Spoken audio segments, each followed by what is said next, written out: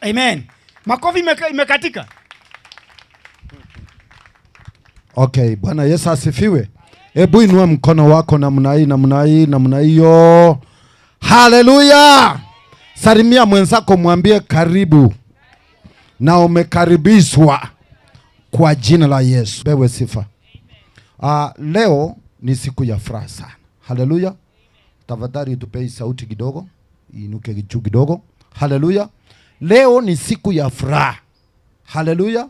Najua kuna wenzetu pia wako nyumbani hawajakuja hapa, wamechelewa sana. Haleluya. Lakini tunashukuru Mungu maana pia na sisi tumetangulia. Na tunaomba Mungu tusikutangulie mbinguni. Haleluya. Haleluya. Bas leo tuko live Gatembe TV, wako pamoja na sisi na tuko live kuanzia sasa hivi mpaka jioni. Kwa hivyo unapopatiwa nafasi tafadhali chukua na uwe serious na kile unafanya. Kama ni kuimba, kama ni laini, weka laini mzuri. Amen. Maana tunaangaliwa Kenya mzima. Haleluya. Wageni wetu wako njiani wanakuja. Haleluya. Wanakuja. Kwa hivyo pia wakikuja ukiona na wewe kiti kimekosa kidogo unawapatia nafasi. Haleluya. Tufanye namna hiyo. Haleluya. Leo hii tumefurahia, tuko na wageni wetu hapa na vazi zao sikifika tutabarikiwa pamoja. Haleluya. Lakini kwa hivi sasa tunaenda kubarikiwa na mafundisho kutoka kwa our bishop, wako na mama na wataenda kutubarikia. Wangapi wako tayari? Haleluya. Tumpigie makofi our bishop wanapokuja kwa ajili ya mafundisho ya asubuhi ya leo. Tumpigie makofi, shangwe na vigelegele tunaposimama juu. Nataka tusimame juu, tumpigie makofi, shangwe na vigelegele. Amen. Amen. Bishop karibu. Asante. Basi nashukuru Mungu kwa mtumishi wake Charles. Kabla hatujaendelea na mafundisho, ningependa nimwalike mama. Ni mara yake ya kwanza kukuja hapa na ametembea nami. Awasalimie na azungumze jambo. Makofi kwa Yesu jamani.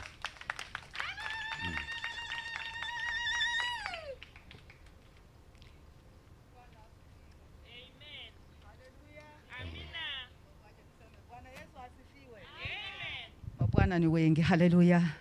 Lakini nikisema Bwana Yesu asifiwe, najua ya kwamba wanayemjua kwa maana ni watoto wake wanajua ni Bwana gani huyo tunasifu. Haleluya. Bwana Yesu asifiwe. Wapendwa wa mbinguni, Bwana asifiwe. Tunatarajia mema siku ya leo, si ndio? Bwana Yesu asifiwe. Mimi sina mengi yenye nitaenda. Kwa majina ni Caroline Masita, ingine Kwambuka, sio kuambuka, Kwambuka.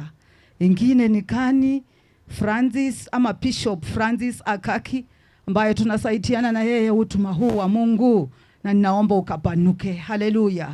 Bwana Yesu asifiwe. Upanuke uende mbali, watu wa Mungu waokolewe, siku za uzima tukaribishwe katika lile sisi ambayo Yesu Kristo ameliweka wakati wa sasa, tuwe tena watu wa kurithi ufalme wa Mungu. Haleluya. Bwana Yesu asifiwe. Kuna mtu mwingine anaitwa katika kitabu cha Mungu, anaitwa Adam and Hawa. Huyu Adam na watu rungi sana. Bwana Yesu asifiwe. Kuna wakina Enoko, kuna wakina Seti, inapatikana katika Genesis 5. Nikisoma hiyo kitabu kinanitia moyo. Lakini hao watoto walikuwa wengi. Kuna mtoto tu mmoja ambaye aliishia miaka yake mingi. Biblia inaniambia aliishi miaka 900 and something. Bwana Yesu asifiwe. Haleluya. Ambaye alikuwa anaitwa Methuselah. Lakini hata kama aliishi hiyo miaka, hakuna kitu ambaye kimetachwa alifanya. Haleluya.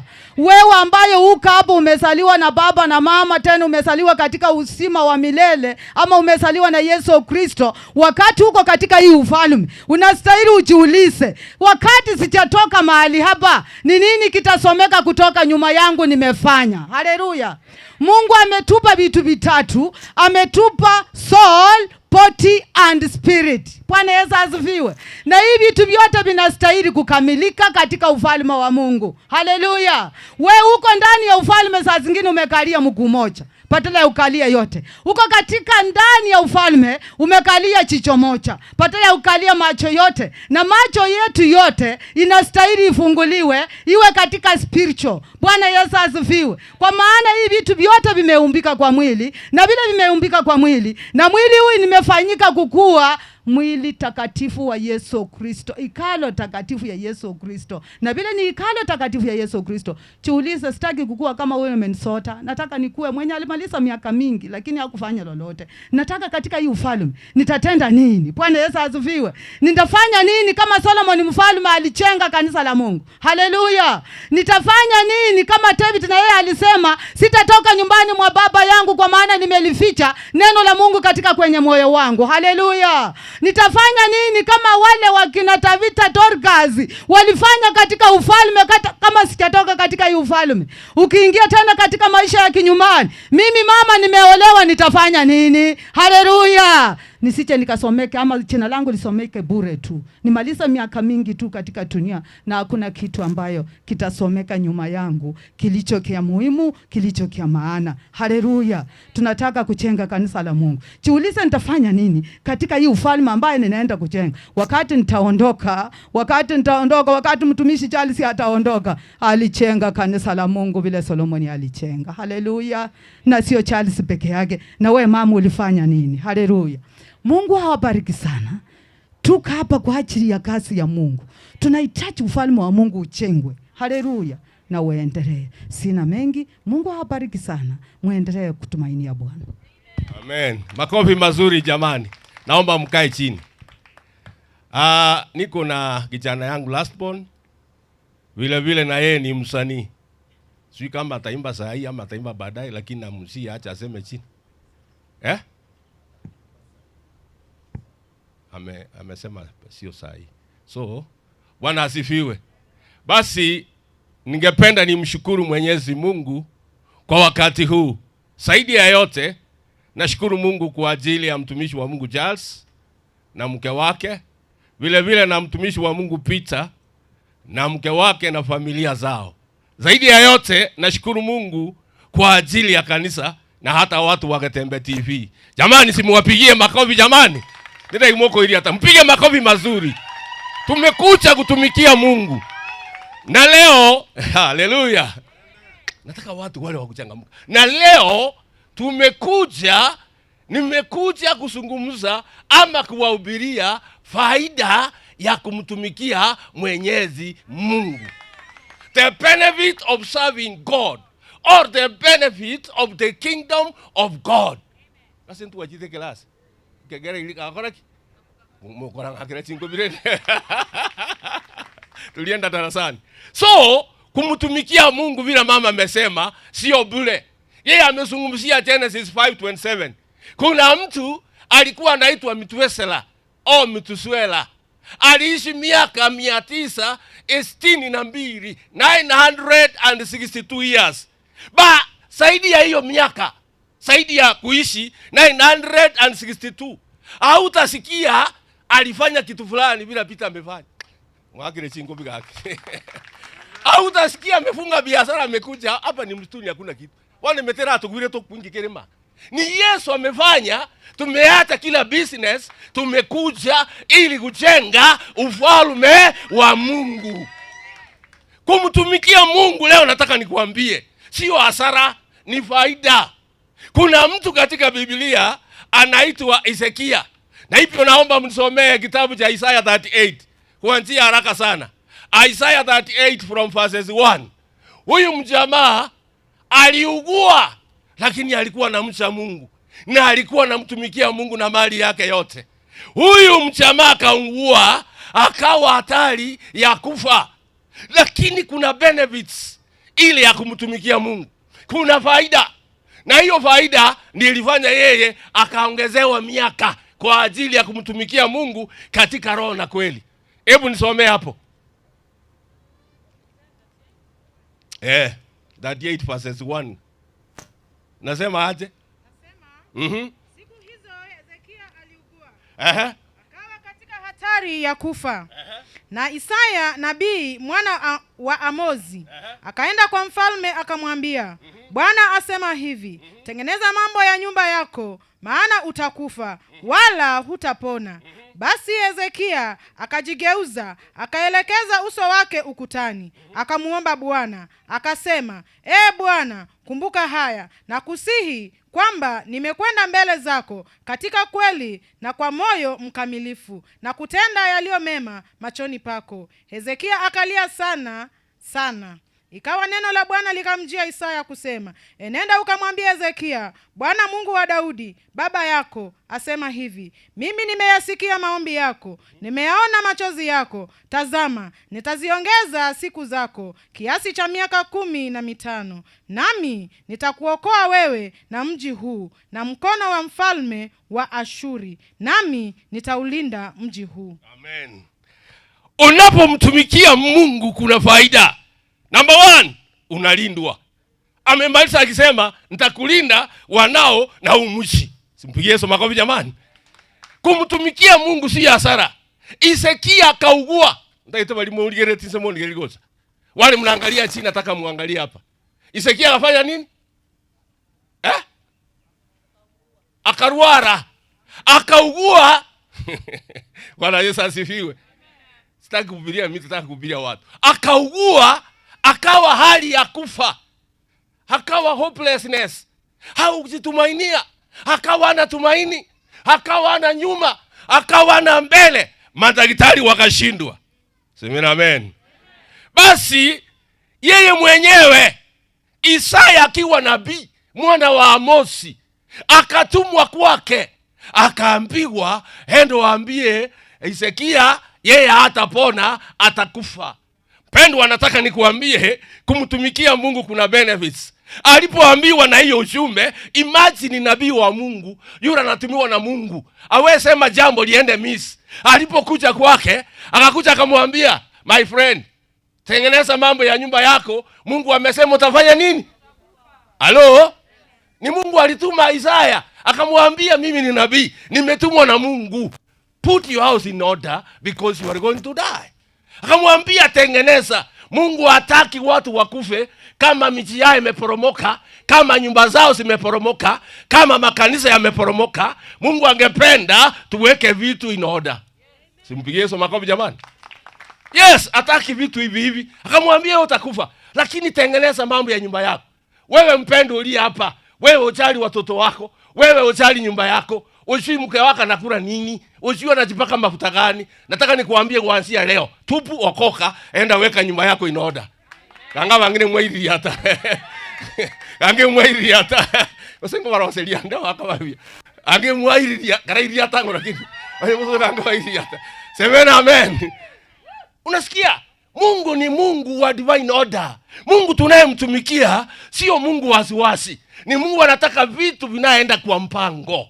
Shikana na mke wako na watoto wako, mkipiga magoti Mungu atawabariki. Nambari ya pili, number 2. Hezekia akakumbuka ile kazi alikuwa anafanya ndani ya hekalu. Na hata leo tumekuja hapa sio kwa ajili ya utalii. Tumekuja kufanya kazi. Hapa sio hata mahali mtu anaweza kuja, hakuna duka, hakuna nini, hakuna hoteli. Nkimobu hata hapa mmoja kitu tukutika alisi tu. Oye tali Yesu. Emetera tungwira tokwe. Hakuna kitu hapa. Lakini tuambia no kweli. Hata kaduka hakuna bwana. Lakini kwa sababu ya Yesu tumefunga kila biashara, tumeacha makanisa, tumekuja hapa sio kwa ajili ya faida yetu. Faida ya kumtumikia nani? Faida ya kumtumikia nani? Kuna faida ya kumtumikia Mungu. Hezekia alipoambiwa ripoti mbaya, kuna watu umepimwa, umeambiwa ya kwamba hautoboi mwaka huu. Nami nataka nikuambie, daktari mwanadamu, hata nabii aliambia, nabii Isaya aliambia Hezekia wewe utapona. Hezekia alijijua na kazi anafanya, akawalk tall, akatembea kifua mbele, akaambia hata kama wewe ni prophet, hata kama ni Mungu amesema, today I say no. Hiyo kifo nasema hapana, I say no to death. Leo sikufi, hallelujah. Enda waambie Mungu si mimi. Lakini akaenda akageuka ukuta, akaambia Mungu, kweli wewe Mungu? Are you just? Wewe ni Mungu wa kuua wenye haki. Mungu kumbuka vile nililete miti. Kumbuka vile nilinunua mapati. Kumbuka vile nilinunua misumari. Kumbuka vile nilipoma. Kumbuka vile niliacha nikaweka mafuta, nikakucha, nikachikokoa. Mungu nikakucha kukutumikia. Kwani Mungu umewacha wachawi na waganga? Yaani uniue mimi, nimekataa. No way. No way, sikufi. Unajua kuna saa zingine nikiua hata siombi. Wala asifiwe. Hata nikiua saa nyingine sasa nasikia mtume naenda nasema nini? Mimi siombi. Mungu kumbuka yale mazuri nimefanya. Bwana asifiwe. Ukiwa mwenye haki utetemeki hata kifo kikikuja.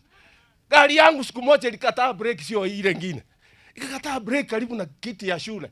Karibu kanotunge imeangalia ukuta. Na nilikuwa na speed ya 120. Nikamwambia Mungu kumbuka bali tumetoka na wewe. Waka ile watchman yake akasema hai. Nikamwambia Mungu kumbuka mahali tumetoka na wewe. Ikafika karibu na mlango huko. Ikafanya ikaweka handbrake. Nikashuka haikugusa kitu. Nikaona kweli kuna faida ya kumtumikia nani? Kuna faida ya kumtumikia Mungu. Mhubiri wa Mungu Charles. Na mama, usiulisange mtumishi wa Mungu maswali. Mbona unaamuka unakuja kucha? Mbona unaenda huko nyumboka chiete? No. Ni Mungu. Bwana Yesu asifiwe. Tali Nyasaye. Bwana nimeteye. Mura tu ama chara ikatoka. Paka tuko chime tu atike vintevi. Bwana asifiwe. Tu asalikire bose. Mbia toli morose. Mbuata maisha karora kabisa kemoi. Akira Yesu singovi. Isaya akaambia Mungu kumbuka. Nakuuliza wewe, ni kitu gani utafanya katika kazi ya Mungu inapofika mahali umekutwa kwa ukona, umepanwa, umemondwa, umekaliwa, umesongwa, alafu naambia Mungu kumbuka. Angalia Cornelius, Matendo ya Mitume 10. Cornelius alikuwa anamcha Mungu, alikuwa anamtumikia Mungu. Sio maombi peke yake, alikuwa anaomba na kumtumikia Mungu na kutoa saka daima. Matendo ya Mitume 10.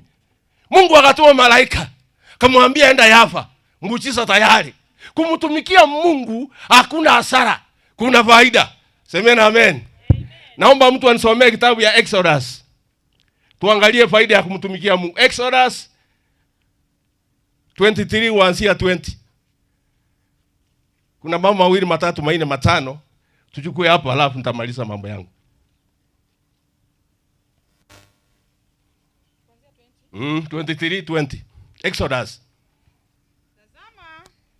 Tazama mimi namtuma malaika aende mbele yako ili akulinde njiani na kukupeleka mpaka mahali pale nilipokutengenezea. Jitunzeni mbele yake. Mwisikilize sauti yake, wala msimtie kisirani, maana hata wasamee makosa yenu, kwa kuwa jina langu limo ndani yake. Lakini ukisikiza sauti yake kweli na kuyatenda yote ninenayo mimi, ndipo mimi nitakuwa ni adui wa adui zako, na mtesi hao wakutesao. Kwa kuwa malaika wangu atatangulia mbele yako na kukufikisha kwenye Mwamori na Mhiti na Mperizi na Mkanani na Mhivi na Myebusi, nami nitawakatilia mbali. Usijisujudie miungu yao wala kuitumikia, wala usitende mfano wa matendo yao, bali utaiangamiza kabisa, na nguzo zao utazivunja vipande vipande. Nanyi mtamtumikia Bwana Mungu wenu, naye atabariki chakula chako na maji yako, nami nitakuondolea ugonjwa kati yako. Hapata kuwa na mwenye kuharibu mimba wala aliyetasa katika nchi yako, na hesabu ya siku zako zitaitimiza. Amen. Pigia Yesu makofi mazuri. Pigia Yesu makofi mazuri.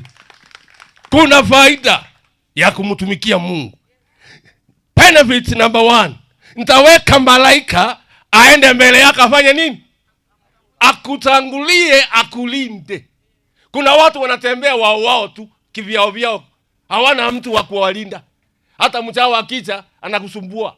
Lakini Mungu amesema hautaenda peke yako.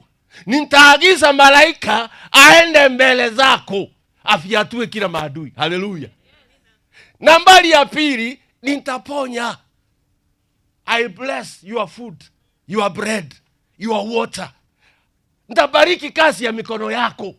Nitabariki maji. Wengine mkuna mashida. Uwezi kunywa maji paka ujamuse. Uwezi kunywa maji labda ya chupa. Una shida, lakini Mungu anasema hivi, nitabariki maji.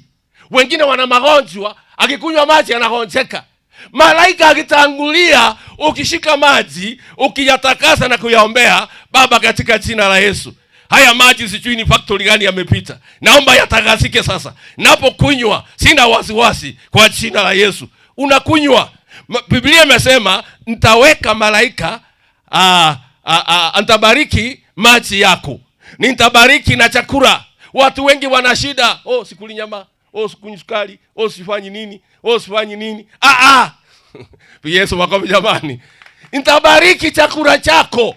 Nataka nikuambie, unapomtumikia Mungu, chakula chako kitabarikiwa, afya yako italindwa, miaka yako itaongezeka katika jina la Yesu. Wapendwa, nataka niwaambie, kumtumikia Mungu kuna faida. Sasa ile watu wanahangaika hospitalini, wewe mwaka unakuisha, mwaka mwingine unakuja, mwaka mwingine unakuja, hatujui hospitali, ijapokuwa ni washirika wale tunaenda kuona huko, lakini tunaenda tunawaombea. Biblia imesema ya kwamba nitabariki maji yako. Leo nataka niwaambie, lazima Mungu awatangulie ili kanisa la Umugwe Light to Life. Leo nataka niwaambie, lazima Mungu awatangulie hapa. Lazima Mungu aonekanie mtu hapa. Lazima Mungu abariki kikapu chako. Lazima Mungu abariki mifuko yako. Lazima Mungu abariki maji. Lazima Mungu abariki chakula. Sio hayo peke yake, miaka yako haitapupishwa. Sasa ile wengine wanapupishwa, miaka yake inaenda kuongezeka katika jina la Yesu. Naongea na mtu yule ameona hana kesho, yule ameona hana mbele, yule ameona atatoboa mwaka huu. Ningependa nikuambie, ndani ya maandiko hata Hezekia akaambiwa, wewe Hezekia hautatoboa, hautaona Disemba, huu mwaka utateremuka. Hezekia akageuka akaambia Mungu, haiwezekani, hata kama wewe ni Mungu, mimi sikufi, lazima nitaishi na nitashuhudia matendo ya Mwenyezi Mungu. Haleluya. Haleluya. Hatukufi ovyo ovyo. Hatukatiki ovyo ovyo. Mimi kabla sijatoka kwangu nazungumza. Speak. Biblia inasema ya kwamba Mungu alitoa promises. Kumtumikia Mungu kuna ahadi. Nitakubariki ukitoka, Peter sikia. Nitakubariki ukifanya nini? Ukitoka. Sikia vizuri. Nitakubariki ukifanya nini? Sasa unafika kwa gari, unaambia gari yako, mimi nimbarikiwa. Bila nimetoka na mnaini nimeanza kubarikiwa na Mungu. Gari sikia. Woko ngiro mogwe. Nonya barakiba karo. Balimba ko nyamba ko ntinga. Tayara ngukwane. Ngiro mogwe na ndokora ki. Na ndongirani buyase lietali yangu.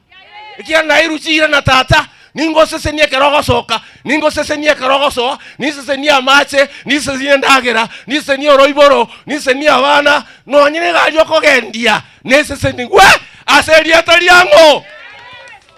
Kanga mwake Yesu chinkopiga. Kana idia atake tata ni tivyo. Kana idia atake. Haleluya. Kuragera mulega Umugwe. Mnakuranga hapa. Hebu furahia Mungu, watu waonekane ni watu go live. Ambia Mungu tuko hapa leo. Na lazima leo tutajenga kanisa kwa jina la nani? Kuna faida ya kumtumikia Mwenyezi Mungu. Kanisa ya Light to Life Umugwe. Gokora Nyasaye telibosa. Umbali tumefika ni kwa sababu ya Mungu. Umbali huu Charles amefika, kama si Mungu wake walai, leo tungemuona. Kwa sababu na yule pure tupwe makuu. Ama wewe ni pure ya kifo. Halo? Ama ni nyinyi? Sura yake wewe sikukokoa. Kwa sababu ya Yesu na kumtumikia. Haleluya. Ndio sababu tuko bila tulivyo. Nataka niwaambie hivi, Mungu atabariki kazi ya mikono. Deuteronomy 8:11. Mungu atabariki kazi ya mikono yenu. Wangapi wanataka wabarikiwe na Yesu? Nataka nione mikono miwili juu. Wangapi wanataka wabarikiwe na Yesu? Kubarikiwa sio kusema, ni kutenda kazi. Bwana asifiwe. Ni kutenda kazi. Sio bure kama Metuswera. Aliishi miaka 962. Lakini ukisoma historia yake, hautasikia alijenga kanisa, hautasikia alishuhudia, hautasikia alihubiri. Utasikia Metuswera akaishi miaka 100, 200, 400, 500, 600, 700.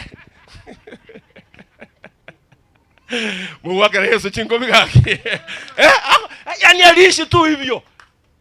Itengeneza historia. China lako inashinda gold. Yesu alipokuja duniani hakuna kitu alipewa. Mungu akamkirimia China lipitalo majina yote. Sio makoroba alipewa, sio mabrada alipewa, China. Akampatia China lipitalo majina yote. Na hilo China ndio limtusaidia. Kwa jina la Yesu kifo toka kinakimbia. Kwa jina la Yesu mchawi ushindwe, anashindwa. Hiyo inashinda rupia, inashinda gold. Bwana Yesu asifiwe. Biblia inasema katika kitabu cha Ufunuo 14:22. Naomba mtu anisomee. 14:22. Ufunuo.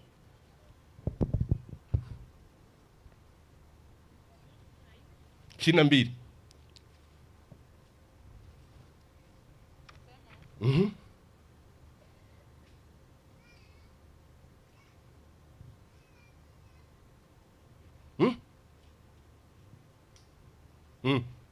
Oh, 12. 12. Nasema hapa ndipo penye subira ya watakatifu hao wazishikao amri za Mungu na imani ya Yesu. Nikasikia sauti kutoka mbinguni ikisema, andika, heri wafu wafao katika Bwana tangu sasa. Naam, asema Roho, wapate kupumzika baada ya tabu zao, kwa kuwa matendo yao yafuatana nao. Amen. Matendo yao? Bwana asifiwe. Nataka usalimie jirani yako. Mgeukie msalimie. Sitaki umuachuke mkono. Mshike tu mkono, kuna jambo nataka nisungumze. Mwambie my friend. Kwenda mbinguni sio rebebebe shikara baba. Mwambie asikie. Ni kazi. Mwambie my friend. Going to heaven ni kazi. Heri wafu wafuai katika Bwana, ili na kazi zao zitawafuata. Nimezaona watu wanaenda kanisani wanaandika hakuna kitu wanafanya. Wanangoja wafagiriwe, wapomewe, wafanyie kile kitu, tosibijitali, toweke birogo, bameweta betegemna solar panel. Haleluya, rapa rikakaka, rimashaka, rimontoyo, rakatuka. Kule kabisa. Hakuna mbinguni hapo. Nakwambia ukweli.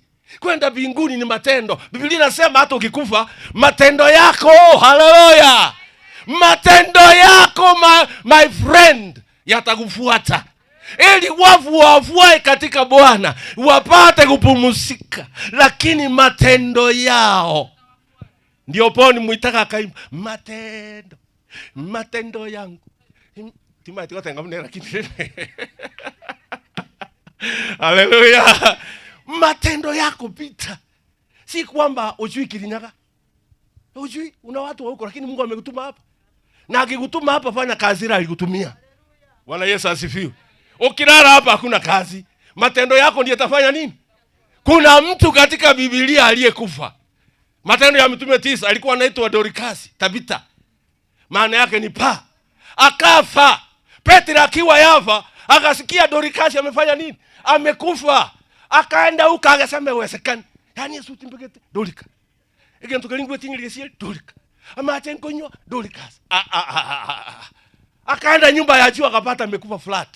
Akamshika akamuinua akasema Mungu, haiwezekani huyu kukufa. Matendo yake yakamrudisha back to life. Bwana Yesu asifiwe. Bwana Yesu asifiwe. Abantu mo manena abakwe. Omanene Yesu abakwe. Kwani yemore kwa matebi negasi. Tiago chama abune sora pan mate negasi wat. Kwa kwa sora. Ebune tega alibosa paka Mombasa paka wapi Yesu kuna inobos. Kwa sora Petrika. Lazima kazi yafanya nini? Dorcas alirudishiwa why? Kwa ajili ya ile kazi alifanya. Kazi yako ni inaleta China. Mimi sikuona Daudi. Mpaka siku ya leo nasikia naongea Daudi. Mimi sikumuona Suleiman. Mpaka siku ya leo utasikia Suleiman. Mimi sikuwa na Paul. Mpaka siku ya leo jina lake alifutiki. Tumezaa kuwa na marais. Hata niulize mtoto sahi, ule rais wa 3 kwenda nyuma ni nani? Hawezi kukuambia.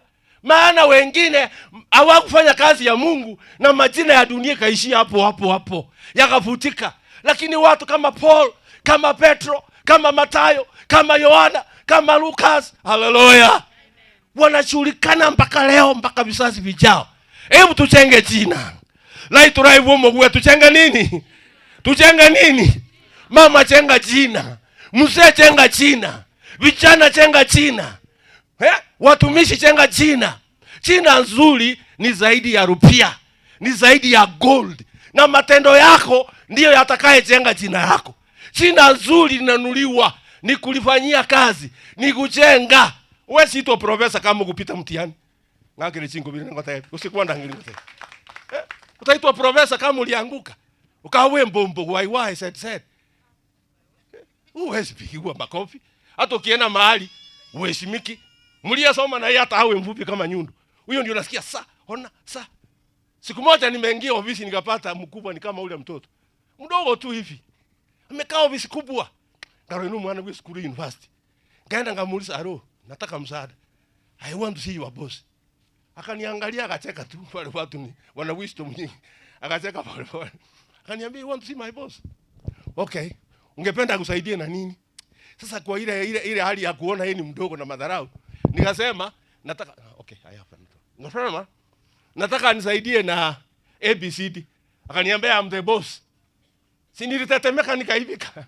Matendo yako yatakuqualify mbinguni. Kwa hivyo kanisa yomo wewe. Benefit ile tuliona hapa, faida ya kumtumikia Mungu. Mungu Mungu atakufanya uwe na longevity, long life. Uone watoto wa watoto wako. Praise the Lord. Bali kama tatu kumambia. Bali kama tatu mpaka abati ko banyomi mpaka maina ya Mungu. Fanya kazi ya Mungu. Ukitaka uende long, sasa ukikaa na ufanye kazi unafanya nini? Yesu akasema, "Baba, ile kazi ulinipa imefanya nini? Imekwisha." Yesu hata mwenyewe haukuja kukaa bure, alikuja kufanya kazi. Na wakati ilifika anasulubiwa, siku zake zimeisha duniani, alisema, Baba mtakatifu, naomba niondolee kikombe hiki, lakini ikiwezekana Baba, mapenzi yako yatendeke. Sio vile nipendavyo, wala sio vile nitakavyo, lakini mapenzi yako Baba yatendeke. Akasema, "Baba, ile kazi ulinipa imefanya nini?" Paulo anasema, "Nimemaliza mwendo. Imani imenilinda." Haleluya. Ngaitokurusia abantu lende bomogwe. Bali buna Paul. Baba tebangwa nonyege kongete. Nonyantoro chibunere buyabuya. Lakini imani yatolendire. Tuwakolire gasi. Tuwakolire orogendo. Tali tosomekera kero togotindika abantu ngatumalisa mwendo. Kumaliza mwendo unafanya kazi ya Mungu saa hii. Watu wakuje washuhudie matendo ya Mungu yasiyofutika ndani ya maisha yako kwa jina la nani? Ndio ile boli. Kwa jina la nani? Paulo akisema nimemaliza mwendo, ni kazi ya kuhubiri. Alihubiri kila kitu akaweka in order. Nimemaliza mwendo na imani imenilinda. Tunataka wale watu ambao wamejikakamua, wale watu wamejitoa kwa kazi ya Injili. Kama Apostle Paul, yeye angalii kifo, angalii wanadamu, angalii circumstances, angalii hindrances, angalii mashetani. Yeye anasema nimemaliza mwendo. Na waombea kwa jina la Yesu Kristo. Na waombea kwa jina la Yesu. Ile imani ya misingi ya mitume. Tumepandikishwa juu ya misingi ya mitume na manabii. Ile imani ya misingi ya mitume na manabii. Lazima tumalize mwendo. Paulo alimaliza mwendo. Tumishi lazima umalize mwendo. Lazima umalize safari. Liwe liwalo Peter, lazima safari umalize. Hii kazi Mungu ameanzisha. Philippians 1:6 inasema ile kazi Mungu alianzisha lazima ataikamilisha. Walete pingamizi wafanye nini? Kwa jina la Yesu. Sio kwa jina la mganga fulani. Kwa jina la Yesu. Kwa jina la nani? Bali wametenga Yesu ngorali kazi. Bali wametenga Yesu ngoyali. Kwa jina la Yesu lazima ataikamilisha. Kazi ya Mungu sio bure. Hakuna mtu aliyemtumikia Mungu akaenda njiani waiwai akiombaomba. Waliyekuwa na Yesu walijulikana. Maisha yao yalikuwa tofauti. Watoto wao walijulikana. Kwani mwalikoma? Salimia mwenzako. Mwambie rafiki yangu. Tikakusunduka ma. Nega story. Fanya kazi. Paka abantu bakumie. Haya, namaliza sasa. Paulo alikuwa na watu wawili, alikuwa ana value katika maisha yake. Alikuwa na watumainia sana. Hao watu walikuwa Priskila na Akila, mambo yao utayapata Matendo ya Mitume 16. Paulo anasema, mmetoka huko popote anaenda alikuwa anaimba juu ya Priskila na Akila. Je, mmenionea Priskila na Akila? Wataenda kazi pamoja nami. Waliyekuwa tayari hata kukatwa vichwa ili injili ifanye nini? Ili injili ifanye nini? Abantu bomu we Light Life Church. Kama ni Mungu hata imekuwa ikikatwa sio mbaya, lakini yesiwe ni shetani. Bwana asifiwe. Kama ni Mungu huyu, lazima tutatoboa. Na tayari tumefanya nini? Akiwa numuliga. Tumefanya nini? Kule nyuma tumefanya nini? Tumefanya nini? Koranga makoka abiri. Bwana Yesu asifiwe. Tunaongea na watu tumetoboa. Kwa hivyo mtumishi wa Mungu, nataka nikuambie leo, Mungu atakuleta hapa by accident. Hata watu wetu wa Getembe TV. You are not here by biological accident. You are here by the divine love of God. Na lazima hii station itaenda mbali. Hii TV itaenda mbali. Na waombea hao wakurugenzi na TV ya Getembe. Wamekuwa wakitusaidia na kutufika karibu. Huyu Mungu tunaye muabudu. Hawainue zaidi ya matarajio yenu. Hawainue zaidi ya viwango vyote. Hawainue zaidi ya mipaka ya wanadamu. Hawainue zaidi ya hindrances za wanadamu.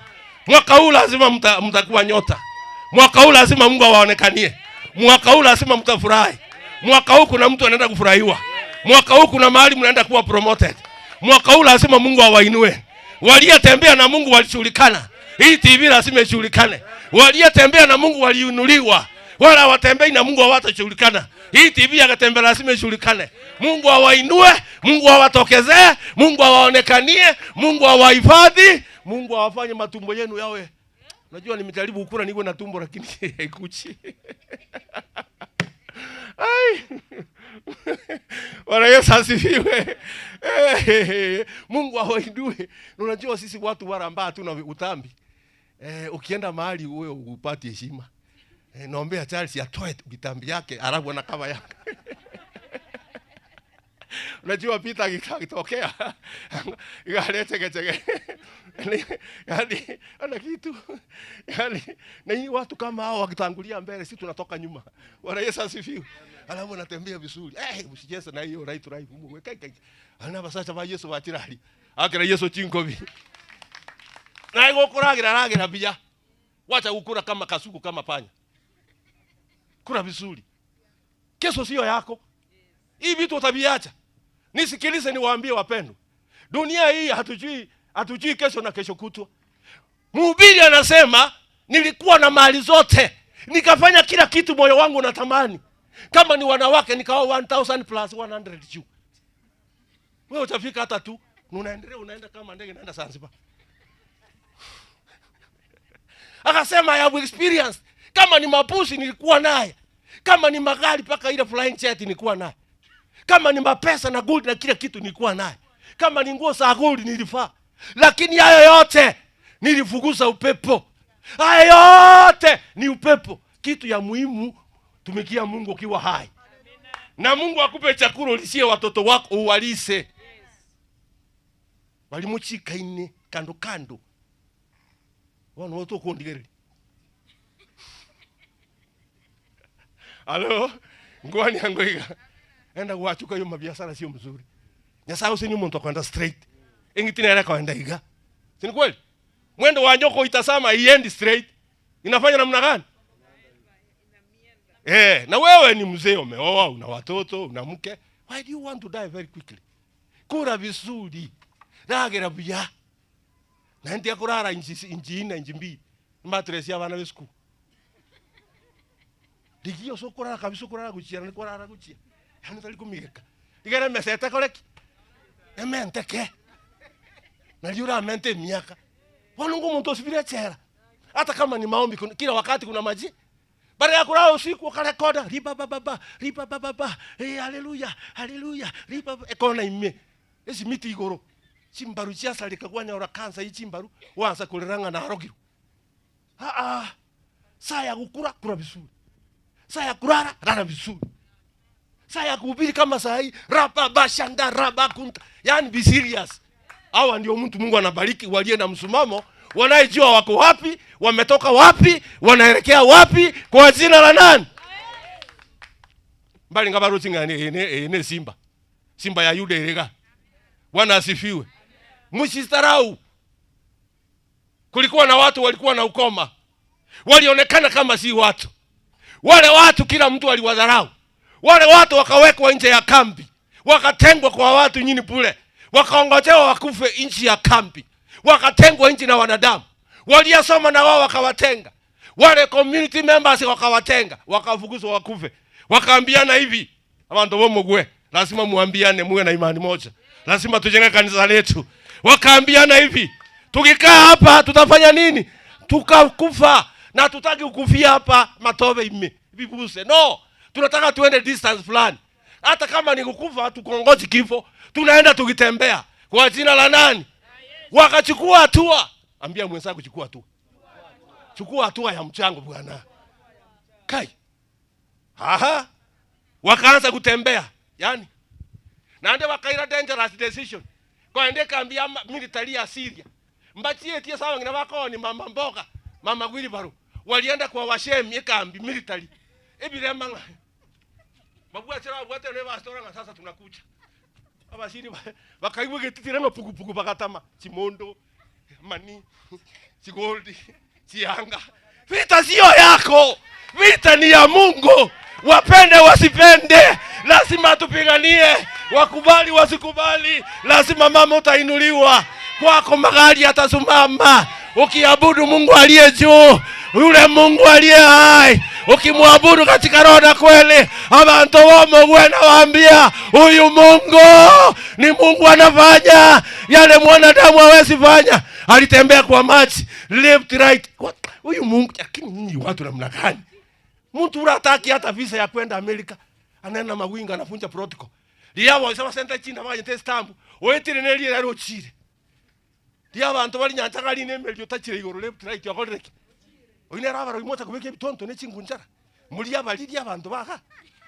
Chipini pa ye bitonto chingunjara ebirole. Iye tapasuka. Iyo machini lazima yaende. Kwa jina la nani? Muraita wa Mungu sana bakimukali. Mwachi itika vizuri. Gitandawi. Gitandawi. Abara kimbali ngoli maimuki anga mako hiyo.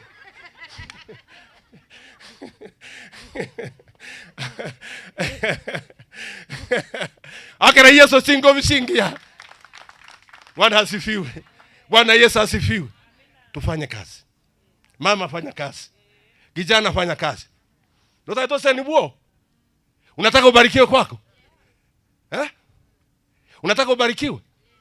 Hata Musa alitumwa Misri akafanya kazi. Hata Yesu akiwa Mungu, akiwa Emmanuel, God with us, alisema Baba, ile kazi ulinipa nimefanya nini? Nimemaliza. Watu ya Getembe TV wanasifiwe.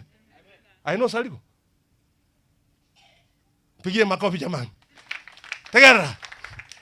TV ikoli hasipaketa ikayo mweli. Sabarandi bali batunya kabisa. Bamuleke kabisa. Yesu aronekane. Kimura akore igo TV ujotanga nereti. Na nyego le ire aseli ataliango. Na basese ni ire aseli ataliango. Ai hata bujata hata na wanta keita. Nakyo kole sana mno ulichinge cha marabuga. Marabuga ni kwali hata yet. Wewe tuko wakasi. Ili hata. Tuko wakasi. Bwana Yesu asifiwe. Bwana Yesu asifiwe. Nitake tama koko igoro. Mokorosa. My friend. Umewahi kusaidia watu mbalimbali. But we are different. Sisi ni watu tofauti. Tunatembea na Yesu. Ndio hatuna utambi, lakini tuna Yesu. Haleluya. Angalia vitu ukimwona hata upepe na sapeleka. Kila mbauti kiru walimu yako masoro, lakini ana Yesu mkubwa. Sisi tuko hivyo. Watu wakoma na kufunga wako wangi na utambi. Tuna Yesu aliye juu. Tuna Yesu atakaye kuinua kuweke hapa. Bwana Yesu asifiwe. Sile obstacles ambao umekuwa nayo, sile challenges ambao umekuwa nayo, kama wale watu wa ukoma, naombea kwa jina la Yesu Kristo, Mungu awapitie hiyo mipaka yote. Mungu awainue mipaka yote. Na uanzia tarehe ya leo na kuendelea, wateja wakuja. Bamigereli paka muzi na kimokora. Bamigereli, haleluya. Bakora naki. Bakora naki. Bakora naki. Bamigereli. Tikati ngora chinsa. Lakini nawapenda sana. Bwana Yesu asifiwe. Nawapenda moyo wangu sana. Peter, Reverend Charles, viongozi wa kanisa hii na kila mmoja aliyehusika hata community hii, tunawapenda sana. Mungu wa amani awape amani, awapiganie, awashindanie, awaondolee aibu katika jina la Yesu. Amen. Simama juu tuombe. Wangapi lakini wamebarikiwa? Inua mikono miwili juu. Mungu anakaa juu. Kama we nyinyi simama. Watoto simameni. Mungu simama. Mungu wako juu. Nataka mfunge macho mkiwa mmeinua hivi mikono. Mungu wako juu, tumheshimu. We are just soul and dust. Ambia Mungu jambo. Leo ungependa umtumikie Mungu kwa jinsi gani? Ni wapi umefungwa? Labda unamtumikia Mungu wasiwasi. Labda mnamtumikia Mungu nusu-nusu. Lakini yule Hezekia alipomtumikia Mungu katika roho na kweli, alipougua akawa hatari ya kufa, akakumbuka matendo yake, akamwendea Mungu. Mungu si haramu, wala sio Abdulu. Anaweza fanya mambo yasiyo ya haki. Akamgeukia Mungu, akamwambia Mungu wangu, Baba kumbuka matendo yangu. Kumbuka vile naenda morning glory. Kumbuka vile nasaidia watumishi wako. Kumbuka vile najitoa, najikakamua, nachinyima, naenda kutoa hata offering wa kanisa. Mungu wangu na Baba yangu, leo sikufi. Kifo ni Mungu alisema atakufa, lakini pia kuna uwezekano wa kuliva sio kifo. Hezekia aliliva mauti. Ningependa nikwambie, wewe ambao umewekewa penalty ya kufa, hautakufa mwaka huu.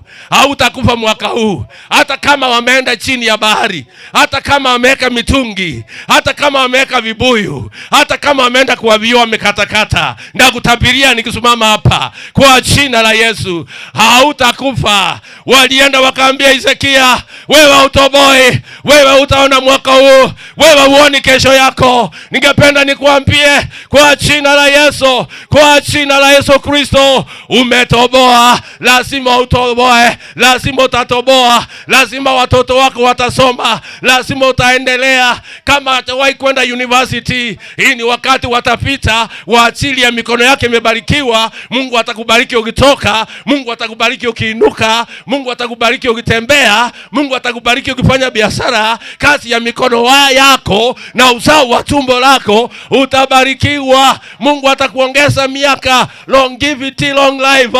Mungu atakubariki sokoni, Mungu atakubariki michini, Mungu atakubariki ukitembea, Mungu atakubariki ukilala, Mungu atakubariki ukirudi. Mpendwa, ni juu yako. Wale watu wangebarikiwa, lakini walichukua hatua, ndio wakabarikiwa. Mungu atabariki mtu yule achukue hatua. Mpendwa, nakuambia, tunapofanya mchango, piga hatua. Wale watu walipiga hatua, wakasema leo hata kama hatuwezi, hata kama tunaukoma, leo tunapiga hatua. Lazima tuondoke hapa. Tumechoka na mazingira ya kawaida, tumechoka na maisha ya kawaida, tumechoka maisha ya kawaida. Kataa maisha ya kawaida, tumechoka maisha haya. Lazima leo julikane, kanisa Right Life Omogwe, tunaabudu Mungu aliye juu, tunaabudu Mungu aliye hai, tunaabudu Mungu aliye na uwezo, tunaabudu Mungu aliye na mamlaka. Walipochukua hatua, miujiza ilitendeka.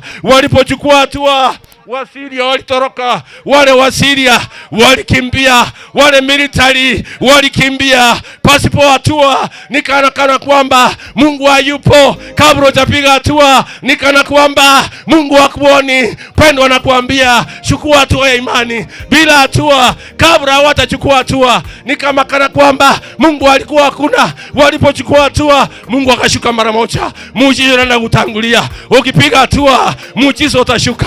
Muujiza utakutangulia. Hezekia akapiga hatua, akasema mimi nimekataa hiyo. Nimepiga hatua, nimekataa maisha ya kufinyiliwa, maisha ya ukaliwa, maisha ya kunyanyaswa, maisha ya kawaida, maisha ya pata potea, maisha ya ming'ang'ano. Hiyo sio type yangu. Huyo sio mimi. Kwa jina la Yesu.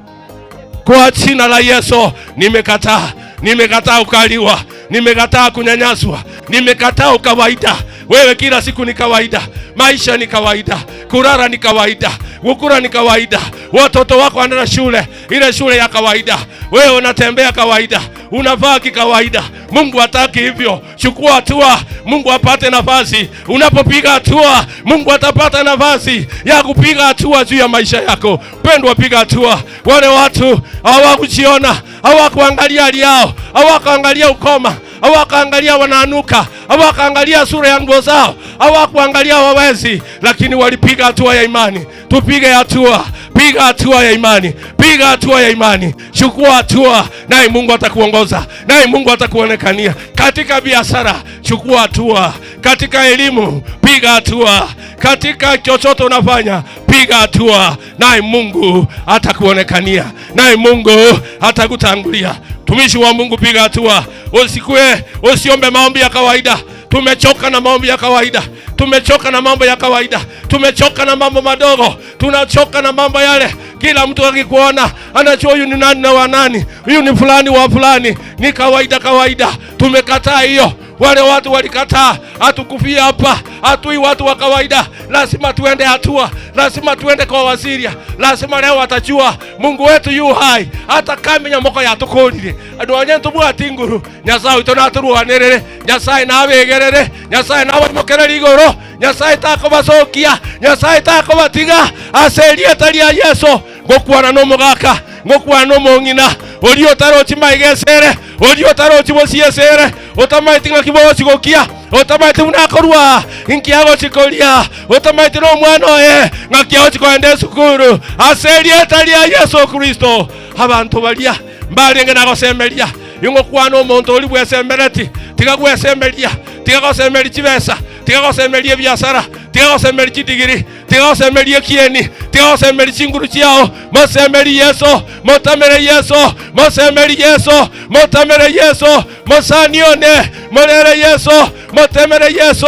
Abantu balia bakagenda bali na machoncho, bali na maote, bali na chindoso, bakanyorobowi. Lero igamugaso igoro nago sabeire aserie tali ya Yesu. Ekanisa ya Right Life International mogwe enyorobowi nonye choni abwesi bali US banyorobowi aserie tali ya Yesu. Nonye gratis ya bwasali US anyorobowi nonye choni ya Sarab US anyorobowi aserie tali ya Yesu. Bono notora mogwe Nyasaye wemeganda na Nyasaye womogwe na Nyasaye bw'abantu bomogwe aye Nyasaye bw'abantu bomogwe basekereirwe barolekanie mbaro jinsi bagochia barolekanie nebyosiki Nyasaye tatone Nyasaye bw'amabera Nyasaye ore moyo tata kore bikone kora makumia tata barolera mabera abagaka baga abangina baga abana baga barolera mabera Yesu barolera mabera tata barolera mabera aye Nyasaye aitali Nyasaye wabagikoyoboka aitali Nyasaye wabatenda boka aitali Nyasaye wabaruya boka aye Nyasaye bw'abantu bonsi aye Nyasaye bw'ebisaku byonsi aye Nyasaye otaligo cyayonde onye ngwa cyahete balia barenge na ukoma barego tyoka chindoso bataroche maiga yabo bataroche bosiyesere hakyo maneno ne mbia mono tato ne mbia mono. Baba ninakushukuru, Baba ninakuabudu. Hatutabaki hivyo, hatutawachwa kukua hivyo, hatutawachwa hivyo tena. Baba turehemu, nahitaji msaada wako, nahitaji Roho akatembee. Wamama hao wataandika historia. Amina. Wewe unayenitazama, mtamasaji wangu, nataka nikuambie hatutabaki kulia miaka yote. Wana wa Israeli hawakutembea jangwani miaka yote. Kuna wakati wa ukaa jangwani na kuna wakati sio wa ukaa jangwani. Sasa ni wakati wetu wa kutoka jangwani. Mungu akashuka akawaambia, viatosa sasa, geuka upande wa east. Kanisa yomo we, viatosha, Mungu wetu yu hai, atawapigania na kuwashindania. Hebu niombe. Mwenyezi Mungu, nakushukuru kwa neno lako Baba. Neno lako halitapita. Mbingu na nchi zitapita, bali neno lako halitapita hata yodi moja. Nimezungumza juu ya neno lako Baba, mapenzi yako yatendeke. Aliye chini muinue juu. Asiye na direction umpatie direction. Asiye na mchumba umpatie mchumba kwa jina la Yesu.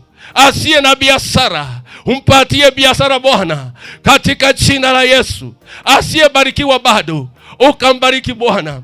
Asiye na kipande ya shamba Baba kamtokezee na kumbariki. Aliye mgonjwa afunguliwe sasa katika jina la Yesu. Aponyeke na awe mzima. Tunasimama katika promises ya neno lako. Umesema utaponya machi.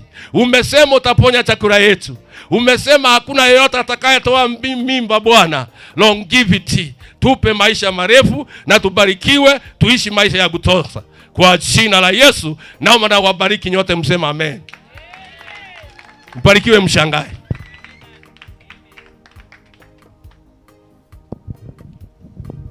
Amen. Makofi tena. Wala ambao mko nyuma mnaweza songea kidogo hivi. Songea mkuje karibu. Bwana Yesu asifiwe.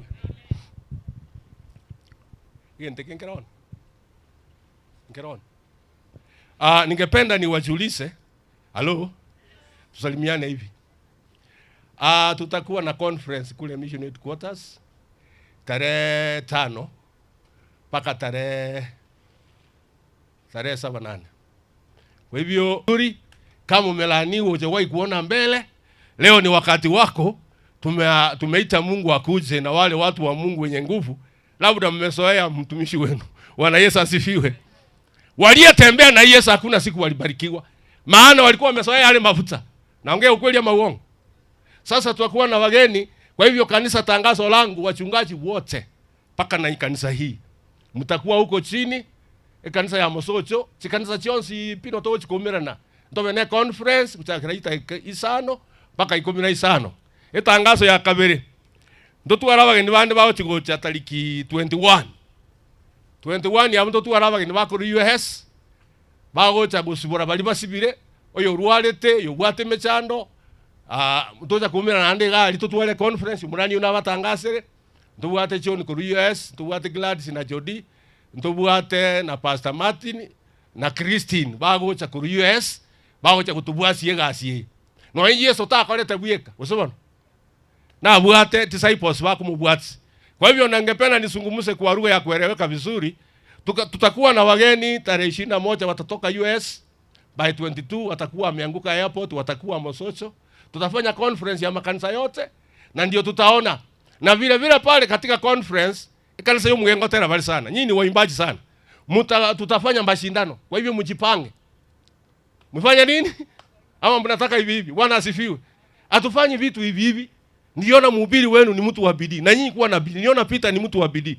Mjipange neto jiko sikikania nebi ya gumbi kartaki. Mutaitwa na kena maleta. Wala Yesu asifiwe. Wana Mungu ita Mungu rahiri hata tumwakire sinkobi. Igo mtonyo wageni wako US na endelee tunatengeneza urafiki. Sio mimi peke yangu nitakuwa nikitembea, nataka hata Peter mumsindikize na Charles na mke wake wapande ndege waende huko wafanye conference na wao barandilia basungu. Akiko talibia. Iga tuna gocho mugwe abana tukubiana ngagire bachikumenya kuchiali sekali. Nataka tufanye divine connection internationally. Hapo ni vizuri ama ni vibaya? Halo? Mbali ngabara bayanyi wetu. Wangapi wamesikia? So korama okabiriga. Tebanga Pastor John. US Gladys. US Martin. US Christine. US Karibu. Karibu. Tunawapenda. Amen. Mungu awabariki sana. Mungu awabariki sana sana sana. Amen.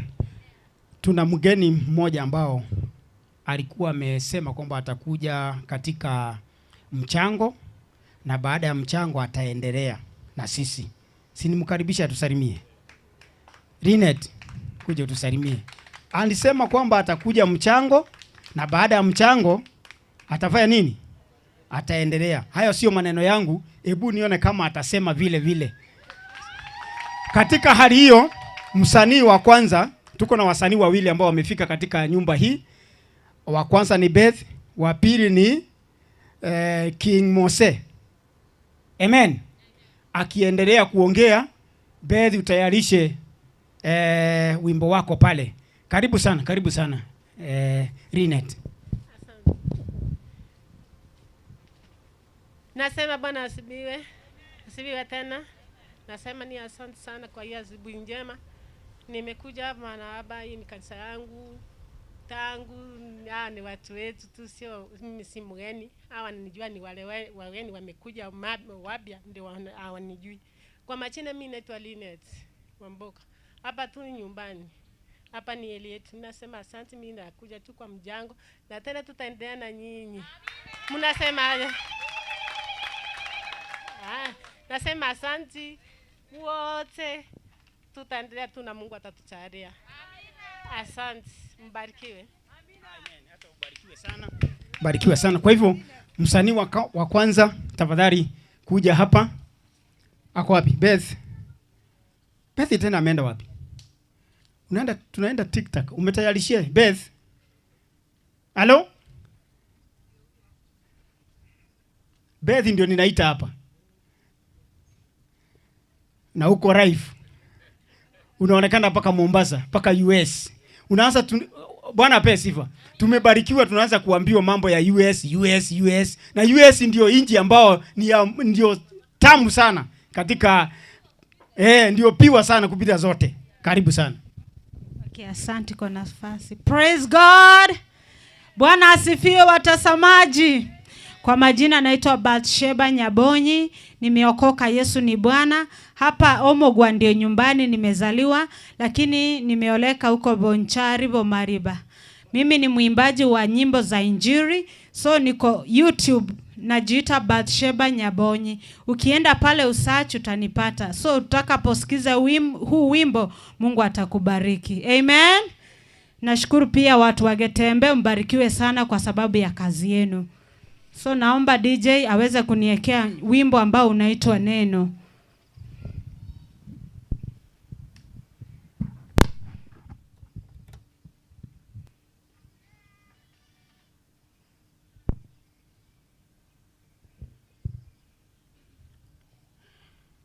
Okay, utakapoenda huko una search jina Bathsheba Nyabonyi, utapata nyimbo zangu pale, na ukisubscribe Mungu ataweza kukubariki. Ushare na wenzako, Mungu atakubariki sana.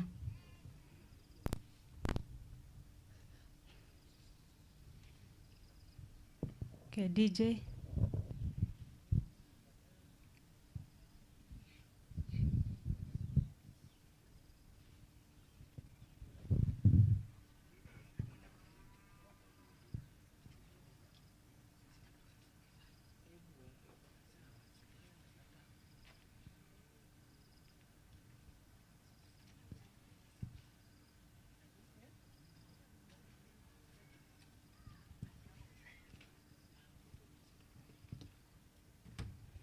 Okay, kwa sababu ya mitambo, wacha mwenzangu aimbe, nitapresent baadaye wakati tumetengeneza. Good, asante sana. King Mose, welcome. Antoami ntombi yamole. God is good. Nchekuru kwa King Mose. Ulimocha moyo unaki. Onyendiria kwa lenge kungaka ni omonene nse. Arafu nene ngajangatero kunde kokoro kunaki. Vaminto nyasae no muyale gaki. Takete ko bayu. Vanto bosi nyasae no muyale. Nyasae no muyale gaki. matero na mange tubugeti tikandara baguneria komwe alafu nene mwaga kama twacha kubaga ki twacha kubagechi toko bagechi mbikira ngabwa DJ tikatora batuneri diotera gurukuya mogote na mwaka jinkobi kabisa kabisa.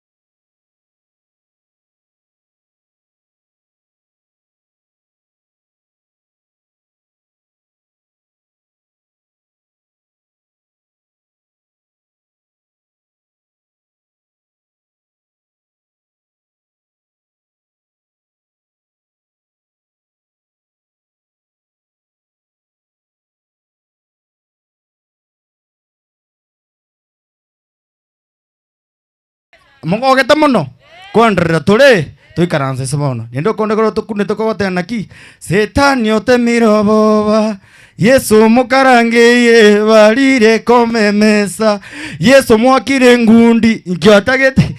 Asante sana kondra turi talibo turatera bado. Asante.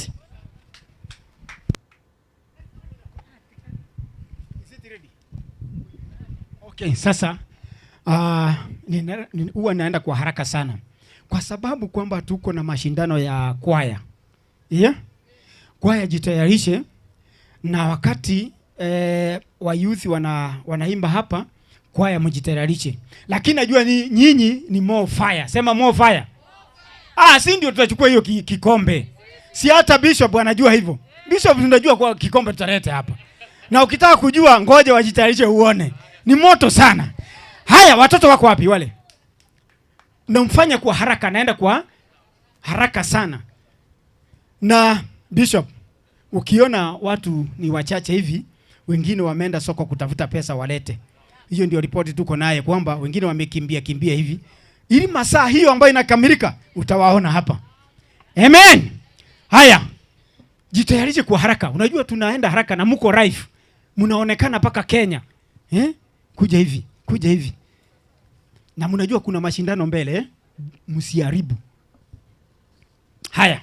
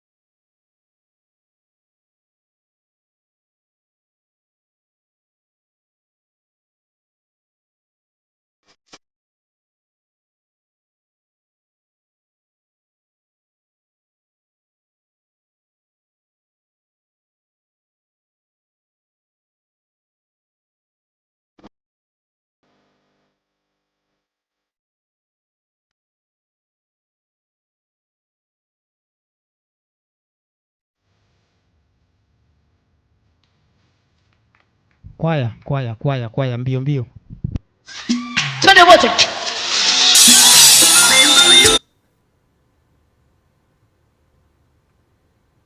Kwaya amuka.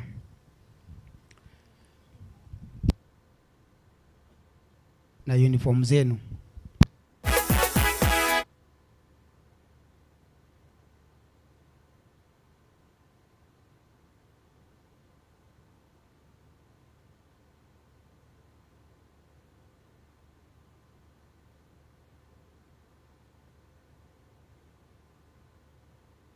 Bishop, ni warembo ama si warembo?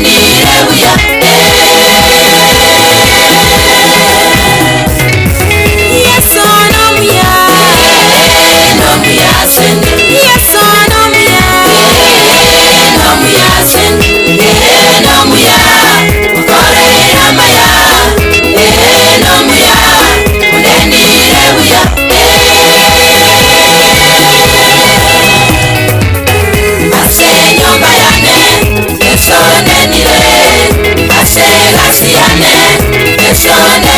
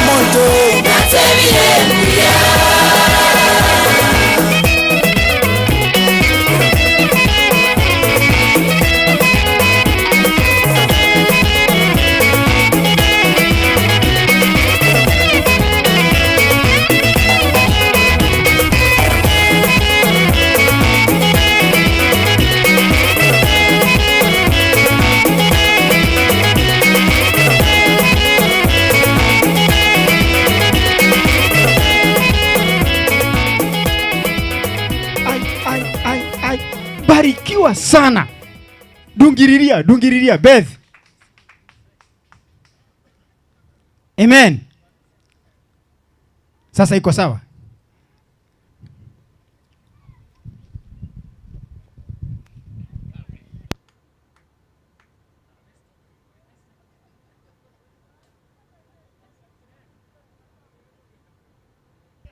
Okay, sasa ni wakati naenda kumwimbia Bwana. Mtakaposikiza mtabarikiwa sana.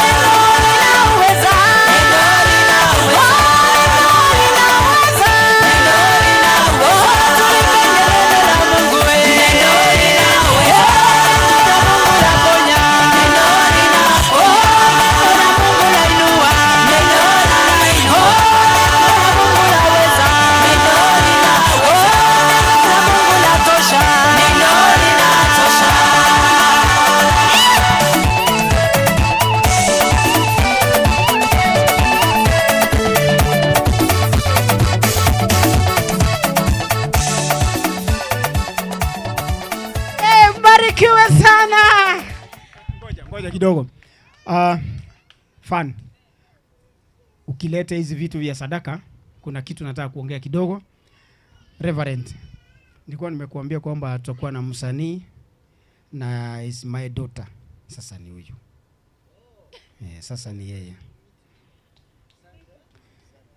Wakati ulikuwa unasema kwamba uko na mjukuu, mimi niko na wajukuu. Amen. Bishop, sasa huyu atacheza mpira kutoka hapa. Na usipeleke habari kwamba kuna mashindano na usipeleke habari eti kwamba kule ni moto sana watatushinda. Wewe unyamanze tu. Unyamanze tu. Amen. Kwa hivyo mmetubariki na King Mose umetubariki, lakini unajua kuna kipindi cha pili ambao ni wakati wa mchango. Kwa hivyo hatujawafungia. Bado kuna nyimbo zingine mtaimba wakati wa nini? Wa mchango. Amen. Kwa hivyo barikiwa sana. Barikiwa sana. Alafu sasa ni kipindi cha kutoa na ningependa Fani yako wapi? Fani ameenda wapi? Si ukuje weke vitu mahali inatakikana mami. Kuja weke nikaribishe mchungaji atuongoze kwa hiyo kipindi. Kuja tu ama utasaidiwa. Unajua anaweza beba halafu angushe. Kuna mtu wa ujuzi wa hii. Weka tu hapa sababu mchungaji atasimama hapo nyuma kidogo. Asante. Lakini nilikuwa nataka isonge kidogo sababu sasa mchungaji atasimama wapi? Okay, iko mzuri. Kipindi kizuri ambapo nataka kumkaribisha Reverend wetu ambapo atatuongoza katika kipindi cha kutoa sadaka, na baada ya kutuongoza kipindi cha kutoa sadaka atatuelekesha hapo kwingine.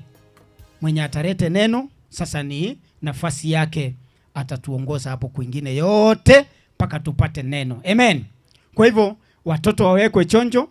Wewe ambao unakaa na mtoto tafadhali jaribu kukaa naye vizuri. Unajua vile hako. Na kufikia hapa hivi tuende hivi. Ndio kwamba mhubiri akisimama atuone sisi zote na Mungu atakubariki. Karibu Reverend. Amen. Karibu sana, karibu sana. Bwana Yesu asifiwe. Hebu tusimame sisi sote. Tusimame sisi sote. Tusimame sisi sote. Wageni wetu wamekaribia kukucha. Ndio mmeona Brother Peter amekimbia na gari pia kwa ajili ya kwenda kuchukua wageni wetu. Hivyo dakika karibu 15 namna hii wageni watacha hapa. Bwana Yesu apewe sifa. Ndio maana mimi nilikuwa nataka tumalizane na kipindi hiki cha kutoa sadaka zetu. Amen. Are you happy? Are you ready? Hallelujah. Chukua kitu yako mzuri tunapoenda kuomba. Chukua kitu yako mzuri tunapoenda kuomba ili tukaweze kubariki kazi ya Bwana. Wageni wetu wakiingia kute kila kitu tumemaliza, tumepakia tu na MCA.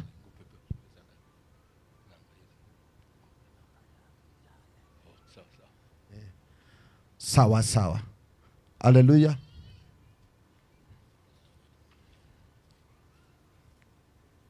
Are you ready? Are you ready? Baba wetu katika jina la Yesu, tunakushukuru, tunakupa sifa. Asante kwa sababu ya siku ya leo. Tunaenda kutoa sadaka zetu kwa ajili ya kukushukuru. Baba, tunaye sadaka ya shukrani, tuko na sadaka ya aina yote. Hivyo tunaomba ukatubariki na ukatuinue. Ukaweze kunyamazisha kila sauti ya shetani na magonjwa yake na laana zake na uchawi wake katika jina la Yesu Kristo. Baba, wale wanaenda kutoa, wengine wanahitaji uponyaji, naomba ukafungue milango yao kwa ajili ya uponyaji katika jina la Yesu. Funja kila nila zote za shetani katika jina la Yesu. Baba, naomba milango ya ikafunguliwe. Ubariki kila mmoja wetu, na ni katika jina la Yesu tumeomba na kushukuru. Kanisa sema amina. Tuleta sadaka zetu hapa. Yes, leta sadaka. Hallelujah. Wekeni sadaka hapo. Kutumaini sina ila damu yake Yesu. sina wema wa kutosha dhambi zangu kuziosha, cha kutumaini sina ila damu yake Yesu. Sina wema wa kutosha dhambi zangu kuziosha, kwake Yesu nasimama. Niye mwamba ni salama, niye mwamba ni salama, niye mwamba ni salama. Damu yake na sadaka nategemea daima, yote chini ya kisha Mwokozi atanitosha. Kwake kutumaini sina ila damu yake Yesu. Sina wema wa kutosha dhambi zangu kuziosha, kwake Yesu nasimama. Niye mwamba ni salama, niye mwamba ni salama, niye mwamba ni salama. Baba, katika jina la Yesu tunakushukuru kwa sababu wewe ni mwema. Asante kwa sababu ya matoleo yametolewa mahali hapa. Naomba ukaweze kubariki kila mmoja wetu Bwana, hata yule akujiandaa kwa ajili ya kutoa pia ukaweze kumkumbuka. Baba, ni asante kwa sababu utabariki kila mmoja wetu. Asante kwa sababu utabariki wageni wetu wakiwa njiani, na wao wabariki. Neema yako waje tutose, na ni katika jina Yesu tumeomba na kushukuru. Amen. Tupigie Bwana Yesu makofi. Asante. Bwana Yesu apewe sifa. Haleluya. Kwa sababu wageni wetu kwa dakika 2-3 namna hii wataingia hapa, wacha nimwalike msanii hapa wetu, ndugu wetu hapa, akaweze kuingia kwa wimbo moja namna hii.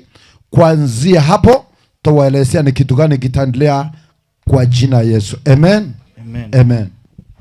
Hallelujah. God is good. Ngoja. Praise and worship wakuje tuimbe wimbo moja. Kwani amungo cha mwasuduka hiya? Tutele nengo turatero gotero kama wa praise. Wale watu wa praise and worship niliona mzuri wakuje, watoto wasimame juu mchangamke, si ndio? Tena igoro mogoke kwani suneka goro kusenga hii. Omoguna omogo cha mwage chibuga. Omogwe, si ndio? Sasa toto mambo. Kwani chai na kioga chirigo. Vijana wakuje, tunataka tuimbe vizuri kabisa. Tadeo. Teo mina kweli bakatotenge kabisa. Tebu weka vizuri, tupe hiyo beat. Panga laini vizuri. Tunataka tuimbe vizuri kabisa.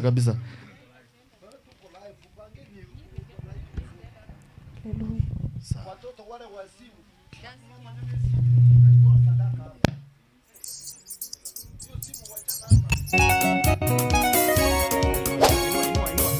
Weka sauti, inua kabisa.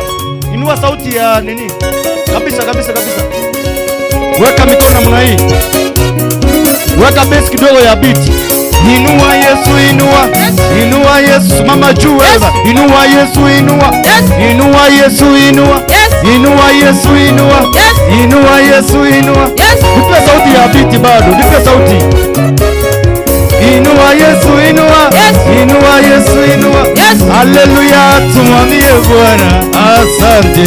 Haleluya, tumwambie Bwana asante. Haleluya, tumwambie Bwana asante Baba. Haleluya, tumwambie Bwana asante. Haleluya, tumwambie leo asante. Haleluya, tumwambie Bwana asante. Nipe bass. Speaker za bass inua kidogo, inua bass kidogo. Speaker ya bass inua kidogo. Low, inua low. Twende. Haleluya, tumwambie Bwana asante. Haleluya, tumwambie Bwana asante. Haleluya, tumwambie Bwana asante. Haleluya, tumwambie Bwana asante. Haleluya, tumwambie Bwana asante. Haleluya, tumwambie Bwana asante. Weka mikono mbili namna hii juu hivi. Twende hivi. Wewe wacha kuyaga twende. Tumwambie Bwana asante. Asante. Bwana. Tumwambie leo. Tumwambie Bwana. Tumwambie leo. Weka mikono mbili hivi, weka mikono mbili hivi. Wapi shangwe na vigelegele? Aba kilebi ya toka yule. Twende hivi, twende. Twende, twende. Ruka ruka ruka. Ruka ruka ruka. Ruka ruka ruka. Ruka ruka ruka. Ruka ruka ruka. Ruka ruka ruka. Ruka ruka ruka. Ruka ruka ruka. Kama uko na kitambaa nataka uweke juu sasa. Weka hata kiti juu wewe. Weka juu. Weka. Twende, twende, twende, twende. Washa, twende. Washa. Washa, twende. Twende, twende. Ruka ruka ruka. Ruka ruka ruka. Ruka ruka ruka. Wewe acha kuliangalia twende. Ruka. Ruka. Ruka. Ruka, twende. Wewe twende. Twende, twende, twende.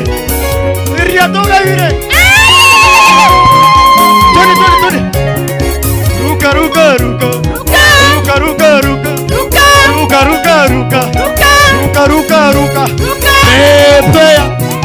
Pepea. Pepea. Pepea. Pepea.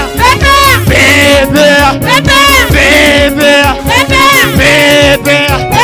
Pepea.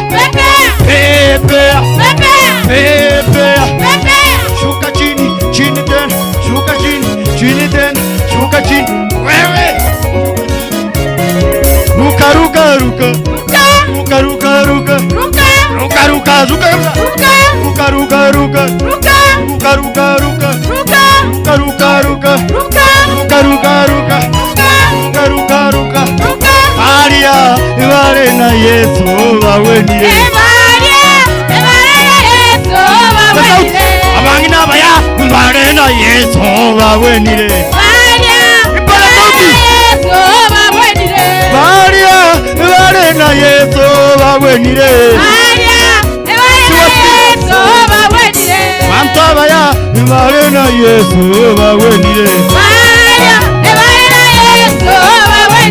Maria, ibale na Yesu wawenire. Impala sauti Yesu wawenire. Maria, ibale na Yesu wawenire. Maria, ibale na tata wawenire. Maria, ibale na Yesu wawenire.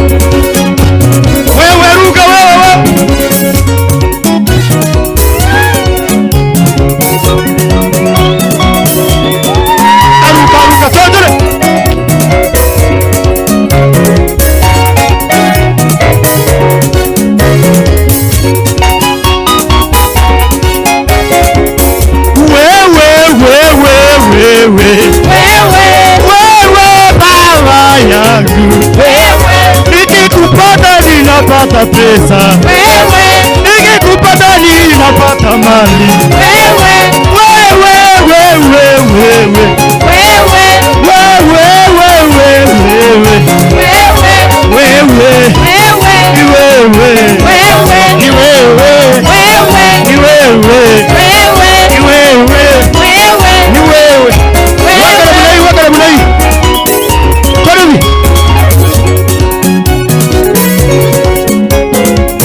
Mwenzaka arudi mwambie wewe ni mchawi. Twende kabisa kabisa. Nataka sasa uweke mikono kwa pasta wetu, sawa? Weka pasta hivi mikono mbili hivi. Barikiwe mpaka ushangae, mwambie hivyo. Barikiwe mpaka ushangae. Siwasikii. Barikiwe mpaka ushangae. Mama pasta. Barikiwe.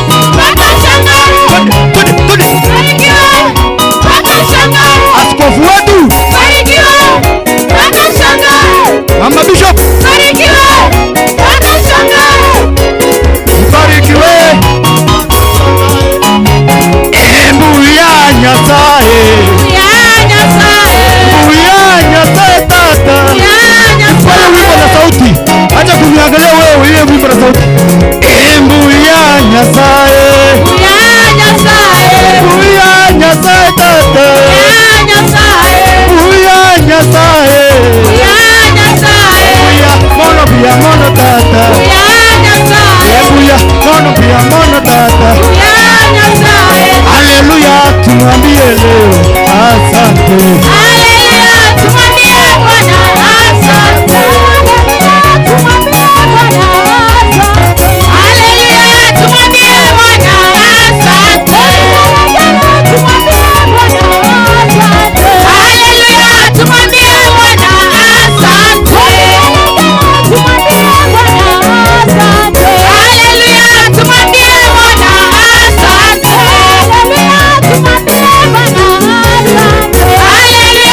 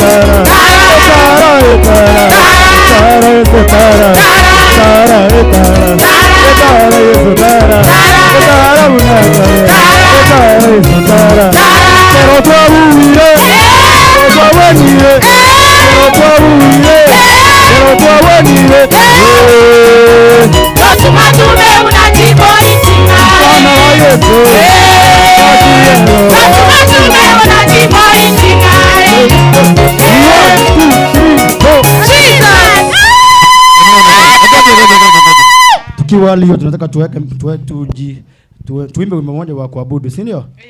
Tuweke mikono yetu juu. Niangalie kupitia worship. Ambia Mungu jambo, shukuru Mungu kwa pastor wako. Ombea mchango wa leo ikae successful. Tanya say again. We glorify your holy name, Jehovah. What do we give you? There is none like you, King of glory. Hata watoto wasimame juu. Watoto wasimame juu. Weka tu mikono yako juu. Nyosha mikono yako juu juu. You are our God and refuge. Oh God, there is none like you, Father. Receive our praises and worship, oh God. Receive our praises and worship, my God. There is none like you, Jehovah Shammah. You have done great upon our life, Jehovah. Oh God, that is why we are here. To glorify you and to honor you this afternoon, King of glory. There is none like you, Jehovah. Tunaomba Mungu wa mchango wa leo mtakatifu. We adore you, my Lord. Tunainua makanisa zetu zote za Light to Life. Katika jina la Yesu, katika jina. We surrender all unto you, King of glory. Nani kama wewe? Inua sauti, inua sauti, inua sauti. Inua sauti ya beat, inua sauti. Nipe sauti, nipe sauti. Weka mikono yako juu. Asante Bwana. Nani kama wewe? Na kuinua Mungu wangu leo. Nani kama wewe? Nakupenda. Nani kama wewe? Nani kama wewe? Na kuinua Mungu wangu leo. Nani kama wewe? Nakupenda. Nani kama wewe? Nani kama wewe?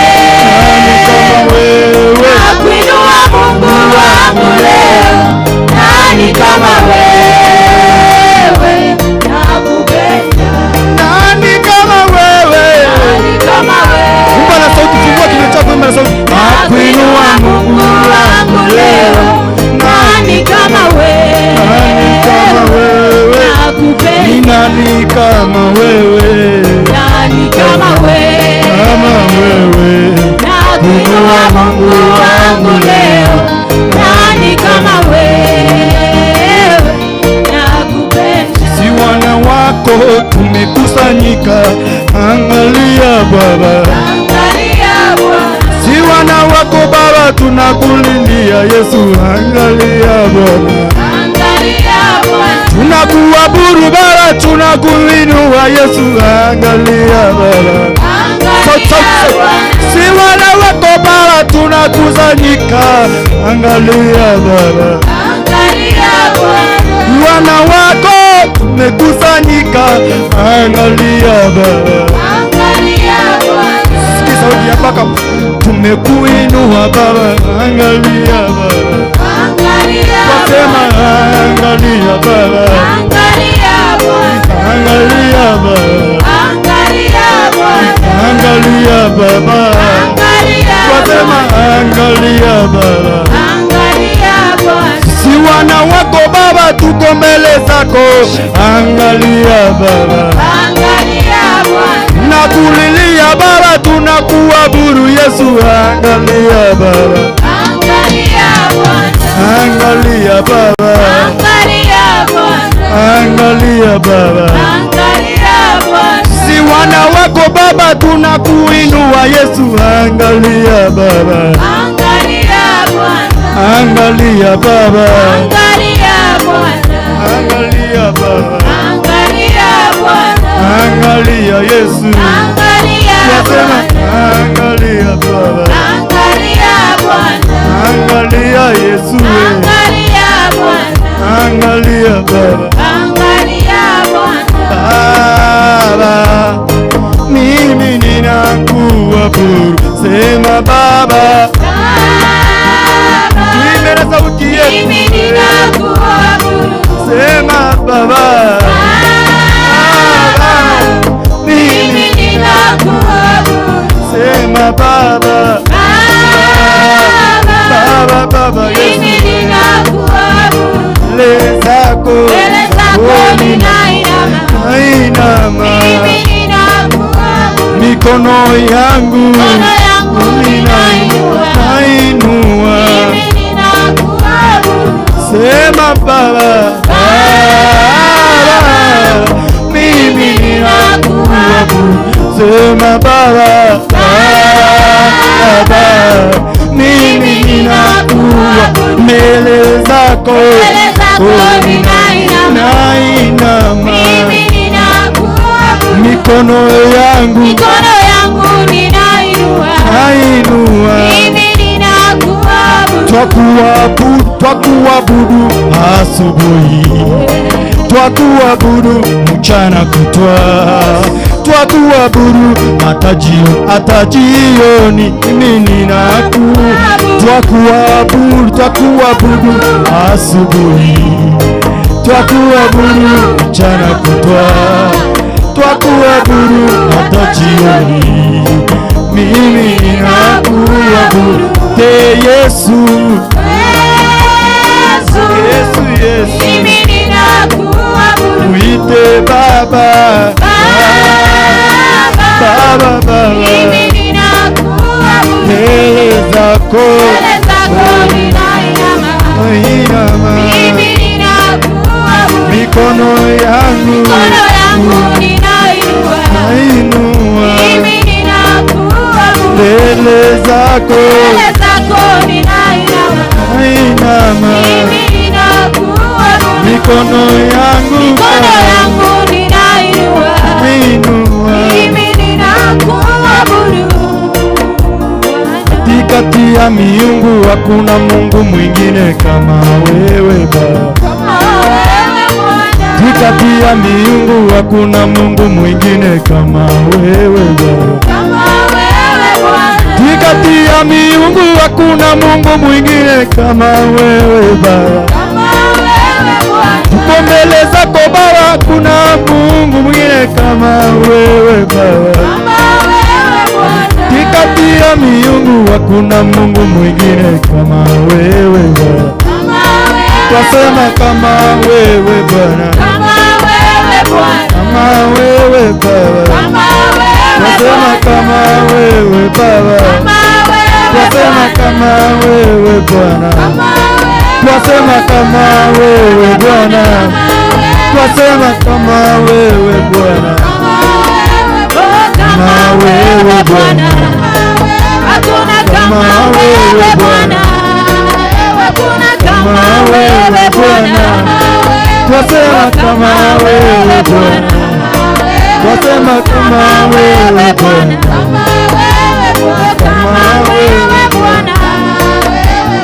Kama wewe Bwana. kama wewe Bwana. Kama wewe Bwana. Tuko mbele zako Bwana wa mabwana, tuko mbele zako wewe Bwana wa mabwana, tuko mbele zako, Uko mbele zako. tuimbe na sauti Bwana wa mabwana. Tunahitaji rehema yako. Wewe Bwana wa mabwana. mbele zako, Uko mbele zako. tuko mbele zako wa mabwana, tuko mbele zako Wewe Bwana wa mabwana. tuko mbele zako, Uko mbele zako. tuko mbele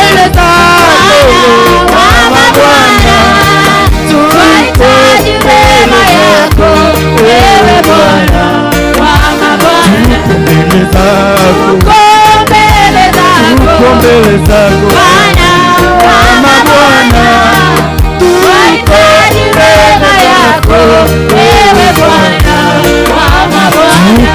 Tuko mbele zako Bwana wa mabwana, twahitaji neema yako, wewe Bwana wa mabwana. Tuko mbele zako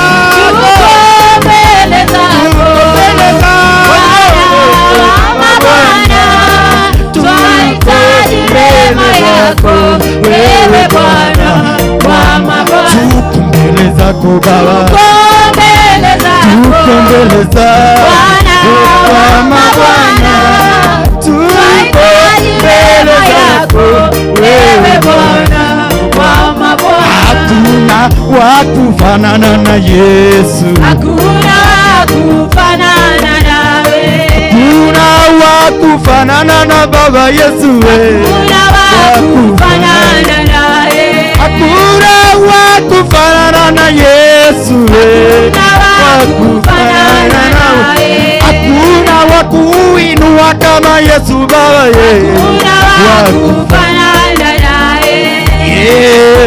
Anaweza Baba, anaweza, hakuna wa kufanana naye. Anaponya Yesu, anaponya, haleluya, hakuna wa kufanana nawe. Abariki Yesu, abariki, abariki Baba, hakuna wa kufanana naye. Ainua Yesu, ainua, ainua, hakuna wa kufanana naye. Anaponya Yesu, anaponya, anaponya, hakuna wa kufanana naye. Abariki Yesu, abariki, abariki, abariki, hakuna wa kufanana naye. Akomboa Yesu, akomboa, akomboa, hakuna wa kufanana naye. Anaongoza Yesu, aongoza, hakuna wa kufanana naye. Baba, Baba, Baba, pokea sifa. Baba, Baba, pokea sifa. Baba, tunakupenda. Baba, pokea sifa. Baba, Baba, pokea sifa. Baba Yesu, Baba, pokea sifa. Baba, pokea sifa. Baba, tunakuinua. Baba, pokea sifa. Baba, pokea sifa. Pokea sifa, pokea sifa Yesu, tunakuinua Baba, pokea sifa, pokea sifa, pokea sifa, pokea sifa, pokea sifa, pokea sifa, tunakuinua, pokea sifa, pokea sifa,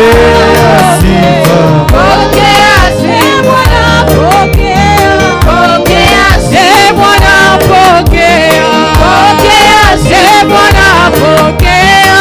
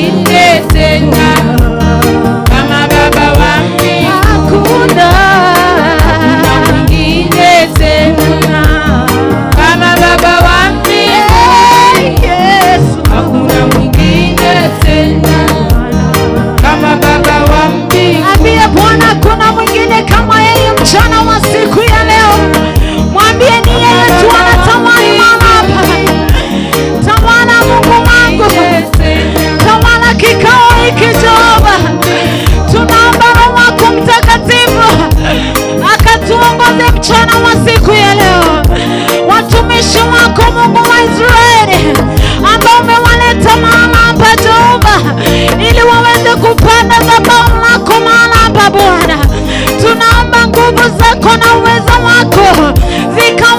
kushuka mahali hapa Jehova, ili tuone ukuu wako siku ya leo.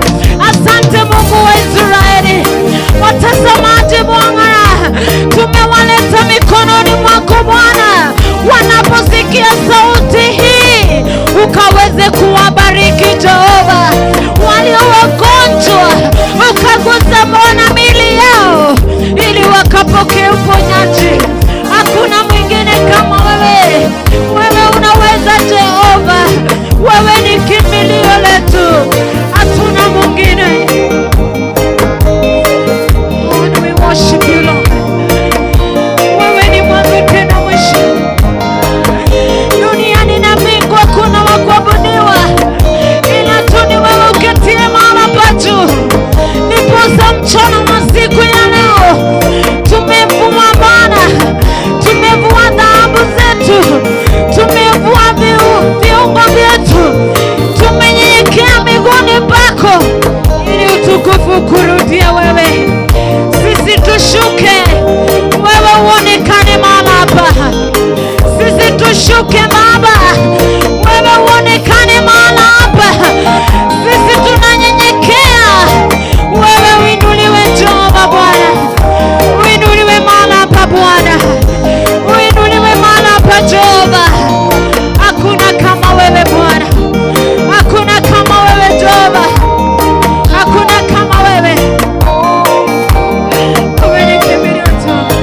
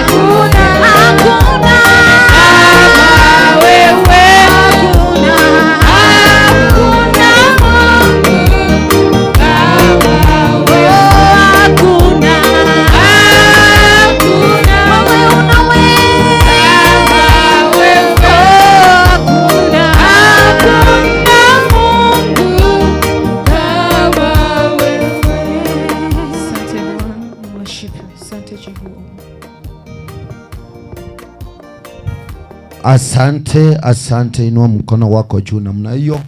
Asante. Wale watoto simameni juu. Simama juu. Tusimame juu. Tusimame juu. Haleluya. Tusimame juu. Baba, tunasema ni asante. Aenya sao ito. Aeno moneno ito. Mbuya mono asubu arobo watu rusirie. Omonene mbuya mono asenge njokwa murwete Yesu. Agakuwa somo saraba. Akalera Eloi Eloi lama sabakthani. Iliyotonyore obugima butakoera Yesu. Iliyotokoreke koba abanyamwandu baigoro. Tiguba kwena koiwo bonene omugasobono. Biya mona singe ncho nora mona intwe. Nyowe n'abageni bali chinjira goja asinge ncho yo muchango bweli tukolia lero. Yesu mwana Nyasaye twamanyino nobe na barobwo. Nande ntokora mangana manene asomo chiyo bwomogwa. tiguba kwena koi wobo nene ege kogera entata no nyambali bonsi pipa toligeretie asen ense ya ito ya Kenya no nyambali bale isiko ya Kenya monene aseli tukolia lero kelitogo jigokora twamanyiro moikongo korora manene bono tiguba kwa sengenchoro muya asengenchora akora maya ase Kristo Yesu oyoro motori ito. Amen. Tupigie Bwana Yesu makofi mazuri. Tupigie Bwana Yesu makofi mazuri. Hallelujah. Amen. Nimefurahi, tunaendelea vizuri. Najua ya kwamba Mungu wa amani atatubariki. Amen. Hallelujah. Tunaenda kuita wazanii wawili. Bwana Yesu apewe sifa. Hallelujah. Kwa ajili ya wimbo mmoja mmoja. Kwa sababu wageni wetu wamekaribia, tunaenda kuita wazanii wawili. Amen. Watubariki na wimbo wa kipekee.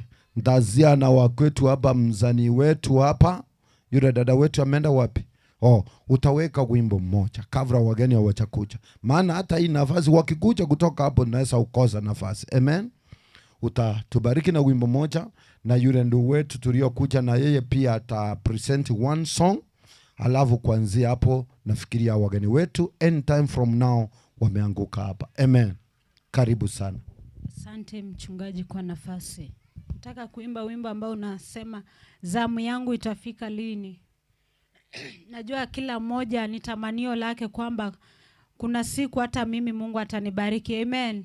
Tunaishi kwa tumaini kwamba hata kama maisha ni magumu leo, kesho yatabadilika.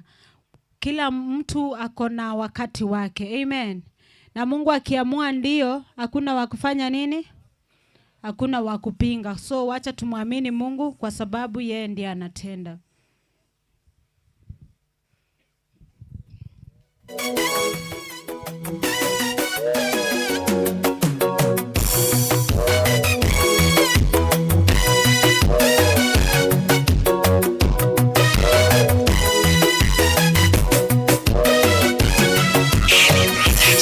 Zamu yangu ya kubarikiwa itafika lini? Zamu yangu ya kubarikiwa itafika lini? Zamu yangu ya kuinuliwa itafika lini?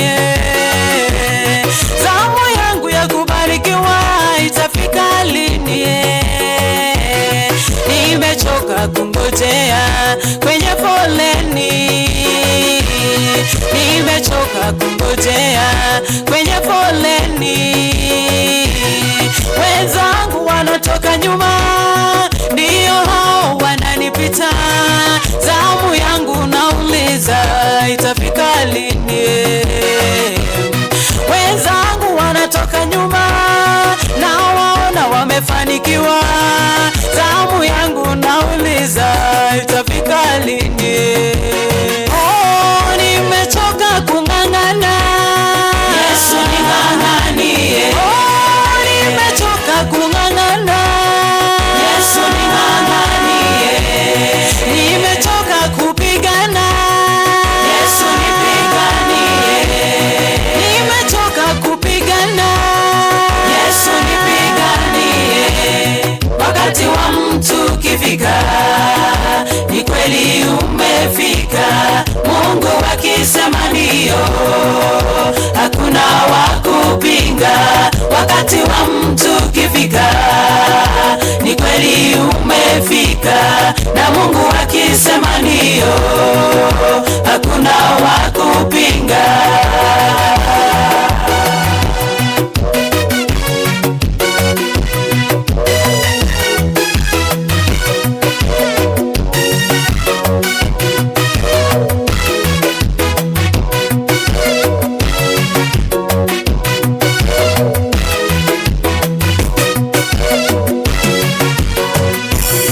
Ahadi zako Mungu wangu ni za milele. Ahadi zako Mungu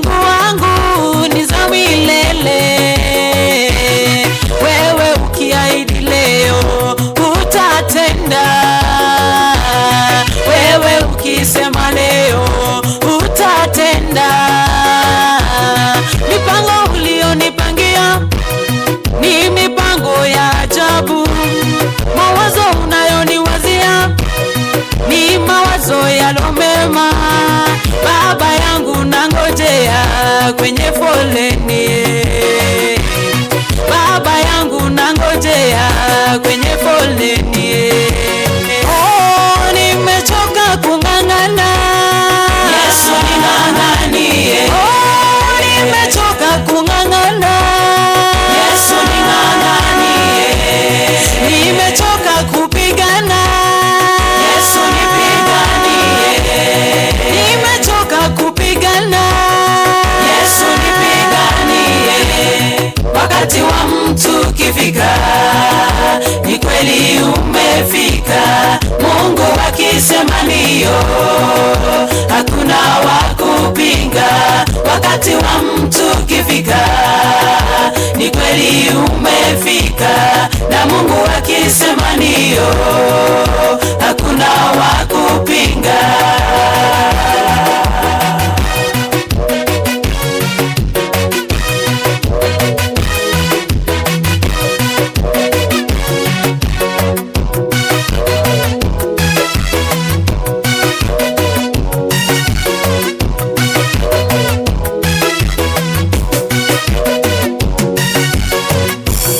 Kama Batimayo kipofu ulimponya Bwana, yule mwanamke aliyotokwa damu ulimsikia. Baba yangu nakuja kwako nihurumie. Ukamfufua Lazaro, wewe Mungu una uwezo mkuu. Baba yangu nakuja kwako nihurumie. Mahali hapa tuko wote, Baba yangu tunakuomba, hudumie watu wako, wahurumie. Kuna yule anataka kazi, mhurumie. Dada huyu ataka mtoto, mhurumie.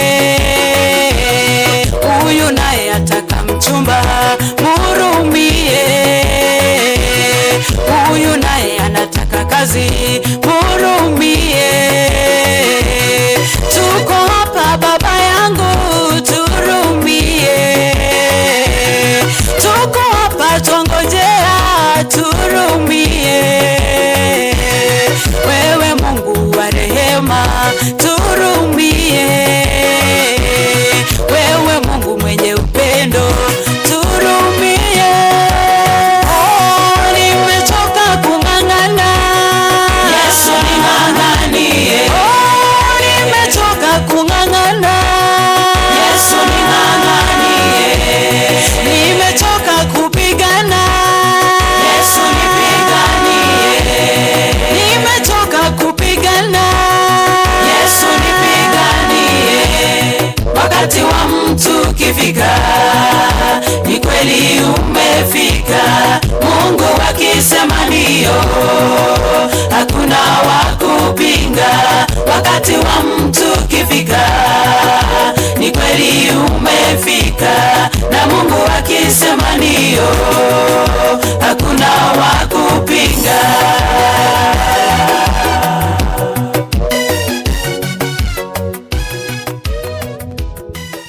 Barikiwe sana. Yes, siamemba vizuri. Tataratibu ya. Chinko binta iwane viririato. Hallelujah. Amen. Si tunaendelea vizuri jamani? Ndio, tunaenda kuarika dada wetu hapa naye present one song. Amen. Dada, njoo. Njoo. Yes, njoo ukapresent one song. Tulisema ya kwamba wageni wetu wakikucha, nafasi itakuwa kazi ngumu. Ndio. Yes. Karibu sana ukapresent one song. Tukitoka kwa yule brother tutaingia kwa yule mzanii wetu. Ameenda wapi? Yule mzanii. Na yeye akapresent one. Tutaki wageni wakikuja jiso ukasema ya kwamba ati sichapata nafasi, mimi sikupata nafasi. Hapana, hapana. Tunataka wageni wetu wakikuja wapatiwe nafasi ya kutosha. Amen.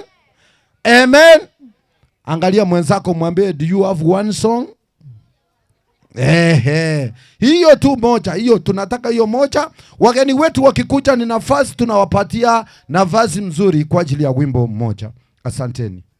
Wimbo moja. Wimbo moja.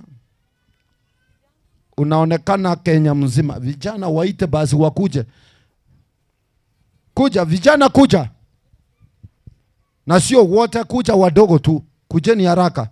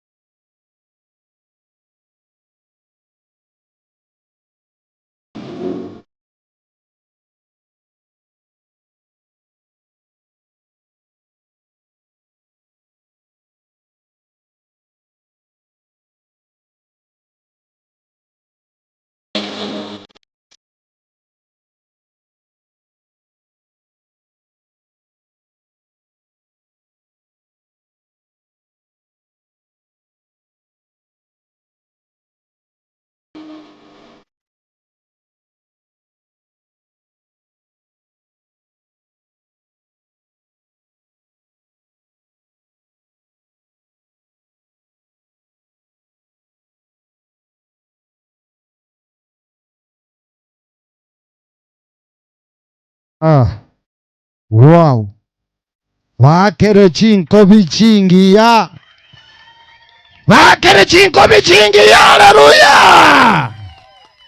Amen. Si tunaendelea vizuri? Ntoka nratibu ya? Tunaendelea vizuri sana na tutajua ya kwamba maneno yataenda kutendeka. Amen. Na tuko na mzani wetu hapa. Haleluya. Naye ataenda kupresent one song. Unajua tukimaliza namna hii, wageni wanapoingia tu namna hii, hakuna kitu tunafanya. Amen. Wao watachukua ushukani maana saa zetu zimeenda sana. Bwana Yesu apewe sifa. Ni kuwapatia tu nafasi kidogo waongee, alafu kuanzia hapo tutaendelea. Karibu sana. Karibu sana mzanii, tumpigie makofi anapokucha. Piga makofi mazuri jamani. Amen.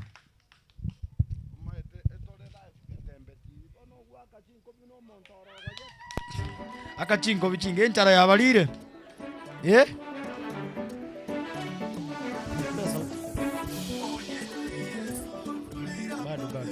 Hapo chakini hapo. Konangonga igose ubimane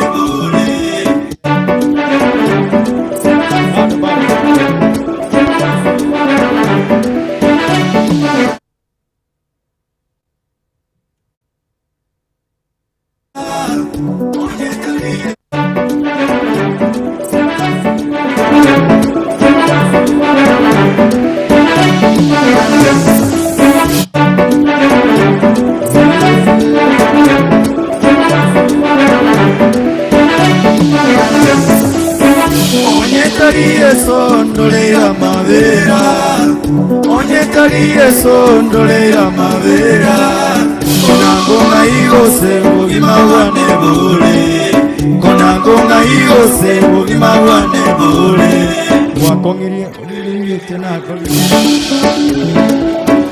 nyora sebinex atebu na wesibu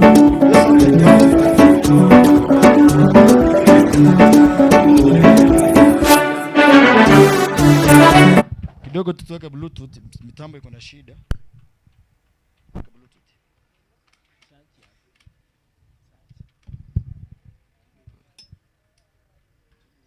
Inaitwa hadi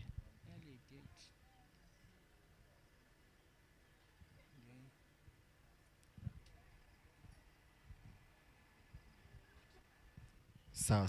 Hii tingi iko sawa. Nipe sauti hapa. Teo mina asenya sae. Wakatero kongo chikotero gukuru kunaki. Asenya sae. Alafu liyoko ndali YouTube.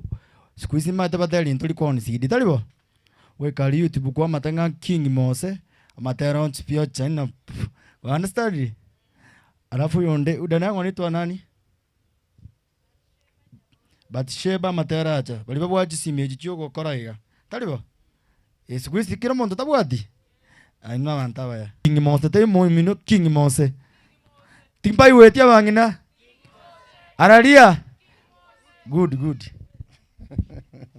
King Mose. Haleluya. Tatera tibuya akera Yesu chinkobi bana chirapiri go bago tabanga mento como bono uko na komenta lendo uko como Bwana Yesu apewe sifa.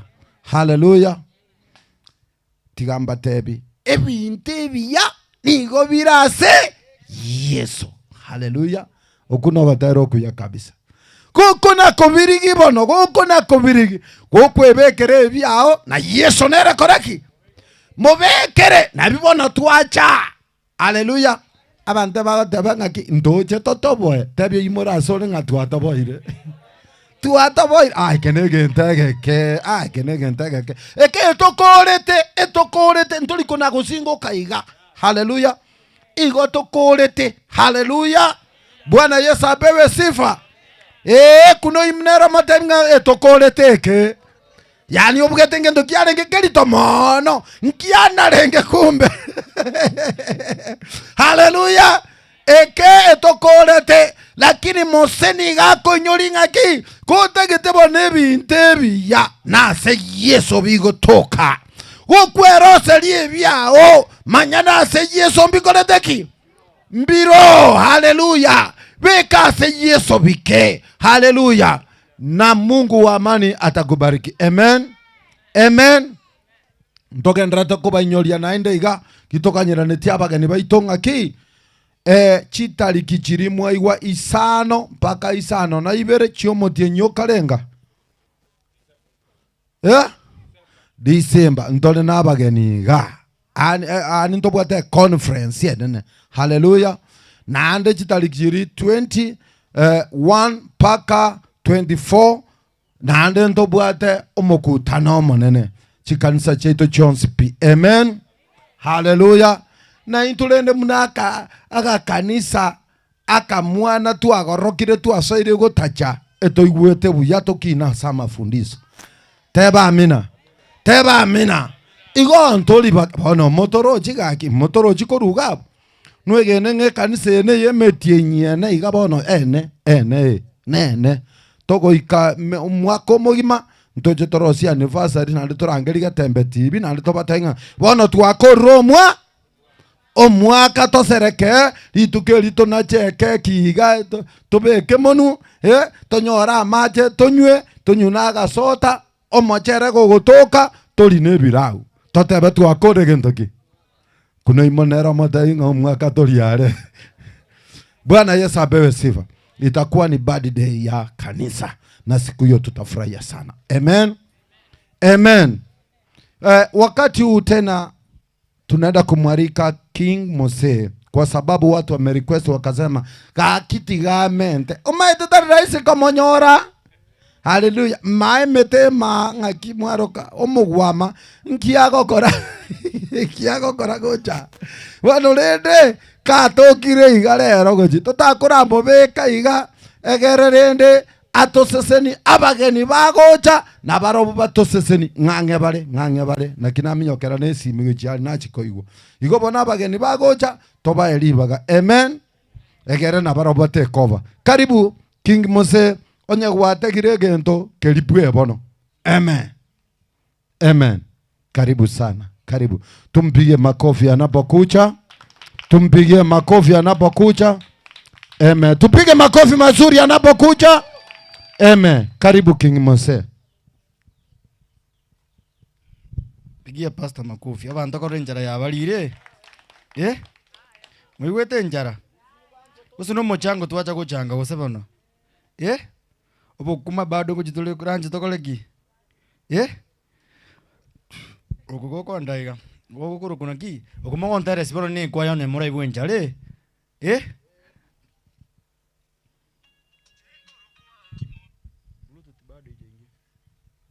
Kana ko teyo mina. Amanto bosi nyasae no muyale gaki. Amanto bosi nyasae no muyale.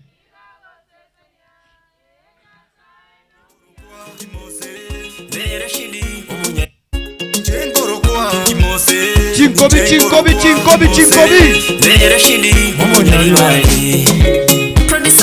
abantu bose nyasaye no muyale paiweti abantu bose nyasaye no muyale gaki nyasaye no muyale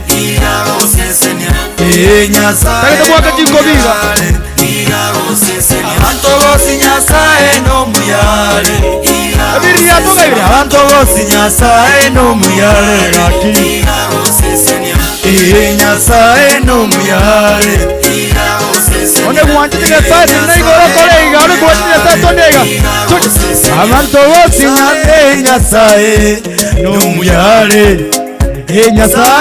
Nyasaye no muyale ondusie mechando ime ondusie obotaka ime ondusie makweli ime Nyasaye no muyale bire bingatangereche mpaka lero menyete buya bire bingatangereche mpaka lero menyete buya azoguzira konango chena sirete kale onye no ugima konango chena sirete kale asenge choyo buya buya menyete bakalero asenge choyo buya buya menyete bakalero abantu bose Nyasaye no muyale tipaiwati abantu bose Nyasaye no muyale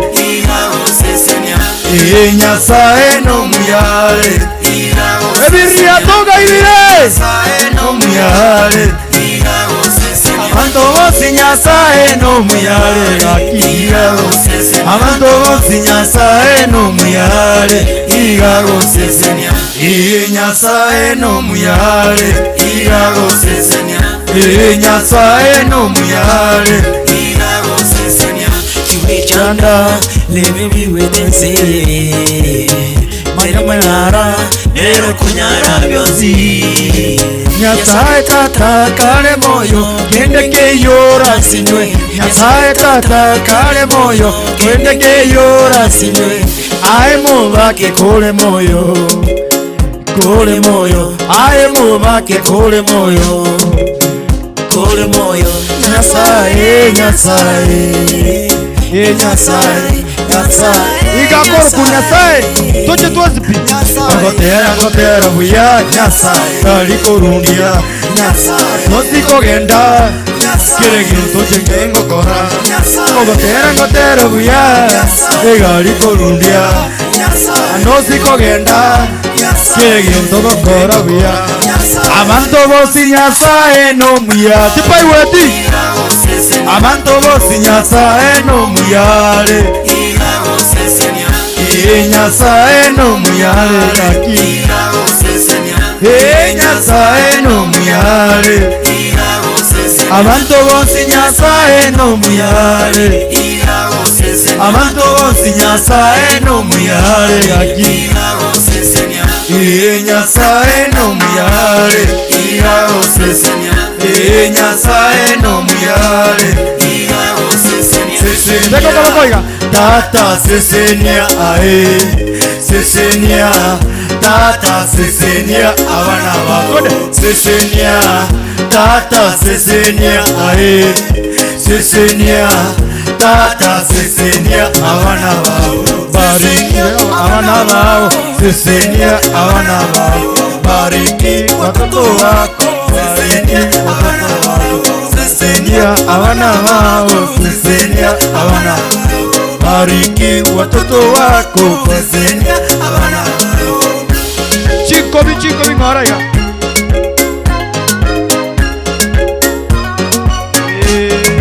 gago sese abantu Nyasaye no muyale tibawe abantu bose Nyasaye no muyale Nyasaye no muyale moyiwete njara Nyasaye no muyale seniwa sana haleluya Bwana Yesu asifiwe. Nyasaye no muyale nigagokoreki agosesenia haleluya mangana italia maya ngakibana mwakira ngikiaba agose mangana inamaya amangana inamaya Nyasaye no muyale niga agosesenia amen. Bono gama iteto bwate abantu bale chitae bwa wow our sister narao tabangoterare asanganie keru yake haleluya na inje ni nyegelia mariko haleluya tugukura kurwabo twarigani omogani oito chagaria egere atukwani aikaranze barikera bago jabata iko mwari baga mtutu amoire gentoki libaga. Karibu sana, karibu.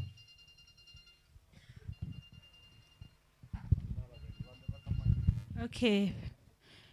Nabatebi nabokwenda YouTube search Bathsheba Nyabonyi nabokorora matera ayu Nyasaye nabause bono kono kubwate biti yekeruya wapi waluya.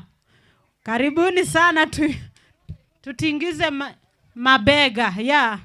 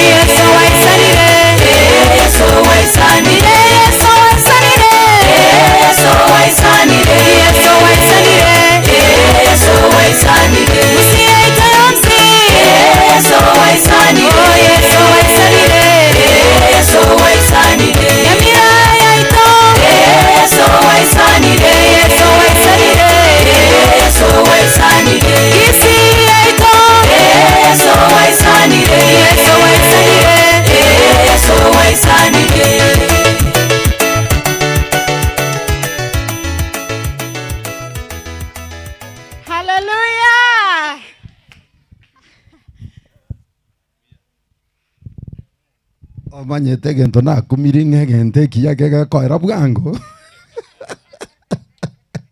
Hallelujah. Magana italia maya. Ntogen ratibu ya. Tigo magani ito achichato kwaniga. Na indembi ya mona ge koira nechibe satoletera no tole na barobu mpaka muna toko kuru mkutano. Amen. Mwakere chinko vichingia. Amen. Amen. Amen.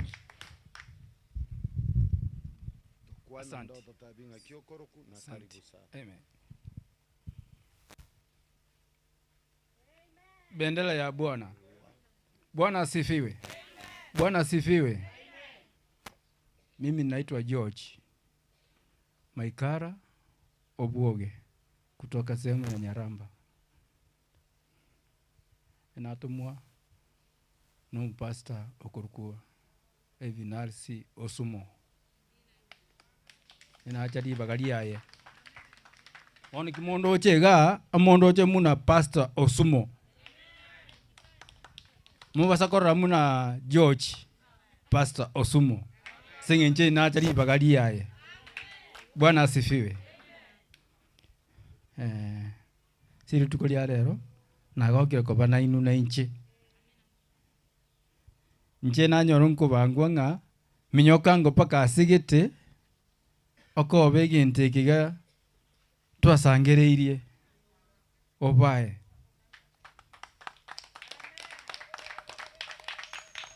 egento nche ndatebe nga turandi mono enjiri eye abantu batoreke batiga oboibi batiga ebintu ebinge paka obunyaka paka ebintu bikoro kungo konywa marua bisire.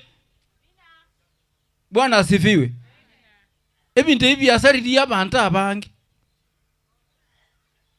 okonyoro omwana aro musinini lakini ogotiro eri esinge njiyo kunywa amarua enyasore yani ibintu byabasariri omwana musinini ogotire pi. Bwana asifiwe. Musangirekano yiga munyogendere oere wiya siri tukolia rero. Bwana asifiwe. Narayo kuna abwate.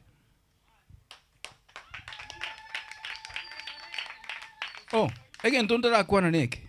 Pastor Osumo ya sangireri siringi 300.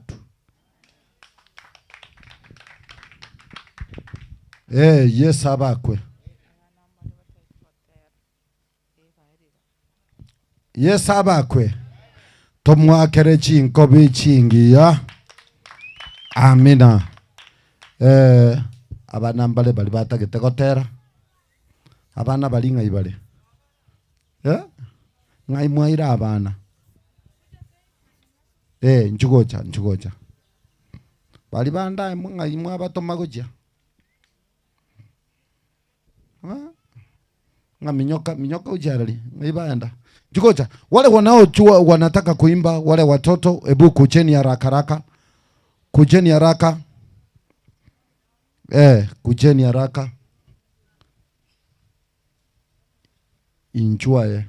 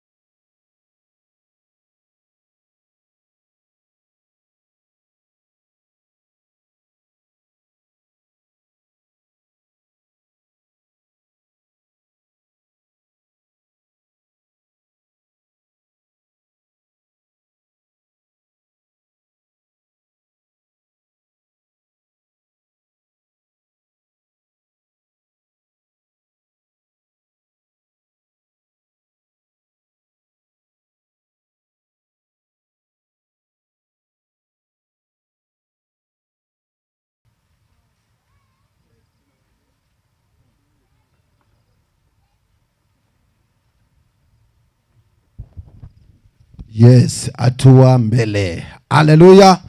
Tuwapigie makofi mazuri, tubakere chinkobi chingia. Asante sana wageni wetu, karibu sana wageni wetu, karibu sana. Walete hawa ni wachungaji, walete hapa. Wachungaji wetu walete hapa. Asante sana. Kanisa letu la Omuwari iko na wimbo moja. Amen. Muko tayari kuarika? Tuwapigie makofi wanapokuja, tuwapigie makofi. Kanisa letu la Omuwa, hebu tuwapigie makofi. Amen. Karibu wimbo moja hapa. Karibu sana, karibu. Wamama njoo. Tuweke raini hapa. Njoo.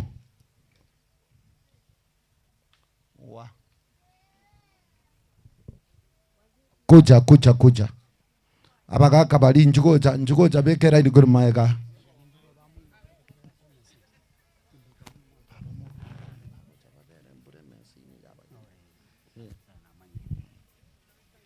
Haya.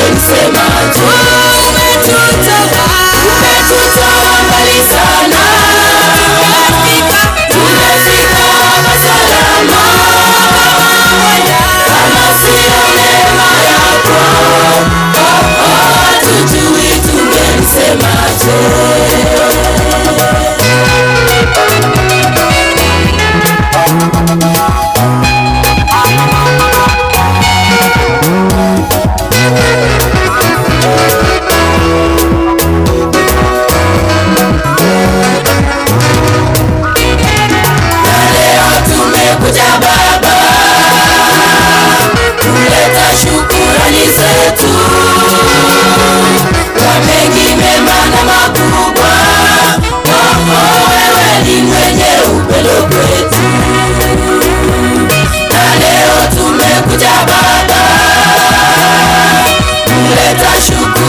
zetu kwa mengi mema na makubwa. Wewe ni mwenye upendo kwetu. Umetutoa mbali sana, tumefika hapa salama. Kama sio neema yako, hatujui tungemsemaje. Umetutoa mbali sana, tumefika hapa salama. Kama sio neema yako, hatujui tungemsemaje.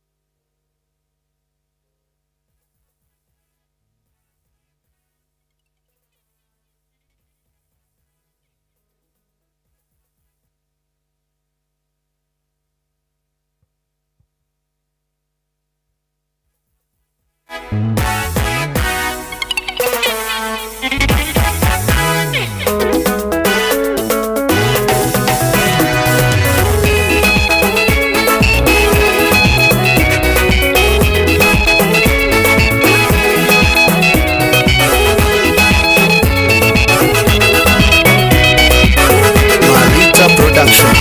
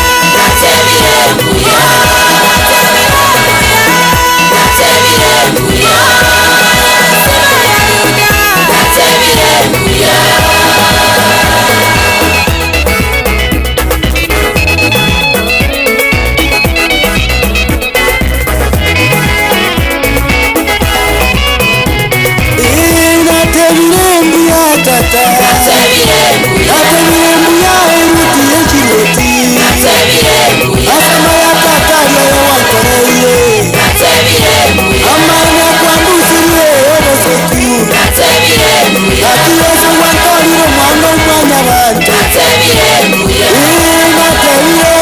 tata Omwana mwabye mwanda mbuya yesu Orutanyara tata wankorire omonto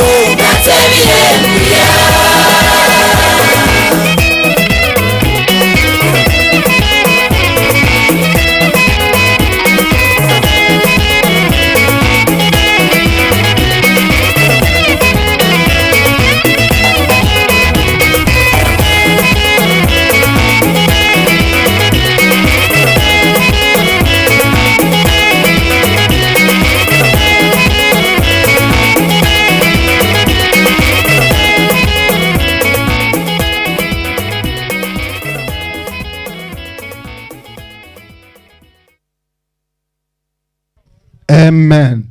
Toba kere chinkobi chingiya kabisa, chinkobi chingiya. Akabono chinkobi. Tinda igunkobi cheno tuake chinkobi chingiya. Buyamono. Iga anto bwate aba pasta baito baikira. Korua seji kanisa cheito. Eba kwenda gotokwani kamoranje kereri bagali kobora liya bageni bagocha. Enyore kananga aba pasta baito batokwaniri batota ebiri barobunga kibakoroku nande ngai bakobera. Amen. Pono ga kibali morero gorali asemesi mogocha gocha inu nabaya. Nchugocha kanisa egesene ya ino.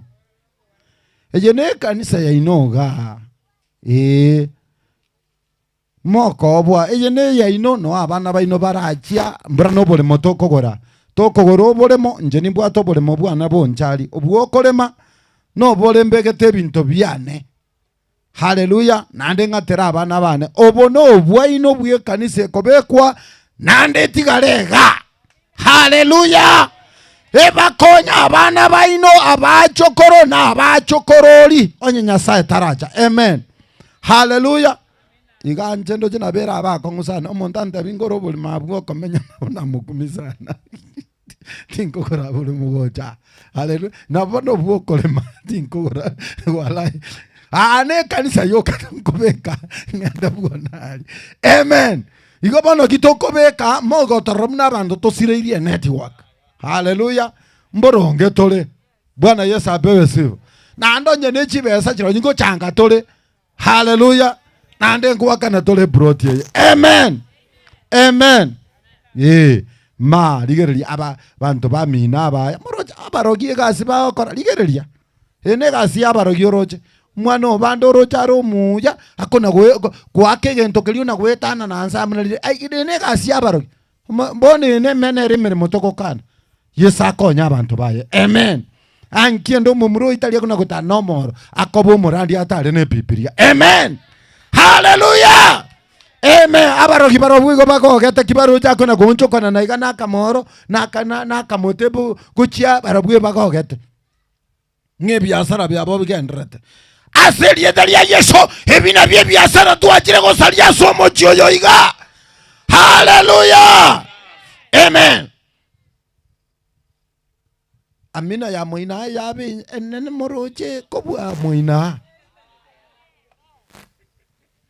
Yesabakwe. Mwate mirake. Nade temango yesabakwe. Amen. Eto tageta tuwaligani aba pasa baito bechikanisa cheito bali baikirega iga egere batokwani. Amen. Nande batete bingayi ba kolega asiye iga alafu ngakirende bakorokwa. Amen. Karibu sana. Igongo chaka nomo pasto ito Okelina egere atokwa nanda atotebi ngakia korokwa tomo akere chinkobi. Hallelujah. Amen.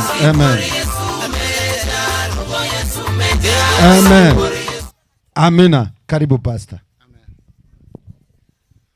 Bwana Yesu asifiwe. Yesu abakusana.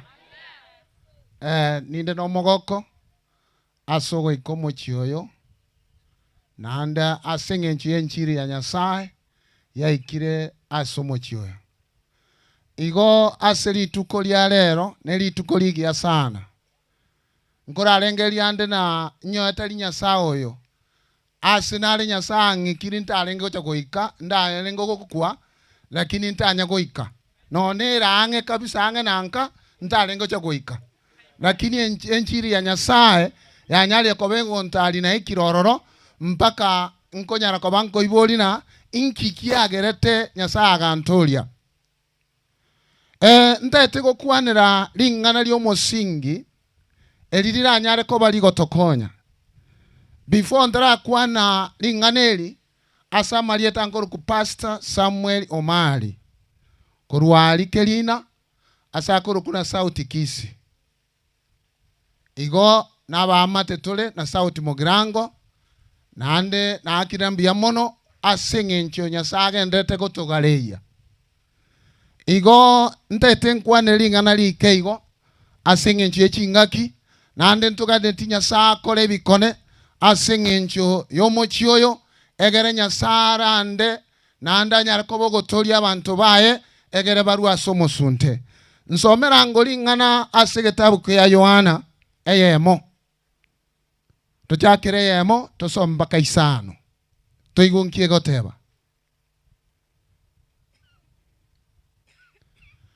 Ekero bagendete koligereria tonyoro mosomi ntaete mbatebye bali bonsi bantegererete. Etwakira aseng'encho yogotangasa enjiri tali omochango bweka ekiagerekero tokuagacha omubere Kristo nago ikatwagacha nyumba yaye ase tokonyomerana nago tebererania lingana li Nyasaye. Nyasaye atomete omwanchi oyo korokuna Yesu Kristo egerare ente enchiri atotolie asobogima bweito atororete amabira ekiagera konyora twasirire twakorire ebibe nabokonyara koba gokore dini lakini otaranyara koba gogotoleka otaramumanya Yesu Kristo asobogima bwao bono igari ngana lyo mosingi neli ngana li Nyasaye nakie kogera tokonyara koba tokomurangeri Yesu Kristo re moyo egera tokorera maya asobogima bweto nande torora maya aliago chigocha chinga kijiri anyari koba gotoroseria omosomi tiango some toigwe Yohana 1:1 mpaka 5. Nitasoma neno la Bwana. Hapo mwanzo kulikuweko na neno. Naye neno alikuweko kwa Mungu. Yes. Naye neno alikuwa Mungu. Huyo mwanzo alikuwako kwa Mungu. Vyote vilifanyika kwa huyo. Wala pasipo yeye hakikufanyika chochote. Kilichofanyika. Ndani yake ndimo ulikuwemo uzima. Nao ule uzima ulikuwa nuru ya watu. Nayo nuru 5. Nayo nuru yang'aa gizani. Wala giza halikuiweza. Nifika 5. Bwana asifiwe sana. Ekero tukurigereria abumo chakano Nyasaye agatunga omonto muno mobwe kanoye. Ekero amutunga akamua chinsemo agwenete kobokobera. Lakini ekero agendete gukwana amonere birecha agendete gunchukanana na gusakura na kuigwa nki Nyasaye agokwana. Ntagetengo tebya somorogo babono.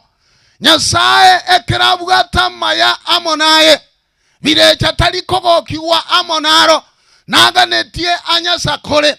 Lakini lingana li Nyasaye ngo totebirira Nyasaye yolengo mochakano ekerora mwegene lingana liaye go ikamenye ime yao nekera menyire ime yao nare ntomo baso oyotanyare koboko lima. Yesu abakusana igogo toleka okore kweng'encho mono naboko be kanisa orororo lakini umugaso olimete otamanye tiaso korwa na soko genda abantu bamenye ntororo batamumanye tu Kristo bono Nyasaye ngo tokurerarare nago totebya lingana liaye lire moyo liachire egere tunyare ko batokoliwa, egere tunyare ko batokolibwata, egere tunyare ko baligo tokonya, agatuma omwosomboye okorokuywana, egere anyare ko bokolenta lingana lile moyo bono omosombo otumirwa asenseye, egere akwanamo na mwanya bantu,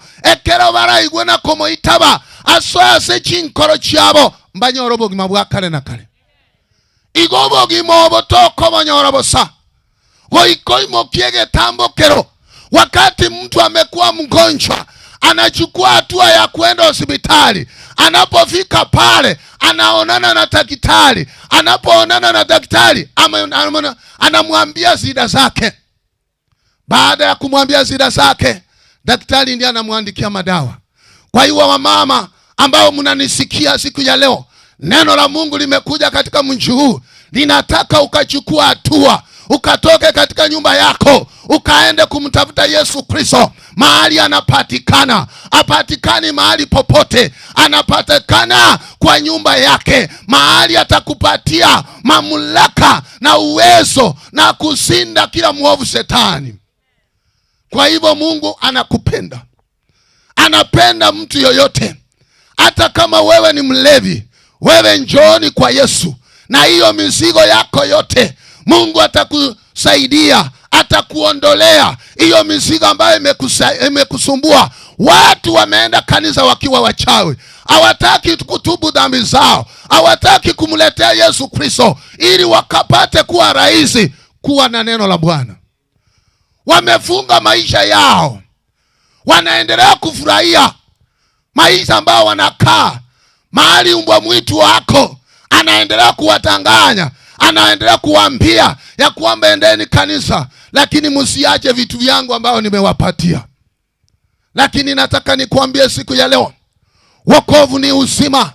Wakati utakapoacha ujao wako, wakati utakapoacha ulevi wako, neno la uzima ukalikubalie likapate kuingia ndani yako, huo ndio msingi unatakikana katika maisha yako ili ukapate kutoka katika giza.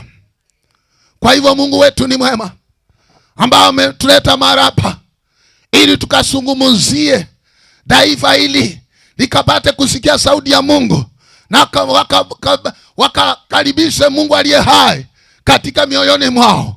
Kwa sababu mwovu shetani unapopanga vizuri, naye anataka kupangua, lakini ukiwa ndani ya Yesu Kristo na Kristo akiwa ndani yako, mipango yako inakuwa straight. Hakuna mahali itapotea, hakuna mahali itaanguka, itainuliwa, na wewe utaona mkono wa Bwana kwa sababu ya jina lake.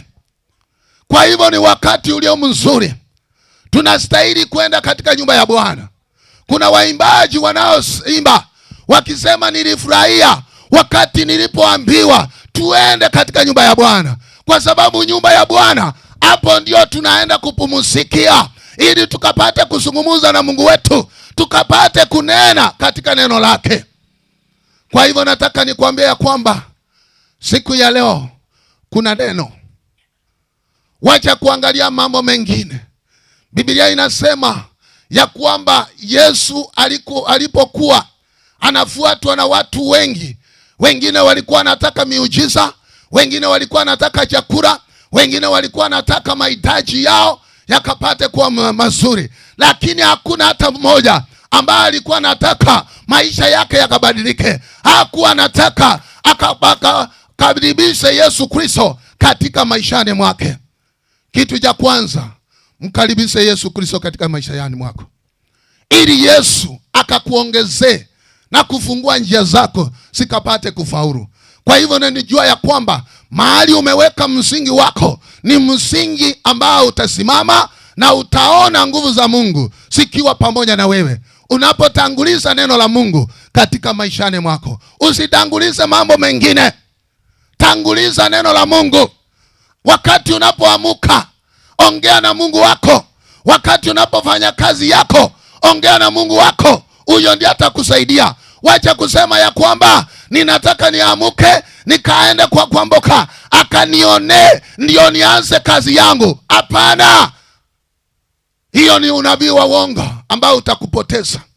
Utaenda pale akaanze kukuambia Unaona yule mzee ambaye ako karibu na wewe ndiye anakusumbua. Ninaona kuna mikosi mbele yako. Sasa ukikutana mwenzako yule ambaye uliambiwa, unachukiana bure. Kwa hivyo shetani anataka kunyakua akili zetu na kuzipeleka katika upotevu. Kama hatuna neno la uzima ndani yetu. Neno ndio kila kitu. Tunapotazama Yesu Kristo alikuja kuhubiri injili iliyo hai. Kwa hivyo katika mji huu ninajua ya kwamba Mungu anaenda kutenda maajabu. Anaenda kuonekana kwa yule ambaye anapokea maisha yake na kuyapeleka kwa mbele za Bwana, na Mungu atamsaidia. Kufikia hapo nataka niombe kwa sababu ya kukaribisha mwingine ili akapate kukuja na akatuzungumzie katika jina la Yesu. Tuombe. Baba, Mwana na Roho Mtakatifu, tunakushukuru kwa sababu ya wakati huu. Hii ardhi ni mikononi mwako. Uifunike na damu ya Yesu. Tunajua ya sasa sisi ni watumishi wako. Kila wakati tunakuhitaji Bwana. Ukatusaidie katika hii safari. Na waaminio wako Bwana tumewaleta mbele zako. Ukawafunike na damu ya Yesu. Wewe ni Mungu ambao ulileta jiwe lako malapa ili ukachenge safina lako, ukachenge nyumba yako, mahali watu wako wanakutana ili wakasemeshane katika neno lako. Asante Mungu wetu kwa sababu Mungu wa baraka ambao utashuka katika ibada hii. Utashuka katika mkutano huu. Ninajua wageni wote ambao wako hapa. Baba, fungua milango ya baraka juu yao ili ukawasemee neno la uhai na tukatumainie ufalme wako. Asante Mungu wetu kwa sababu wewe ni Mungu utakaye tutawala kila wakati na utakayeonekana juu ya watoto wako. Kuna wengi wamelaaniwa magonjwa, wengine wamelaaniwa kifo barabarani, wengine wamelaaniwa katika njia yoyote. Jehova, ni wewe unajua kama watoto wako. Tunajifunika na damu ya Yesu Kristo. Tunajua ya kwamba wewe ndio Mungu tunayokimbilia, wakapate kusimama na kanisa lako na kusema Yesu unatosha. Kila mahali wakakutukuse, wakaseme Yesu wewe ndio Mungu ambao ulituwezesha ukatupatia hii nafasi, na sasa tumeomba Bwana ukatusaidie na ukasimame pamoja nao. Asante Mungu wetu kwa sababu ya malapa. Utasimama katika mji wa Omogwa. Yesu kapate kuwainua na kuwabarikia wanapotoka wanapoingia. Waovu wote Jehova wanaosengenya neno lako, wanaodharau neno lako, siku ya leo Jehova tunaomba ukaingie ndani yao, ukafanya operation na kuvunja kila mauti na kuvunja kila uchawi na kuvunja kila uganga wote ambao unainuka kinyume na kuharibu madhabahu yako na kuharibu njia zako njema. Siku ya leo tunakataa kila maroho yanayotoka kuzimuni, tunayapomoa katika jina la Yesu. Tunaomba moto wako kashuke, roho wako kashuke, malaika wako wakashuke, wazee 24 wakashuke. Wanapoomba Bwana usiku na mchana, utukufu wako unaonekana. Asante Jehova kwa sababu umetupatia nafasi hii ili Bwana tukakuinue. Wewe ni Mungu aliye hai na mwenye uwezo na mwenye baraka. Ninakushukuru Mungu wetu kwa sababu umetenda. Ni katika jina la Yesu Kristo tumeomba na kuamini. Amen. Mbarikiwe sana. Tupigie Bwana Yesu makofi mazuri. Amen. Nasema tupigie Bwana Yesu makofi mazuri. Haleluya. Bado tunaendelea. Haleluya. Kuno imonera motenge toka nrete buya. Abantu banondanji bagenda. Ndanji bagenda. Ngayibaji bono, ngayibaji kurwa.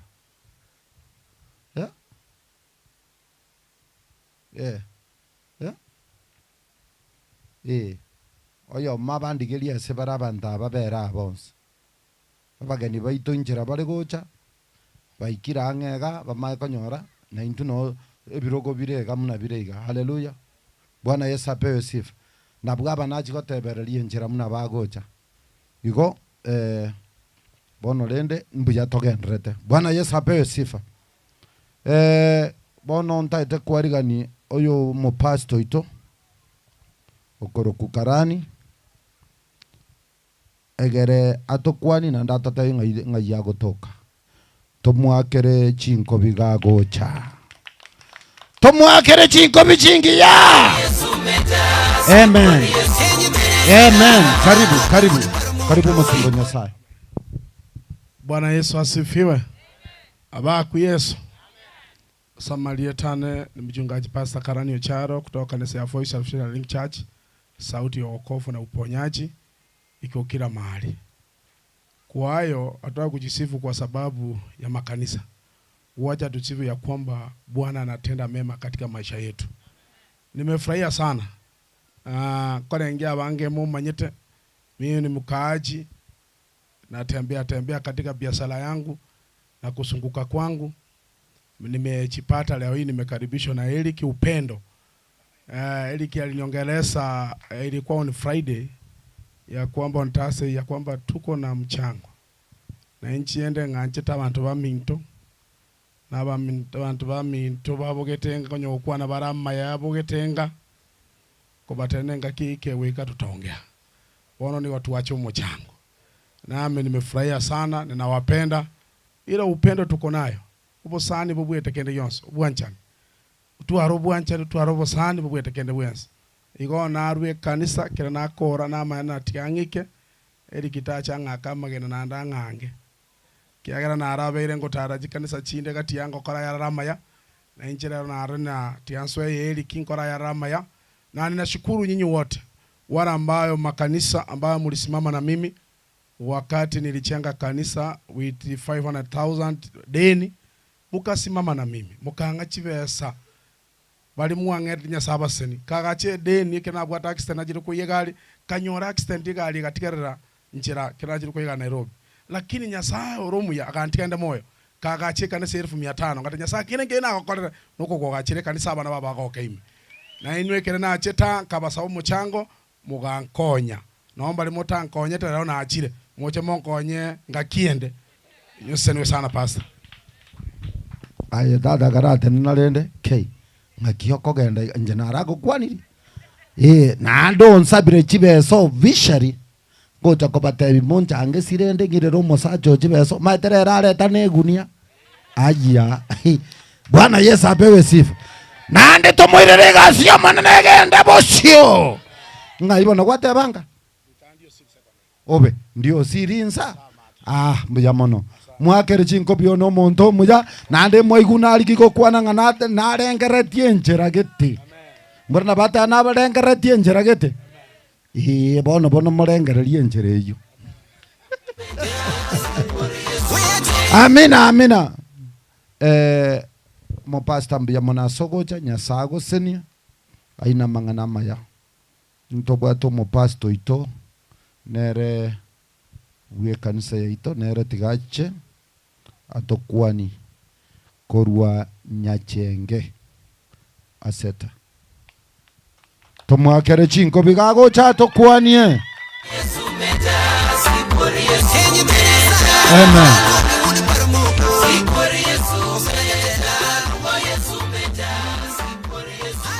Hallelujah. Bwana asifiwe. Amen. Amen. Amina.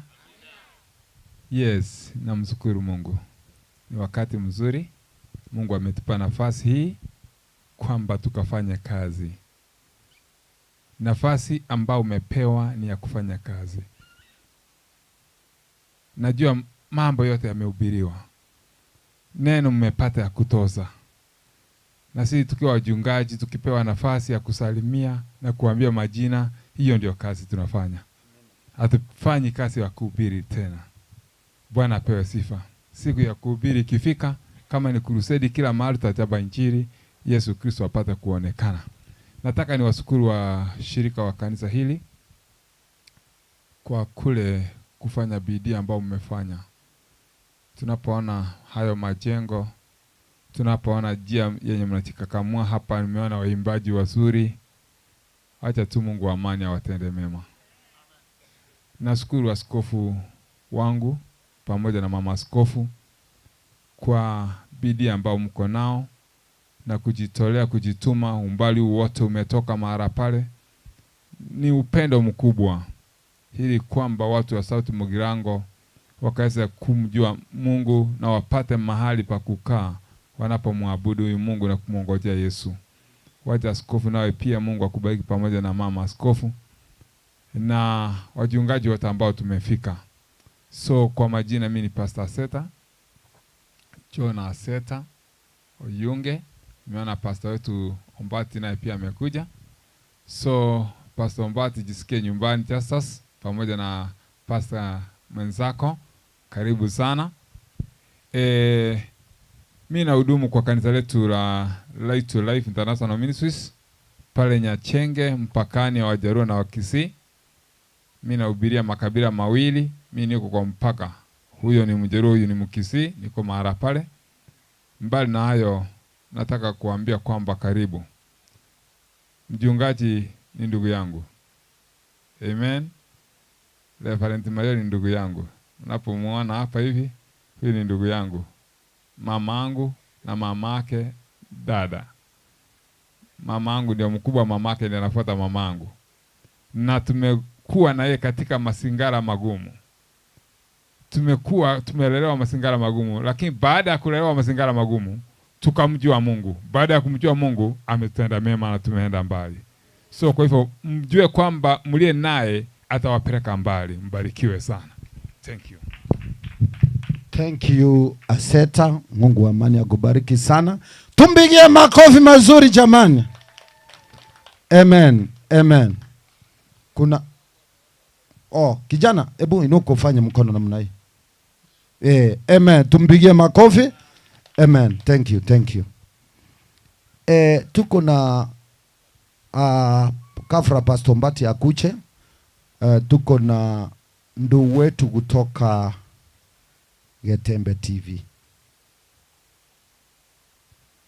Unajua wale wakikuja wakati mwingine wanaweza kusahau, waone sisi sote tumefanya nini. Tumeongea.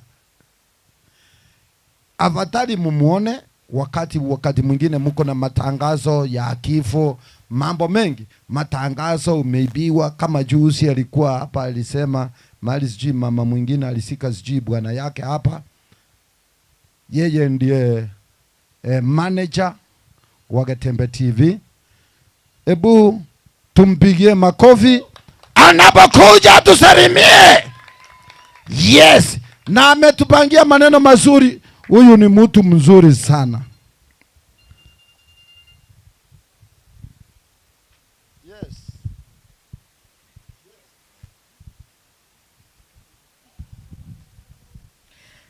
Bwana asifiwe. Bishop, watu hawana furaha. Tuamuke tushangilie Mungu ndio nijue kwamba tuko na furaha.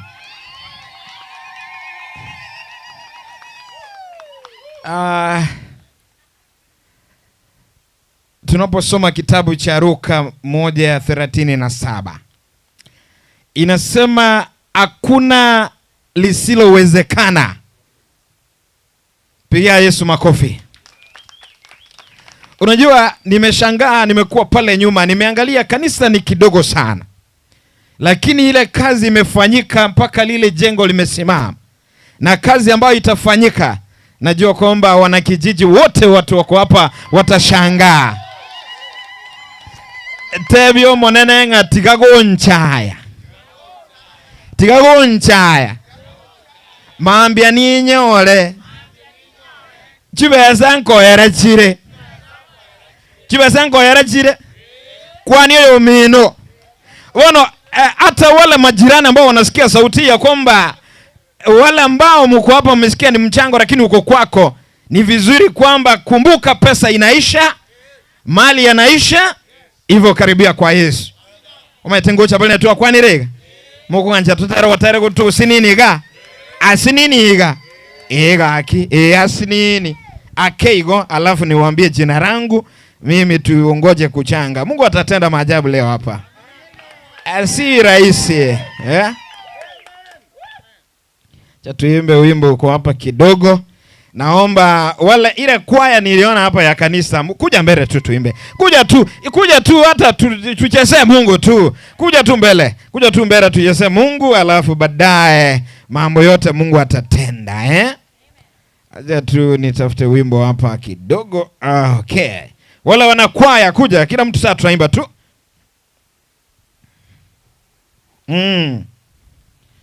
Sasa tuimbe.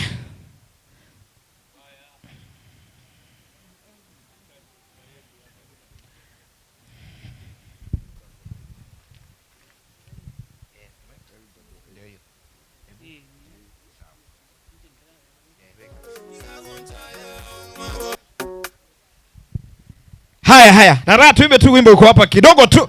Alafu tushukuru Mungu. Hata wewe tuimba. Ingawa hata hujui chezea Mungu tu. Si ndio? Haya twende.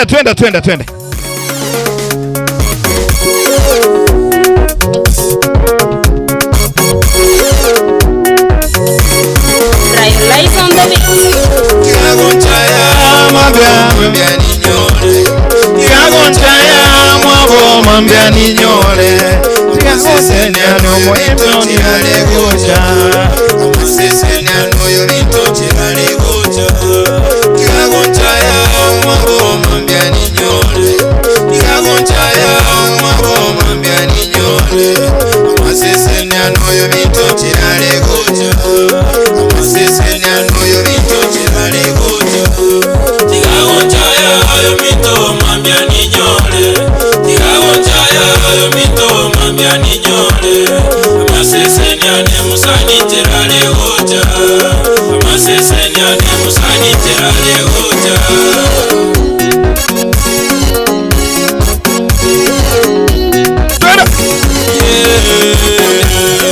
Kwani abantu musani tibese nkwera tire Kwani abantu musani tibese nkwera tire Kwani abantu mwabo tibese nkwera Kwani abantu mwabo mangana gotentirale Kwani abantu musani mangana gotentirale Kwani abantu musani mangana gotentirale Konyo yo mina baminto kimokonyara ipe Konyo yo mina baminto simokonyara Kwani abantu gatense ngwete Kwani yo mina bamintense ngwete tole Tocha yo mina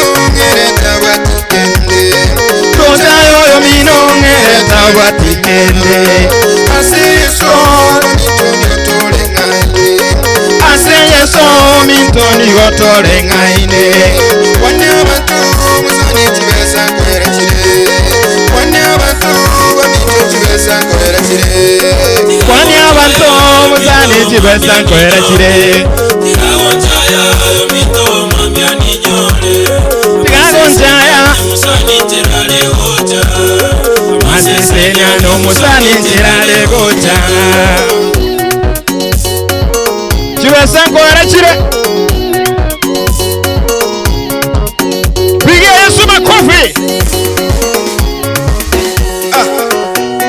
Akiabana bamito Unokoteba Amalikako Subusubenye sai Twensi niko tolenga ine Oyo bwate na yotabwate Twensi niko turabanya sai Niko tuwa isa konyoru chayo yomino Kwani yomino Nonya kubwate nonya tubwate Hallelujah Kora maya musani mambia toko manya Kora maya musani mambia toko manya Kora maya yo minto mambia toko manya Kora maya yo minto mambia toko manya Konyo yo mino musani mambia toko manya Konyo yo mino musani mambia toko manya Kora maya yo minto mambia toko manya Kora maya yo minto mambia toko manya Tikagonchaya yo minto mambia toko manya Tikagonchaya yo minto mambia toko manya Mero nena bata samaito Mero monena bata samaito Kakia maliko niga kongo moyo baito Kakia maliko niga kongo moyo baito Inao monena wate mero belie mia Inao monena wate mero belie mia Nenyo irepenina gasekererana Irepenina gasekererana Asengecho wana tawa kyo mwana asengenjo anata wati mwana Yesaya kupenda bwate mirubeli Tigagonchayo yo mito mambia ninyole Tigagonchayo yo mito mambia ninyole Maseseniano yo mito njirale gocha Maseseniano yo mito njirale gocha Tigagonchayo yo mito mambia ninyole Pigia Yesu shangwe na vigelegele mambia ninyole Maseseniano musani njirale gocha Maseseniano musani njirale gocha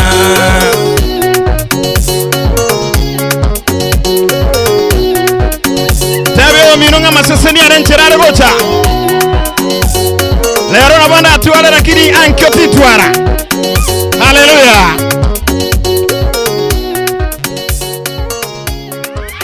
Haya,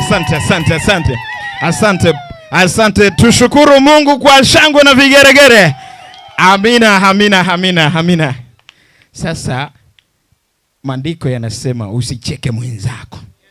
Leo ukiwa nayo, kesho huenda usikue nayo. Unajua huu wimbo unatukumbusha kitu moja.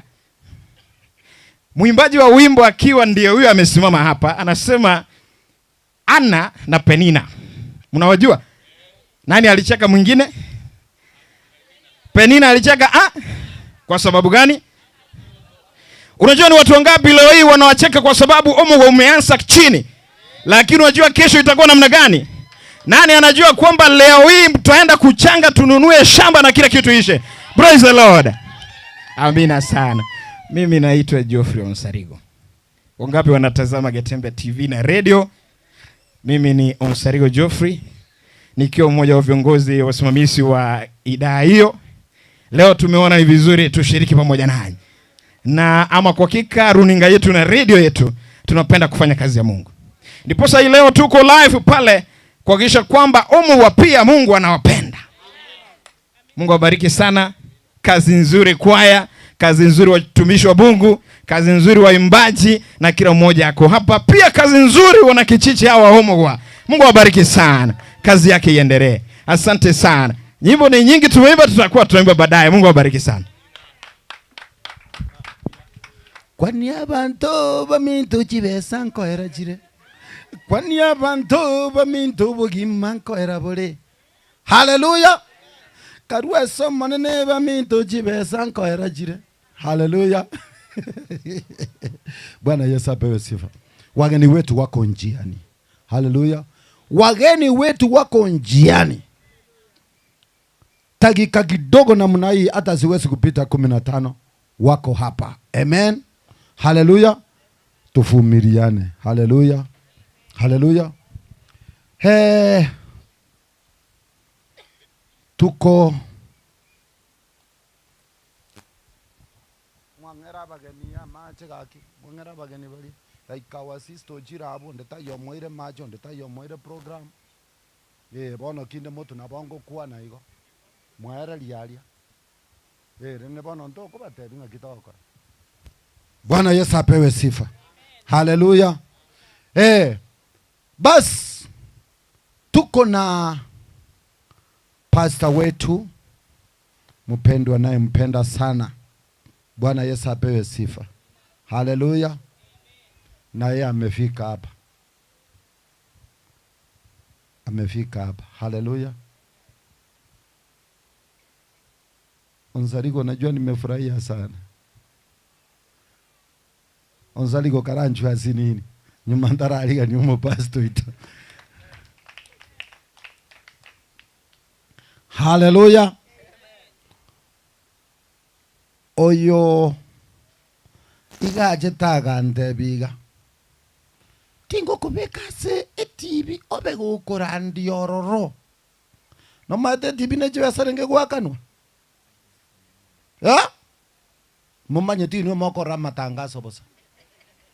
100,000 100,000 tobuka ngane ko soringa kobeko romo esiringi 5,000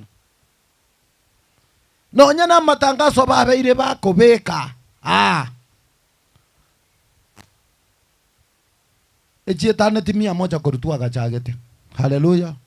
nanda mangana maya mutwale kindo chonsaligo ndo cha mangana mutwale onsaligo yo muno moroche iga na bako ikiga kanyone president yo mogwa inu morora iga morigana kino onsaligo tutoroche oyo na mutaona tu ko banga tora mangana makonguga ko batigera tore kanisa ga nduna togenda onsaligo ta matebya gorobole monsagore kanisa togo tiga yo gukumi na babasita tali ababasita abanyasegi ababasita bagutigara abo muhika bako igora chikanise umochio yo bogirango ko igora gweka. Haleluya! Nimefurahi sana Mr. Onsaligo, asante. Na ndege ndokende kyo gukumi ngaro moteli boli monero mon lakini kiayo gukora bono oje mane cha yake Tembe TV kero moteli ekubeka gotero paka twajegera twese muga ke moteli otaligoto teli bya bati to basike bana no mo mane cha yake Tembe TV. Hallelujah. Amina, amina, thank you.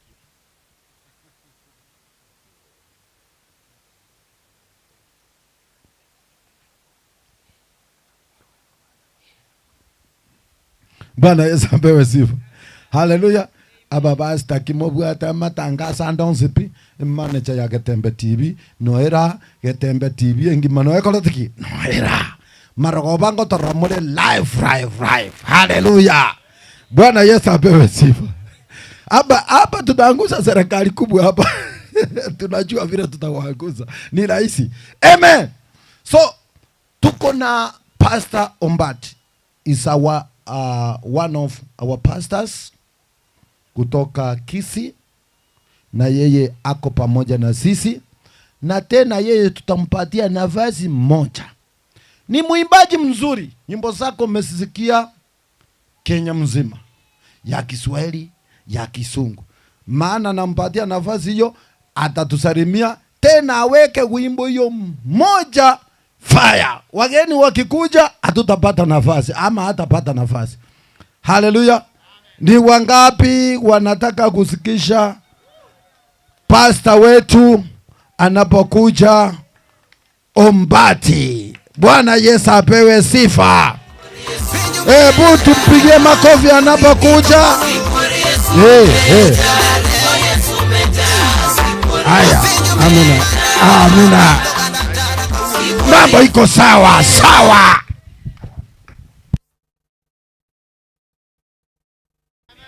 Bwana Yesu asifiwe. Tukwa na niga. Haleluya. Oli ndo minonga ki no anjete Yesu. Haleluya. Sababu moboli ngaene kabiri gwachire. Bwana Yesu asifiwe. Haleluya. Abu mwairire ngora. Mukwani mutaina ki mbiyole. Moboli no anjete Yesu. Kare iga. Kare. Igo nare gukaga iga.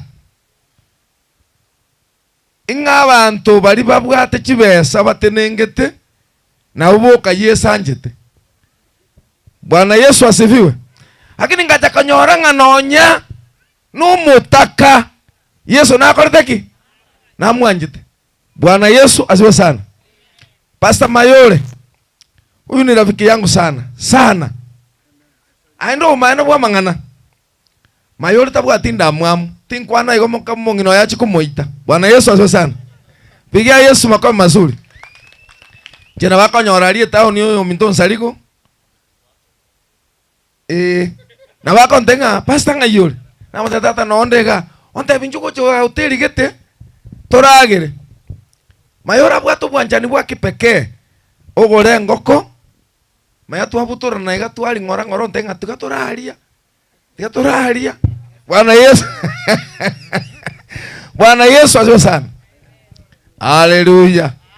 Boli ndo mino ngaki kwana kugorero ndekende kana moboli. Kana ko moboli mbarali batayiko borani. Kana kwana kumugorera kende ubuno bwo mahena bwa mangana. Haleluya. na nje nkora agorande. Sema amen. Hallelujah.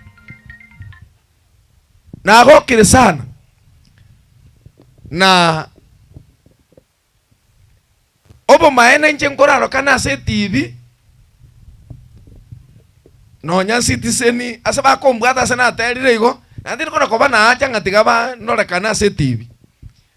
Lakini rero na kumiri na umerani no mungwano ndenje nkora boire gatembe TV. Bwana Yesu asiwe sana.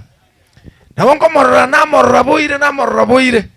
Lakini bono igo tole nerega unyo kwao.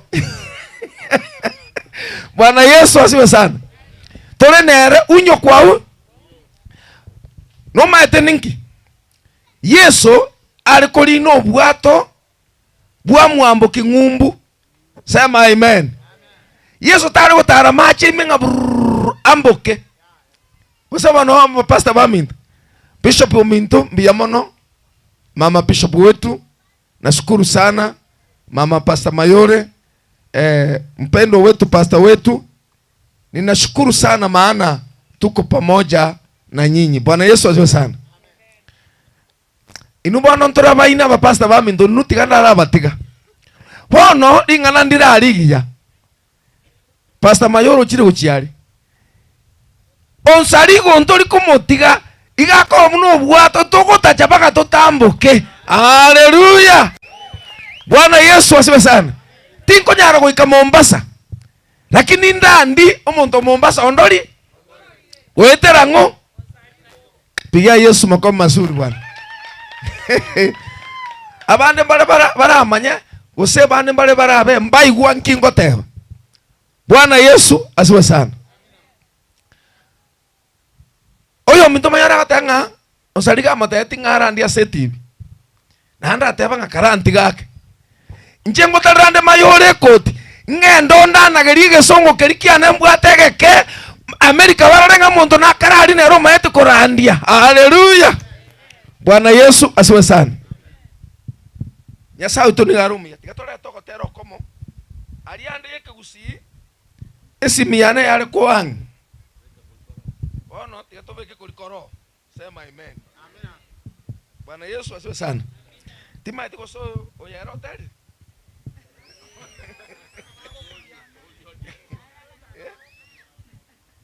Ngwaje wata tata kusina hewa. Aye mwaitire. Bwana Yesu asifiwe sana.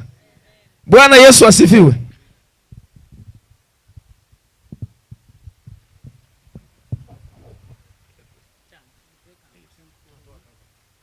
Ayo sawa. Naingia. Tabukulitia. Haleluya. Bwana Yesu asifiwe. Musa John Teresi, tutare konduguensi hapo. Mungu atatusaidia katika jina la Yesu. Bwana Yesu asifiwe. Nampenda Yesu kuwa mwokozi katika maisha yangu. Oyo muntu zaliko. Ningwa njete. Na igure ngamanyinga na bwatane naye. Bwana Yesu asifiwe sana. Amina. Abateli umaite bako endamu. Nintu umataba kusia batanga nigotera. Timo ba manamba beke yanga yenyangi enchiri goika no yo minto mikaeli otero. Nongo tera koria tokona kolera nyasa tokonye tokobeke kobe video. Haleluya. Mate nkwana kobeka video. Enchiri goika paka bono ntona kobeka video. Saliko no ara ato tomotache atobeke video. Haleluya. Lakini ayama egaro ntobeke te video. Imekata. Toka. Unatoka mama. Muchanga ngochanga tole. Kelito bwategeke na kitokorwa. Kwani kuna nini? Kelito bwatekenge na kitokoraki. Na wire igo. Nyasaye bwa mabere ama tubeke product.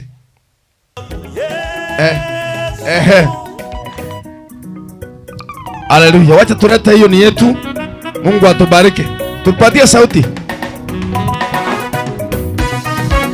Tusimame katika jina la Yesu.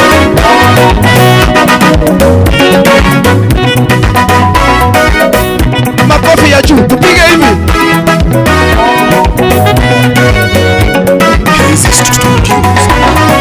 Kwa jina lako Yesu yote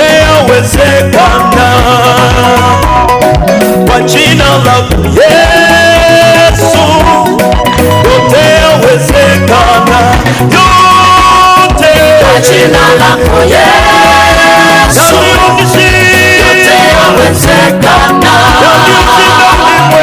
Kwa jina lako Yesu, yote yawezekana.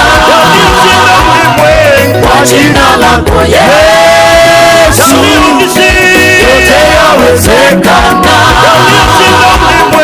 Kwa jina lako Yesu, yote yawezekana. Nikiwa nawe Yesu wangu, Yesu wangu, ninaimarika. Magonjwa yote ndani yangu yametoweka, maana uko nami. Adui zangu wamekimbia, wameshindwa, maana niko na wewe. Wewe Yesu ndani yangu, mimi niko salama. Wewe ndani yangu, mimi ndani yako. Niombe lolote nitakalo nipate. Wewe ndani yangu, mimi ndani yako. Niombe lolote nitakalo nitapata. Na wewe Yesu, na wewe, na wewe, yote yawezekana. Na wewe Yesu, na wewe, na wewe, yote yawezekana. Kwa jina la Yesu, yote yawezekana. Yote kwa jina lako Yesu, yote yawezekana. Kwa jina lako Yesu, yote yawezekana. Kwa jina lako Yesu, yote yawezekana. Kwa jina lako Yesu, yote yawezekana. Eliya Bonga ire, yote yawezekana.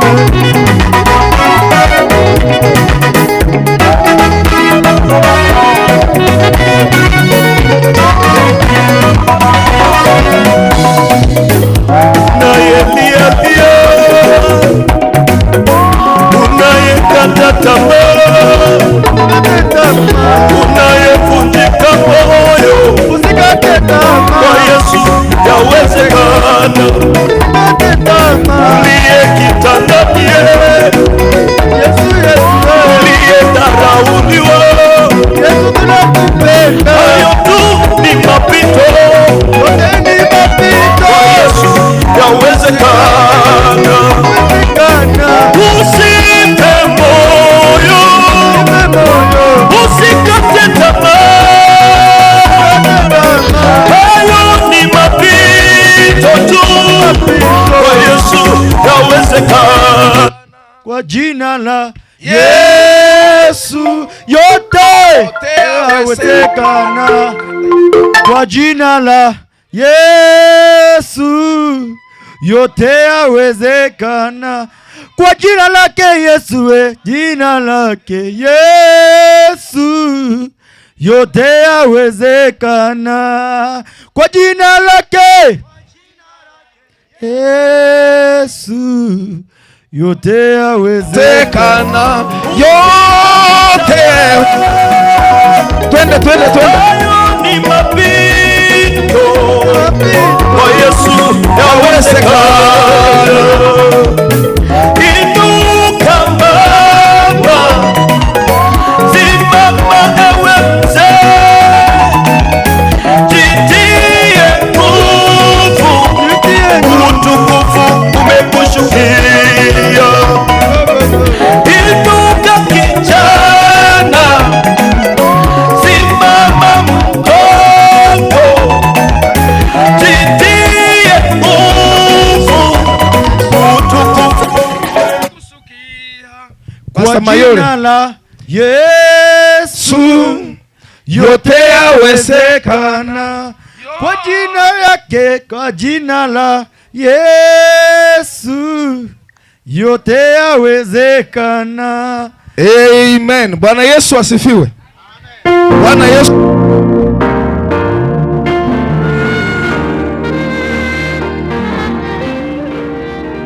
Bwana Yesu asifiwe sana. Haleluya. Tupigie Yesu makofi mazuri. Bwana Yesu asifiwe. Haleluya. Kama una mtoto simama juu katika jina la Yesu. Tumeona uweza wao. Haleluya. Damu ya Yesu. Vitu vyote viliumbwa lakini wewe haukuumbwa Bwana. Haleluya. Naona bishop wetu amefika. Na wacha Mungu wa neema apate kutubariki katika jina la Yesu. Nasema ni asante kwa sababu Mungu wetu ni Mungu mwaminifu. Naomba bishop wetu apigie Pastor Chop simu, inaonekana amepotea njia, ili tumsaidie katika jina la Yesu. Bwana Yesu asiwe sana.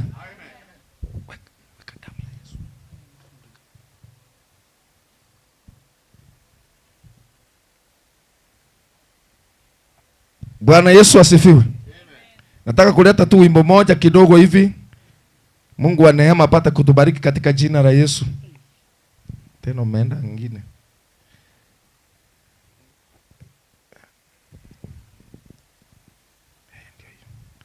Nashukuru sana. Tunataka kumkaribisha mtumishi wa Mungu na huyo wimbo. Pastor wetu Bishop Moruabe amefika. Tupigie Yesu makofi mazuri. Haleluya. Damu ya Yesu. Bwana Yesu asiwe sana.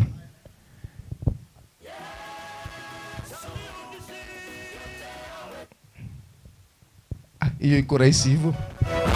Haleluya. Leta sauti. Moteli ulinga iwachi wachi.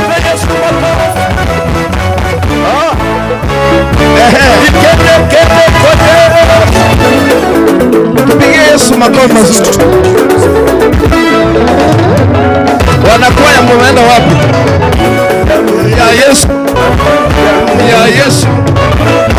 Ya Yesu. Damu ya Yesu ni ya dhamana, ina uzima wa milele. Damu ya Yesu ni ya dhamana, ina uzima wa milele. Damu ya Yesu ni ya dhamana, ina uzima wa milele. Damu ya Yesu ni ya dhamana, ina uzima wa milele. Ndani ya damu baraka nazo, ndani ya damu uponyaji nao, ndani ya damu uweza nao, ndani ya damu nimefichwa mimi, ndani ya damu watoto wangu, ndani ya damu ndani ya damu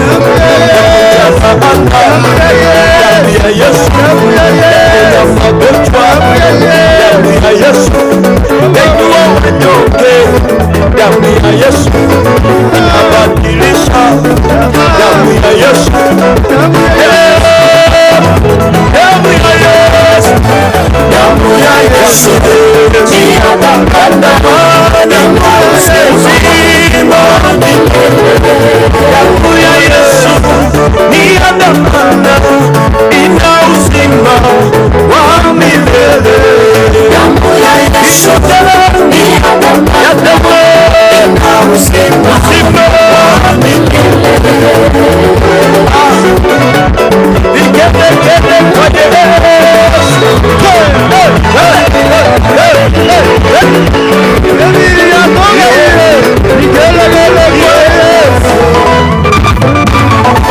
Israeli wakiwa Misri walipaka damu kwenye mimo ya milango, malaika wa kifo alipopita kuona damu aliachana nao. Damu ya Yesu inakamilisha, damu ya Yesu inatosha, damu ya Yesu inarejesha, damu ya Yesu damu ya Yesu, barikiwa kwa damu ya Yesu, unaponywa kwa damu ya Yesu, unarejeshwa kwa damu ya Yesu, unainuliwa kwa damu ya Yesu, kazi unapata kwa damu ya Yesu, unaponywa kwa damu ya Yesu, warejeshwa kwa damu ya Yesu, ndoa yako wa salama kwa damu ya Yesu, damu ya Yesu, damu ya Yesu, hiyo damu ya damu simba milele, damu ya Yesu ni ya dhamana, ina uzima wa milele, damu ya Yesu,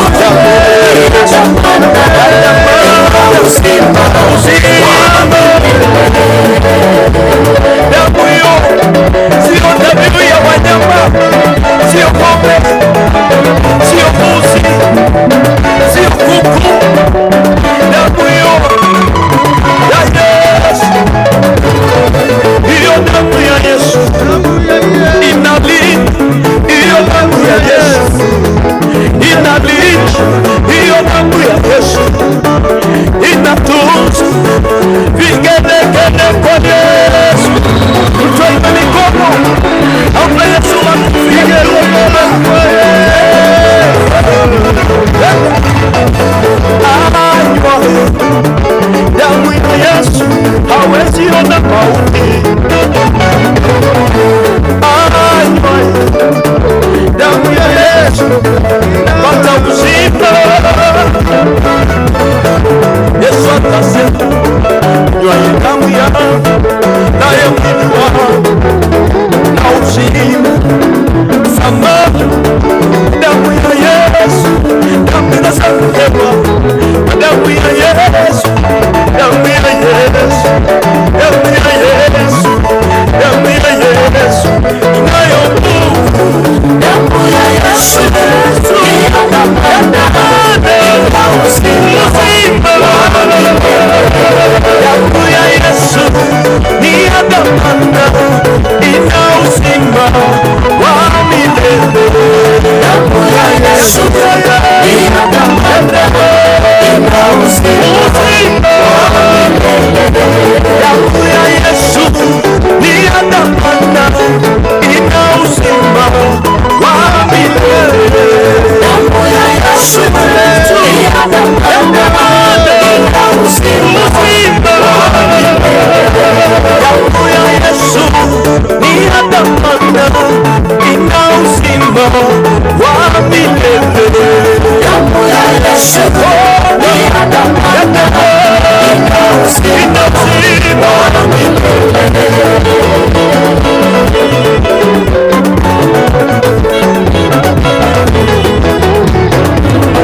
Damu ya Yesu, damu ya Yesu, damu ya Yesu.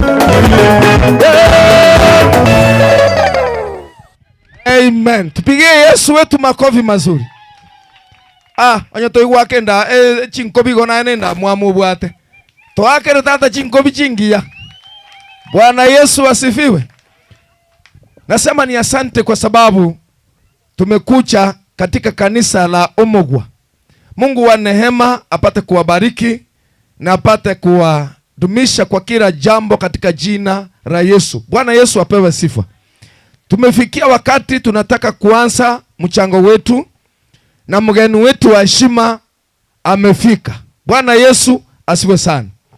Naitaka kukamatisia hapa, nimwalike mtumishi wa Mungu mpendwa ambaye amefanya tumefika hapa, Reverend Charles Mayole, ili kutoka hapo atuelekeze, aite bishop wetu, apatiana wageni wetu nafasi wapate kuongea.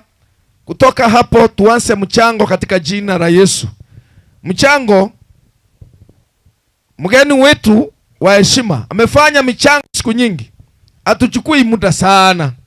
Isonali akichukua muda sana ni kama 20 minutes.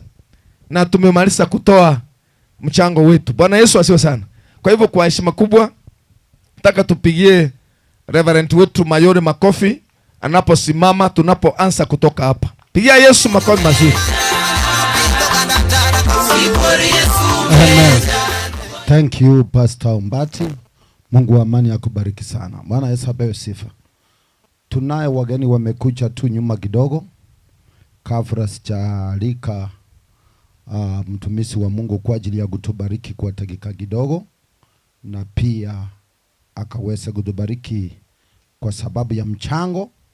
Tunaye wageni wetu wamekuja hapa.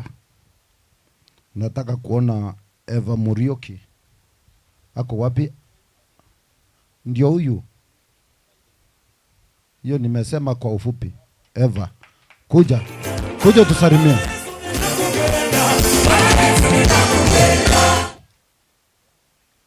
Oh, ni kama nataka kuimba. Unataka kuimba?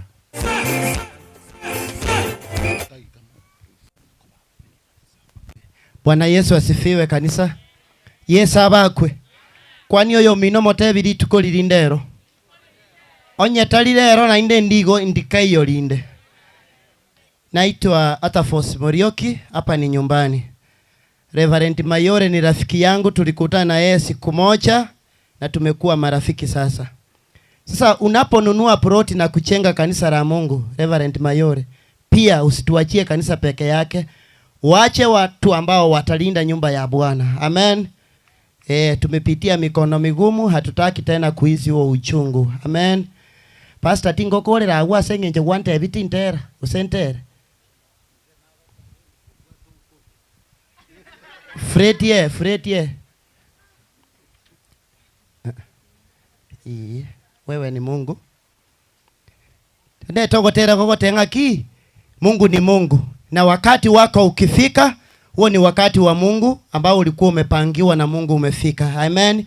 Kama ni siku ya kununua shamba, tuchenge kama kanisa la Omowa, ni wakati wa Mungu umefika. Weka ile ingine inasema ile lingara.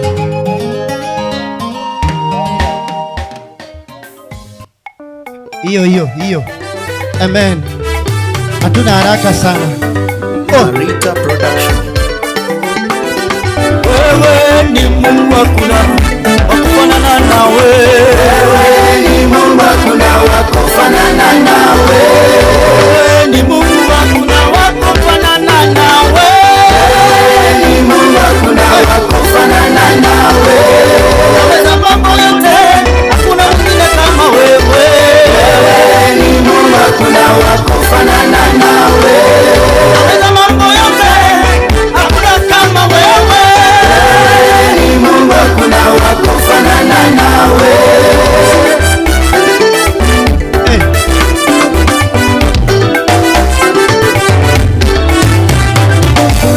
Umeifanya ibada ili na jina lako wewe. Umeifanya ibada ndie itukuze jina lako. Nasema wewe ni Mungu wewe, hakuna wakufanana nawe. Wewe ni Mungu hakuna wakufanana nawe. Mtoa mwana wako hapa kwa ajili yangu wewe. Na mtoa mwana wako Yesu hapa kwa ajili yangu wewe. Nilikuwa na deni, kanitolea deni Bwana. Nilikuwa na deni mimi, kanitolea deni yeye. Baba, kuna mwingine kama wewe. Yesu wewe nikufananisha nani Baba ye? Yesu wewe nikufananisha nani Baba ye? Nisingelikuwa wewe, nisingekuwepo leo. Nisingelikuwepo wewe Bwana, nisingekuwa leo. Ningeliitwa nani Bwana mimi ye? Ningeliitwa nani leo Baba? Na sana wewe unaweza hakuna kama wewe. Mungu hakuna wakufanana nawe.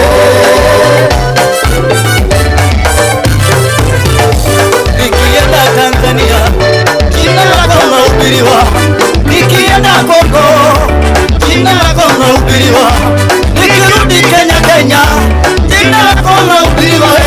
Nasema wewe ni Mungu wewe, hakuna kama wewe. Ni Mungu, hakuna wa kufanana nawe.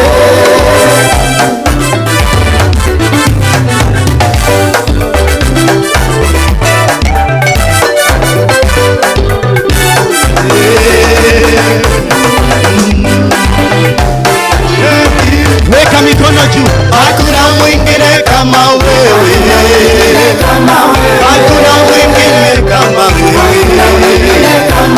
hakuna mwingine kama wewe. Wajaluo wote wanasema ni wewe tu,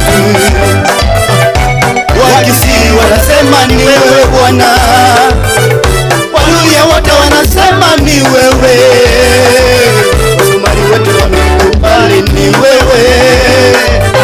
Nasema wewe ni wewe Bwana. Hakuna mwingine kama wewe, hakuna mwingine kama wewe. Hakuna mwingine kama wewe,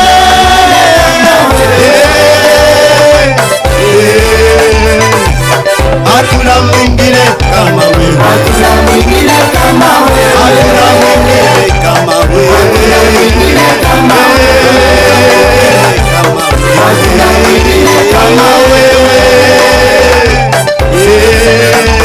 Weka tena mikono juu mara ya mwisho.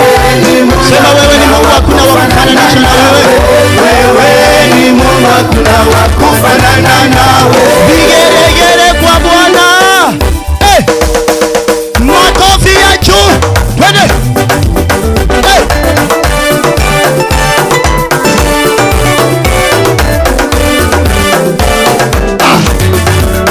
Fire, fire, fire, fire. Moto, moto, moto, moto. Moto umeshuka, moto wa Yesu, moto bila moshi, moto umeshuka, wa kutoka mapepo, moto umeshuka, wa kutoka lahana, moto umeshuka, wa kutoka mapepo, moto umeshuka. Geukia jirani yako, msalimie, mwambie moto wa Bwana umeshuka.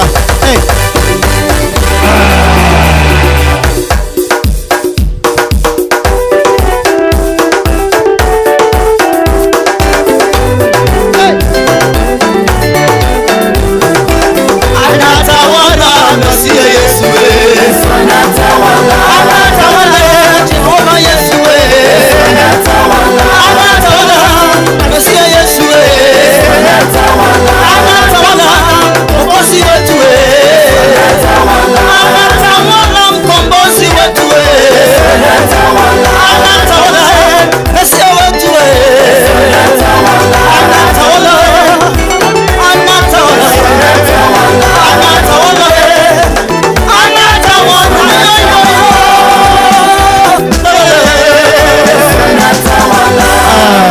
Kwa mara ya mwisho tena tumsifu Bwana kwa shangwe, vigeregere.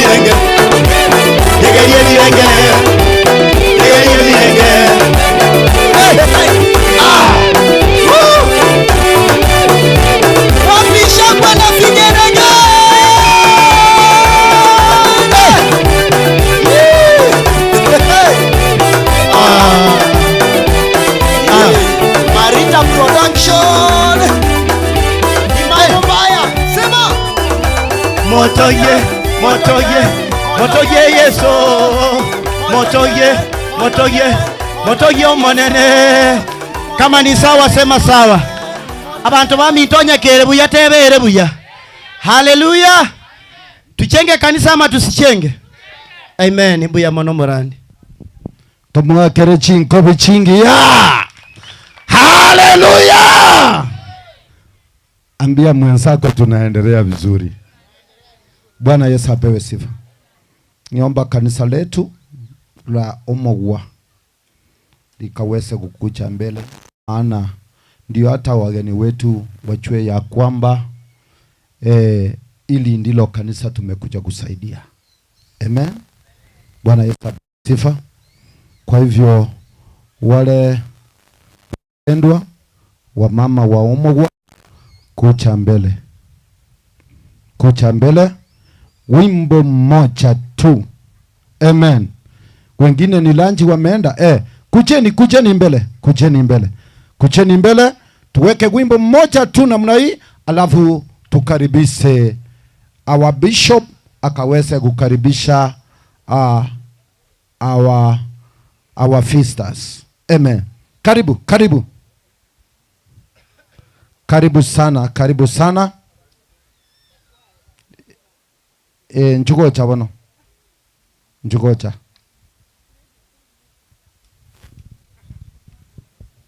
Ogotero kama weka.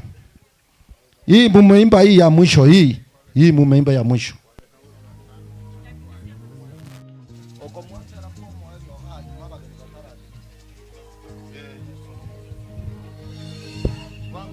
Yesu no muya nero tokonyire. Yesu no muya nero tokonyire. Abana babasubire bazeke kujario nyambata tukobekera ine.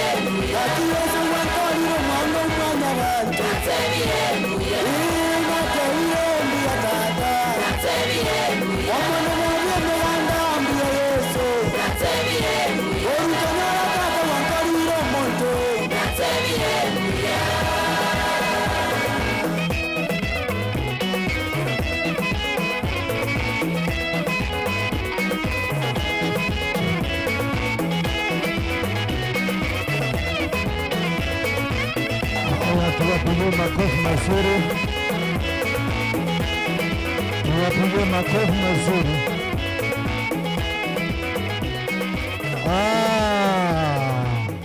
Tubakere chinko bichingi ya kabisa. Amen. Asante sana. Mimi sitaki kwenda mengi maana wageni wetu najua wamechoka. Wamekuwa na ibada tangu asubuhi mpaka sasa hivi. Hivyo wamechoka. Amen. Nataka kumwalika wa bishop ili naye akaweze kualika mgeni wetu wa siku ya leo. Bwana Yesu apewe sifa. Haleluya. Mko tayari tumwalike bishop? Hebu tusimame tukaweze kumpigia makofi anapokuja. Amen. Amen. Amen. Karibu bishop.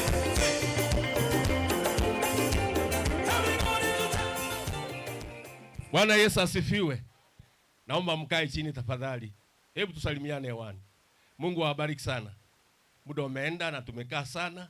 Watumishi wa Mungu waliye katika madhabahu, Mungu awabariki wa kufika. Najua mna mambo mengi mmepitia, mmefanya ibada, tumevumilia, hata tumevumilia. Ningependa nishukuru Mungu kwa ajili ya Bishop Muruabe. Mara kwa mara siku ile kanisa ilichomeka huko, tulikutania huko tena. Na leo amekuja. Ningependa niwaambie wala ambao watazamaji wangu mnaenda tazama. Muruabe ni mtu wa kutoa. Na mimi najua huyu rafiki yangu huyu pai ni mtu wa kutoa. Na nataka nikuambie siri ya kutoa. Biblia inasema ya kwamba mkono unayetoa umebarikiwa kushinda yule unayepokea. Haijalishi unaongea lugha zote, uende ufanye rabababa na utoi, utabaki wai said. Kwa hivyo tujifunze kutoa ili Mungu wa amani ambaye alima blanketi ya Raymond akabariki kila mmoja. Mtumishi, Mungu akubariki sana na timu yako na uendelee na huyo moyo, na hata huyu anasaidia hata mayatima. Nimeshaongea na yeye. Na usifikirie biashara naenda kafikiria ni bure. Anayetoa ndiye anaongezewa. Najua kila mtu ana fedha na kuja kutoa hapa. Semeni amen. Korama huko ige bono munyirita ni tuacha tu. Hey, wacha mchezo bwana. Tumewakujia tena mna. Tumeacha kila kitu imeteye bono nkira. Na ngobo ni mmusani mejaga. Nasema hivi, hata ukinipa samba bure hapa sitaka. Lakini tumekuja kwa ajili ya ye. Bwana Yesu asifiwe. Sitaki kupoteza wakati. Mimi hebu naomba msimame. Kwa heshima yangu, mimi ni Askofu Francis Yakaki wa Right International Ministries. Nimetoka kule Kisi kule Mosocho. Kwa heshima hii na mtumishi wa Mungu Bishop Muruabe, kutoka hapo sasa mimi ni raia sasa. Mamlaka yangu imeisha. Kwa hivyo Bishop, kwa heshima ile Mungu amenipa, nimekutunukisha wewe utuelekeshe, na Mungu wa amani akubariki sana mtumishi. Naomba tukae. Bwana Yesu asifiwe. Mutatusamehe moko vita igotari wanja waito. Egasa musimairi turwera. Hii hata mtawacha tu Bishop. Inanifunika watu wataona mahali tai imefika.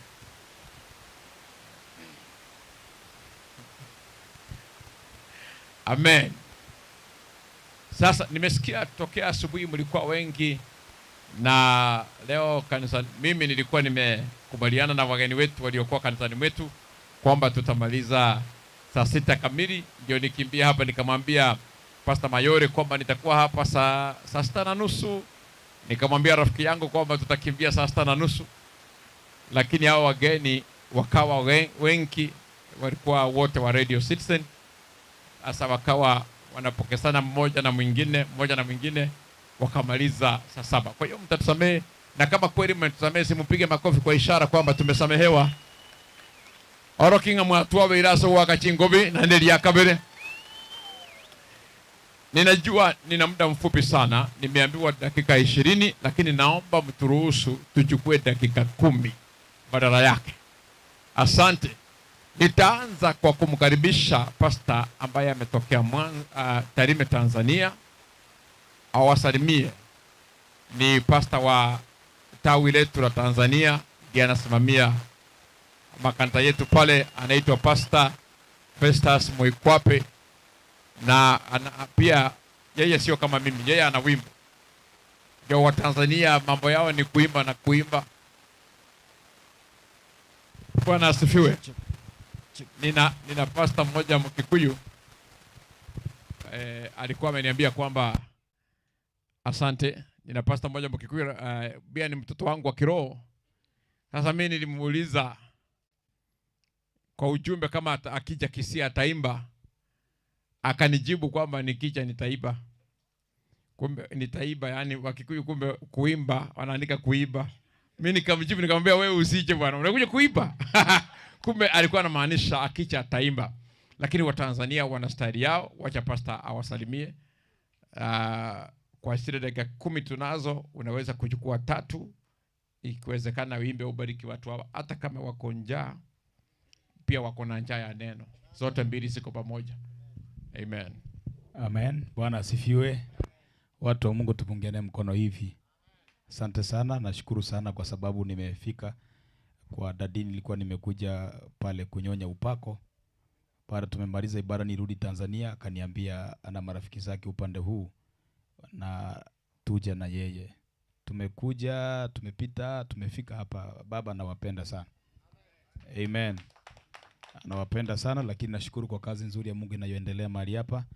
Mimi ninaitwa Pastor Festus, ni mtoto wa kiroho wa Dadi Murwabe. Ninatumika pale Tarime kwa kanisa la Gospel Embassy Chapel. Lakini mimi pia ni mwimbaji wa nyimbo za Injili. Ndio nimeimba ule wimbo nasema ambapo nimefika, nasema ni Bwana. Amen. Tunaweza tukaimba, lakini ni vizuri niimbe dadi akimaliza program, mimi niimbe wimbo mmoja. Thank you dad. Thank you. Wageni wengine ni wageni wa heshima wa mchango. Lakini unsariwa naba kwani? Ngaki abadai. Aba njede. Unsariwa njwango badai mwaje njiri amasasa bono usengia kumukono chinjenjiga. Next time ngoja nechiane. Nalimete iko na kongolie binde imogongoli. Njwango unsariwa. Check 1 2. Asante baba wetu Bishop Murwabe. Rafiki yangu unajua ni rafiki yangu wa muda mrefu sana. Tumetoka na yeye mbali sana. Huyu pia na Bishop wamekuwa wa msaada kwangu mimi. Unajua unapoona mtu ni wa msaada kwako, kuna wale pia wa msaada kwake. Tuliimba hapa wimbo mmoja, niliimba na wao. Niliwaambia msema aje? Tobesha garaki. Tocha yoyo mino. Chibe sango garaki hizi. Si tuliimba hivyo? Kwa hivyo usidharau mwenzako. Mungu awabariki sana. Bishop nilikuwa nimewaambia majina yangu, wananijua na tulikuwa tunakungojea. Asante, karibu. Unaona? Pia asante mwimbaji Pastor Festus. Siku moja nikienda kule Tanzania, yeye ndiye alitupokea vizuri pale mpakani, yeye ndiye alifanya kazi yote, nikaruhusiwa kuingia ndani pia kurudi akatupokea. Ndugu yangu mzuri sana. Mungu akubariki sana. Thank you. Unaona mzee Peter kule amekaa, unaweza kufikiria ni mwenyeji wa Omogwa. Sasa yeye ameketi kule, lakini najua kwamba kuna wakati ukifika Pastor Mayore atatuleta wote ili tuweze kuchangia kidogo. Ninaamini kabisa kama nabii kwamba shamba mnanunua kwa jina la Yesu. Amen. Hata kama amina yenu ina mashaka, huo ndio ukweli wa mambo. Amen. Amen. Na simuiongeze kama watu mko serious, yani Amen. Amen. Unajua maybe ni kutukasirikia, mmetukasirikia. Kuna hadithi niliambiwa nikiwa high school kuhusu watu kwa kijiji fulani walikuwa wanasubiria mtoto. Na wakasubiri mtoto kwa boma fulani, huyo mtoto hakuzaliwa, lakini mama yake alikuja baadaye akashika mimba. Ikachukua muda mrefu sana. Mimba ikabadilisha miezi 9, ikaenda miezi 10, miezi 11, Na huyo mtoto alikuwa wa heshima sana, na walikuwa wanakusanyika kila wakati wanamsubiri awaendi hata shambani. Wanasema tunangojea mtoto azaliwe. Sasa ikawa baadaye watu wakagive up. Wakarudi kwenye mashamba na majukumu yao tofauti tofauti. Wakasema ntoko na kukanya mwana otaliko byaru. So walikasirika, wakasema tutarudi tu hapo. Na siku moja ikawa sasa serious, mama akaenda kwenye labor pains. Na watu wote wakaitwa kutoka shambani, ule mtoto tumekuwa tukingoja siku yake imefika. Kwa hivyo ruare. Wakasema mnatudanganya na kuna siku nyingine mlituita hivyo na hakuzaliwa. So wakakataa kuja. Lakini kuna wawili watatu walikuja wakasaidia ule mama, mtoto akazaliwa. Na bahati mbaya jinsi alivyozaliwa ndio ilikasirisha watu. Akawa ni mtoto wa maajabu ajabu, amezaliwa akona meno, akona ndefu kidogo na alisimama vile moli. After few minutes akasimama. Kwa hiyo watu wakaambia ule mtoto hata kama mnafikiri ni uongo amezaliwa, njoo mumuone. Walipotokea kwenye shamba kuja kumuona, wakauliza wapi mtoto? Akamwambia ndio amezaliwa huyu. Akasema huyu mzee akona ndefu, ana meno, ndio mnasema amezaliwa. Ikawa kwamba wamekasirika sana. Wazee wa kijiji wakachukua panga kuua ule mtoto. Na watu wanauliza, kwa nini mnamuua mtoto? Wenyeji wakasema, sisi mtoto tuliyemtegemea sio aina hii. Hasa huyu amekuja vibaya, amekuja na meno, na ndefu, na nywele ngumu. Hasa huyu ni mtoto ama mmezaa mzee? Kwa hiyo wakiuliza kwa nini mnataka kumuua? Wakasema it's because of the way he came. Na hata nyinyi mmetukasirikia maybe because of the way we came. Hapana. Hapana. Is it because how we came in? Mtaniruhusu niwasomea andiko moja peke yake. Yes. Kitabu cha Matendo ya Mitume 13 mstari wa 36. Inasema Biblia, mimi nikipata, najua mimi nimekuwa mtangazaji wa radio, kwa hiyo nikipata mtu hata mmoja anaandika na huyo tutaenda na yeye. Kama huyu mama ameshafungua, huyu sasa tuko na yeye. Wengine nyinyi mnasa relax, mngoje chakula. Mwaruge tena gari abantu. Nataka kusoma, inasema hivi, Daudi akishamaliza kulitumikia kusudi la Mungu katika kisasi chake, alipumzika. Na akalazwa pamoja na babu zake. Nasema Matendo ya Mitume 13:36. When David had completed serving God's purpose in his own generation, he rested and he was buried with his fathers. Akazikwa na mababu zake. Lakini kitu nataka nikwambie kutoka kwa andiko hilo.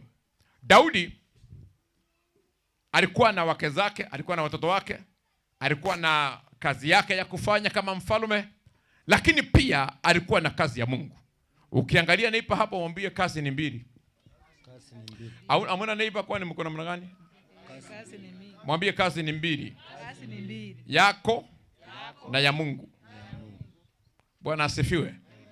Wewe umeruhusiwa na Mungu kuzaliwa kwa hii dunia kwa kutumikia mambo mawili tu. Hauna zaidi. Hayo mawili tu, ya familia yako na ya Mungu. Amen. Hauna mengi. Amen. Hivi ukifikiri una mengi, hata mimi huwa ninajumuika sana na wanasiasa. Wao wana mambo mengi, wana story nyingi.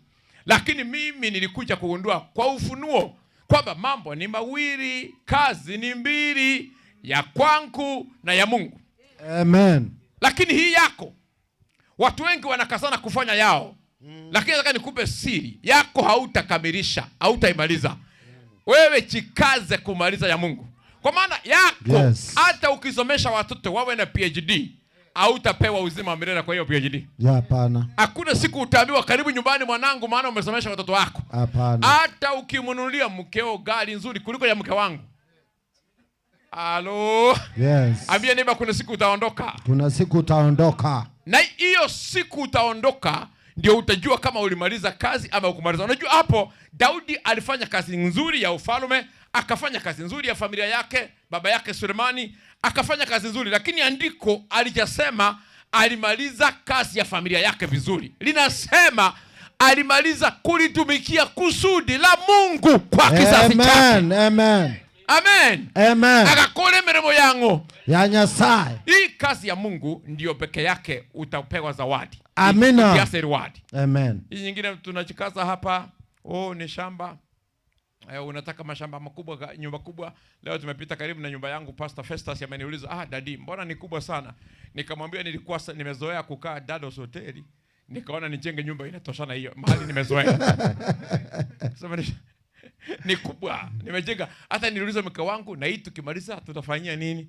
Akaniambia hata mimi sijui. Nikamwambia kwa sababu hatujui, wacha tumalize kujenga. Nitumai TikTok kwa. Nilienda kwa mheshimiwa wenu juzi kule Nairobi, alinipeleka kwenda kuona nyumba yake mheshimiwa Osoro. Nikaingia nikaona ni nyumba kubwa. Lakini kwa hiyo nimejenga, hiyo itaenda huko mara 2. Lakini ukiniuliza nitafanyia nini? Nitakwambia ukweli sijui. Kwa sababu najua unaweza ukamaliza ukaletwa pale ukawekwa nje. Na hata hizi nyumba tunajenga tunakataa watu wasiingie ndani na viatu. Siku utaondoka wataingia na buti. Wacha. Yes. Wataingia na buti. Yes. Na ndio maana naambia watu hivi, jamani, wacha kujishughulisha na haya mengine. Ukituona sisi, mimi nimefika mahali, niangalia hapa kila mtu. Mimi nimesoma, yani kusoma. Nikijuana na pastor, nilikuwa nafundisha chuo kikuu cha Kisii. I've been a lecturer in that university. Na huo ndio kweli. Niko na watu wengi nimefundisha chuo cha Bugema, masomo ninayo. Lakini itakusaidia nini? Yes. Nilikuwa nauliza watu wengine kule nyumbani kwetu Kibirigo. Hivi wewe unasoma, uko na PhD la afu mchawi hajasoma lakini anakukereketa kweli kweli. Anagonga kwa mlango, analeta paka, unajiondoa. Na uko na PhD. Afadhali PhD ya kumjua Yesu na kumtambua kama Mwokozi. Yes. Mambo haya mimi nina magari mengi. Niliambia mke wangu siku moja, na nikifa haya magari utayaweza? Utaweza haya magari? Niko na Prado sijui kama 3. Nikamuuliza utamanage?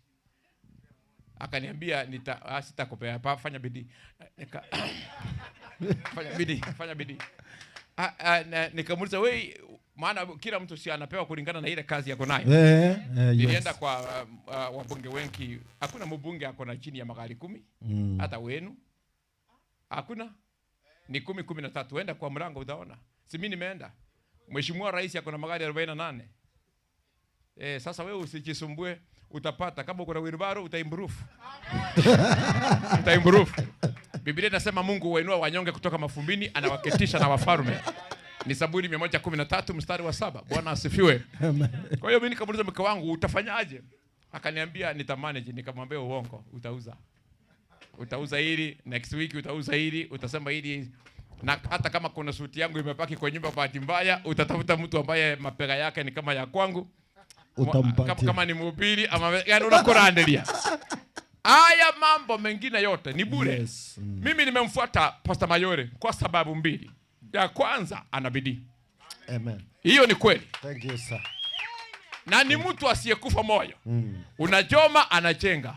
Unafunga anafungua. Yes. Hivyo ndivyo alivyo. Amen. Na mheshimu kwa hilo. Yes. Na la pili, wapo wachungaji wengine ukiwafanyia yale yamemfanyikia, watafunga makanisa, watakusanya virago, wataajiria, wataenda. Lakini Amen. Yeye anakumbuka mahali wametoka na Yesu. Unafunga Amen. kusini, anafungua kaskazini. Amen. Unafunga mashariki, anafungua magharibi. Mtu kama huyo mumushikilie na jina la Bwana litabarikiwa. Haleluya. Ninamjua. Kwa sababu nimekuwa Itumbe. Nimekuwa Otamba. Nimekuja Omowa. Na usifikiri kwamba sina mahali pa kwenda. Hapana. Yeye anafahamu. Ninakwenda kwenye makanisa makubwa. Ninahubiri na watu wakubwa, sio ndani ya miti. Hapana. Ninahubiri makanisa makubwa. Na hata Ikuru, ninafanya lanja wa Ikuru. Kwa hiyo usiniona hivi. Halo. Tidize mono. Lakini hivi sikia siri. Ni kipi kinachonileta hapa? Afadhali kuwa kwa kanisa ndogo lenye Mungu mkubwa kuliko kuwa kwenye kanisa kubwa lisilo na Mungu, lisilo na Roho. Kwa hiyo nimekuja hapa kwa sababu nina uhakika hapa watu watapona, watu watabarikiwa na watainuliwa kutoka hapa. Na namwombea askofu huyu na mke wake, mnapoinuliwa yeye pia Mungu amkumbuke raundi hii. Amen. Hata bishop wake sasa ambaye mimi namfahamu, ninajua kwamba umeingia kwa mikono mizuri. Mungu awape uwezo mkuu. Awape uhusiano mzuri. Ndio, nisikilize watu wa Omowa ninapomaliza. Zaburi 133 mstari wa 3. inasema mahali kuna umoja pale Mungu anaamurisha baraka. Sikia, mahali kuna nini? Kwa hiyo usitafute baraka kwa mafarakano na kwa furuku. Kama kutatokea na shida yoyote kanisani, muitatue ndio mruhusu baraka. Maana license ya baraka ni umoja. Ngibono kiande ta muta. Pastor kwa ndoko ndama tama toka Nyamarambe. Ama toka toko na baretera. Jibe sani mbwa ya matoke. Nkioria tego smile ingi nako kwa dera. License ya baraka. License ya baraka ni umoja. Kwa hiyo kwenye kanisa lenu muwe na umoja. Yesu alisema sheria hii ndio waachieni, muwe na upendo, muwe na umoja. Hiyo ndio license, permit na I expire, it does not expire. Kama yenu ime expire, mu renew. Naonda abno mochogi. Mu renew. Na hiyo baraka ni wape siri, baraka ikiingia mahali watu wanatachirika. Kwa hiyo unaanza na umoja, kuna kuja baraka, na ukisoma Methali 10:22 inasema baraka ya Mungu utachirisha wala aiongezi machungu. Amen. Amen. Iko kwa kumalizia tu ni kwamba hapa mmebarikiwa tayari. Amen. Amen. Mumekuwa hapa miezi 4 na tayari pastor wenu ana maono ya kununua shamba. Wapo watu wanakaa na hawakumbuki chochote. Wanataka tu chakula chao na cha watoto wao, watoto wasome. Watu bado bendagereze. Lakini bona haidha. Na kila mahali unaenda bwana unachenga. Hata kule tulikuja Utamba ulichenga vizuri. Tulikuwa pale na mheshimiwa wangu hapa. Tulienda pale na bwana Mburu, bwana Peter huko. You know, we have been going around na yeye. Na akona neema ya kuturasimisha bila sisi kupenda. Tunakuja. Akona neema. Hata leo niko nimejelewa, nimekimbia kwa rafiki yangu nikamuuliza hivi, tuende ama tusiende? Akaniambia wacha nibadilishe tu nguo tukimbie. Nikaona ninajelewa, nikamwambia wacha nitangulie, wewe mzee Peter atakupiki tuende tu kuona pale. Bona watu wa minto. Ingi motagede. Obole mubono kaiterio. No ano yo manyene na bara amwange chibesa. Abatebira busa. Lakini mota kaigo inu mo chibesa. Na limoko nyore namba again togorete ingere match peta. Igo okorwe kubosa na be okorwe kubosa. Lano bole mo kwasa na mutare go torage inu se mokuru mu gwata malimo. Ngi mota ona limo goro. Nchebolimbe gete kasata oni go na oni ti bwake biri go ngachanga goro. Inu ngi mota ona liya mu gwata mogoro. Usa ya ino na yogo tindeku. Digero liya abantu ba minto. Anse ito bogiranga na jeno na menya marambe ga ingi inu mota aida inu mu bwati asemara oni no na sini ni 50 mogoro. Mubwata wake oyoko ni abwata banane agorita mange obwo bake oraise kobutura 500 no tukari asora atinde ku eso gotinde ku mbogo sana bobe mbogo sana na bango chango gore na injekende ndagete ko kuguli litukerimo omuntu bogirango mata oni dio bole mo okoba yo chikogorenya sama tabau. Amen. Amen. I'm not speaking tindi okwana bintongo gesi. Tindi motaka litukeri mani nilikuwa mlimani nikiomba pale Keroka. Mungu akaniambia wewe nenda Kibirigo. Uuze shamba uniletee dhabihu ya $1,000,000. Alikuwa anataka $1,000,000. So sikumuuliza anataka kufanyia nini na sikumuuliza kama amekuwa broke. You know, Mungu ni Mungu. So mimi nikaenda Kibirigo. Shamba ya ancestral. Nikamuuliza nilikuwa na shamba nyingine kulia kwa kina pasta nilikuwa na eka 20.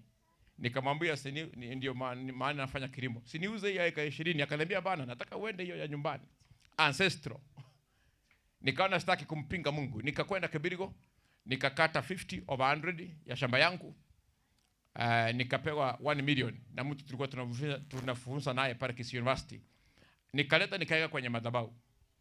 Na haikuisha hivyo, watu wa familia yetu wakaenda kotini. Nimeuza shamba nini, baba yetu alikufa achauza, bona naye waachire, pastor Rogirwe, okoro mekemebe ya masoire. Nkiatigete kanisa ito ya SDA omate me kanisa chinge chibata bokong. Iko na matatizo yetu lakini tunaelewa. Hii kidogo. Wakapiga kelele, maloya nini? Mimi nikatulia kwa sababu ni Mungu aliniambia. Lakini baada ya kukata hiyo 50 over 100 chini ya mwaka mmoja nikajikuta nimenunua eka 50. Amen. Asa huyu ni kijana mdogo huyu. Ndio maana anaongea hivyo.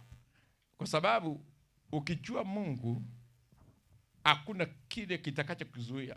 Hata kama pesa unayo ndio ya mwisho utampatia. Amen. Ukimjua Mungu. Huyu nimekuwa na wewe ndio ni mzee labda mke wako yuko hapa lakini ni kijana mdogo kwa sababu mimi nimetembea na Mungu nimehubiri sasa ni miaka 25. Hiyo 25 ukifika kwenda nyuma utakuta mahali ulikuwa. Lakini mimi nilikuwa nimeshamaliza university na nimetembea na huyo Mungu. Kuna siku nimemnyima, kuna siku nimeona wachungaji ni mapega. Kuna hapa nimepitia naona wanaomba, nimeona wake wa wachungaji. Hata wakati mwingine mchungaji akiupigia simu wakati nilikuwa lecturer, haufai hata kumuuliza kama atakuombea. Unafaa kumuuliza, unaona kama simu ya mchungaji, unaona ni pesa nataka. Akuwaka uko yumo bolinga ile ngota keterero. Nimepitia hapo kwa kudharau wachungaji, nimepitia mambo yote, nimefika mahali nimejua priority ni Mungu. Wana na binti za mfalme. Utafuteni kwanza ufalme wa mbinguni na utakatifu wake. Yes. Mengine mtapata. Amen. Inua mikono yako miwili. Baba, kwa jina la Yesu Kristo, nimesimama hapa Omowa, Nyandiwa, South Magirango. Na watu hawa wanaonekana wachache lakini niliokoka kwa mkutano kama huu. Mikutano hii wakati mwingine inaokoa watu wasio kuwepo hapa. Na kwa jina la Yesu mwana wa Mungu aliye hai, neema niliyoipepa hapa ya kubariki mtu, naomba ukaiajirie kwa kila mtu atakayejitolea zaidi ya kawaida. Yes. Atakayejitolea kwa zaidi ya kawaida kusema nitafanya kitu kisicho cha kawaida kuhakikisha kanisa hili litasonga mbele. Naomba uwabariki watu hawa wote. Na zaidi ya yote, kila atakayejitolea zaidi hapa kwa ajili ya hili kanisa ukambariki sana. Yes. Na ufungue milango yake na ya watoto wake. Tunapokutolea tunaomba neema yako ishuke kwa jina la Yesu, na kanisa lote kwa furaha liseme amen. Amen. Amen. Bwana mwara asomire buku. Ekera abantu bakurura Nyasaye. Igategete igakogokera bali bakorwa babitete goseba gogete. Bwana murega. Bono mogogete. Bono no mwigete bono mwekwerekerete. Mwigete mwae kombe. Yo omogogete kianda gikumi. Hapana, tupatie jinsi ya kutoa turue togende turudi kule tulitoka esta ka format ya kutoa ama pastor anatafuta wageni wengine, lakini the meantime wacha mimi nilete wale tumekuja na wao wasalimie. Msepita tafadhali njoo ndio utusalimie tu hapa Omowa. Msepita amefanya kazi kubwa sana na Pastor Mayore kuliko ile wengine wetu tumefanya, na Mungu akambariki sana sana na familia yake na akamuinue. Karibu sana, ndio ulete pia mgeni wetu naye atusalimie. Bwana asifiwe. Mimi ni mgeni. Si mimi ndio natakikana niwakaribishe. Nashukuru Mungu sana kwa sababu ya mahali tumefika na vile tumefika na mahali tuko. Bwana asifiwe sana. Sasa mimi sitaongea mingi. Kitu nitasema ni kwamba mnaona pastor, mnaona sinimuite Mwindi. Mnaona pastor wenu hapa na mimi watu wanne, kazi tumefanya amwezi kwa sababu makanisa yenye tumejenga na wao tumetembea mahali kwingi. Hii inakuanga ni kama miguu ya gari, mahali tunaenda miguu ine lazima ikanya.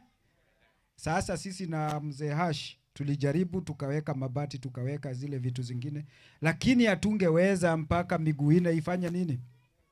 Sasa mimi nilikuwa nasema hivi, tutanunua plot pastor. Kaproti kale unaona hivi, hiyo nyumba imeisha mwisho. Sasa tukakuja tukadecide na pastor alikwambia ni pesa ngapi tulilipishwa, lakini tukasema hapana, kwa sababu ya maono yenye wewe umeweka ndani yangu. Unakumbuka wewe tukiongea na wewe kule, ile maono imefanya tuseme sio pale tunataka kufika hapa. Yale ndio maono yenye tuko nayo, na tukasema ya leo ikuwe ni tutafanya yote yenye tutafanya, lakini we Onsarigo tafadhali kuja kidogo umalizie mahali ninataka kumalizia. Sisi wenyewe hii ni mkutano ya pastor, lakini sisi hatutajiita Gen Z, tuko na mkutano yetu Disemba ya wanasiasa. Sasa pastor, wewe ndio utalete president, wewe ndio utatuletea president, waeleze vile mkutano itakuwa yenye tunapanga, alafu mwishoe Hashi ni rafiki yako, mwambie kuja aseme kitu. Bwana asifiwe. Kwa heshima siongei, kwa sababu amesema kwa yule ambaye namwamini na Mungu ametenda mengi kwake, Bishop our dad Moruabe. Kwa hivyo alikuwa amesema ikiwezekana huu mchango uishe, kanisa hili pia liujumishwe na serikali kwa mchango mkubwa, ambapo anataka tupange mchango mkubwa sana. Kwa sababu ya hiyo, yes. Unajua Pastor Bishop wa Dad Muruabi, yeye ni serikali. Vile alikuwa amesema hapa, saa hii hata akipiga simu kwa State House, akipiga simu State House, ukweli Ruto atakuja hapa moja kwa moja. Kwa hivyo mimi saa hii sitaki kusema mengi, hiyo ikifanyika atatuguide yeye. Amen. Ash. Najua tukisalimiana Kihindi namuita Kemjo. Kemjo. Nataka mseme barabara Kemjo. Ni hivyo. Amen. Jambo. Habari yenu? Okay, leo mimi nimefika hapo mara mbili. Okay, asante. Pastor Moruabe rafiki yangu about 25 years. Amen. Amen. Alafu Peter pia mjuana toka 2001. Yes. Hawezi ongea mambo mingi, ndio bado kushika mic ni sio rahisi. Unauza mic mingi lakini kuongea hawezi jua. Wakati leo mimi pia nilikuwa busy sana, pastor amekuja pia, lakini nilikuwa maombi pia kwangu. Ana bado pia naendelea sababu saa hii wakati ya maombi yetu iko about 10 days, siku 10 mpaka jioni na kwanga. Lakini leo sasa nimefika hapo, umeona mzuri, mejenga. Asante sana hapo.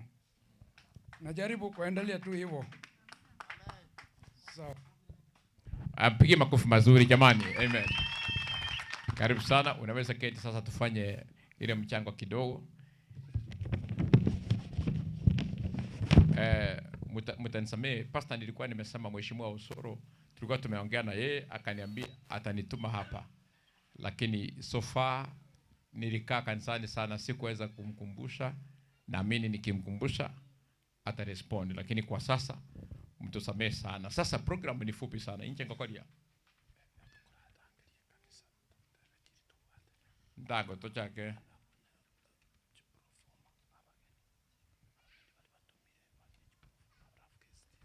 Okay, biyamano sana. Biyamano sana. Nakiwana kakumubiti. Ngayuma turesa rale pia kanisa. Sesenia sesenio monene. Sesenia sesenio monene. Sesenia vana vao monene. Sesenia sesenio monene. Sesenia kanise yo monene. Sesenia sesenia. Sesenia kanisa ekanisa yo katorta chibesa. Ekanisa yaito ya Omogwa. Omogwa wamefanya bidii, wako na pesa kidogo hapa ndani, lakini ile jumla wamekusanya ni 102,470. 1,102,470. Igonga chine ichigo bona ono omwe njitanga na bona bona mwe kwerekera yani go mwaka paka amaboko garwe ale chimbambaru. Ego muri chimbambaru ono mwaka kweri akango chingo biesogo. Marko baba minta bakadru kyanga madanga mbuja manase nyasa. Mbuja manase yes. Nairoto konyire. Mbuja mano sana wale wako na performance kwa haraka performance. Tulete haraka. Kasi tumemaliza. Ulisikia pastor pia anaenda Tanzania na alisema nataka kuwabariki na wimbo. Pastor, utaweza kuwabariki kweli? Wamenuna. Usaba kiranga na wabarika. Omogire teba kabono. Nanje no mogirango lakini ningire tegaki. Tisima eredi. Nkogira tole aba kirango na bodo to kogira. Lakini gaki mogo smile. Ngaichi performa jire. Pastor performa jire. Performa haraka haraka. Haraka haraka ya performa au kadi. Si ndio?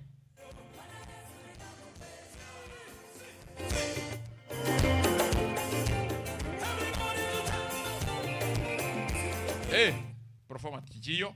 Asante sana. Ya Njio.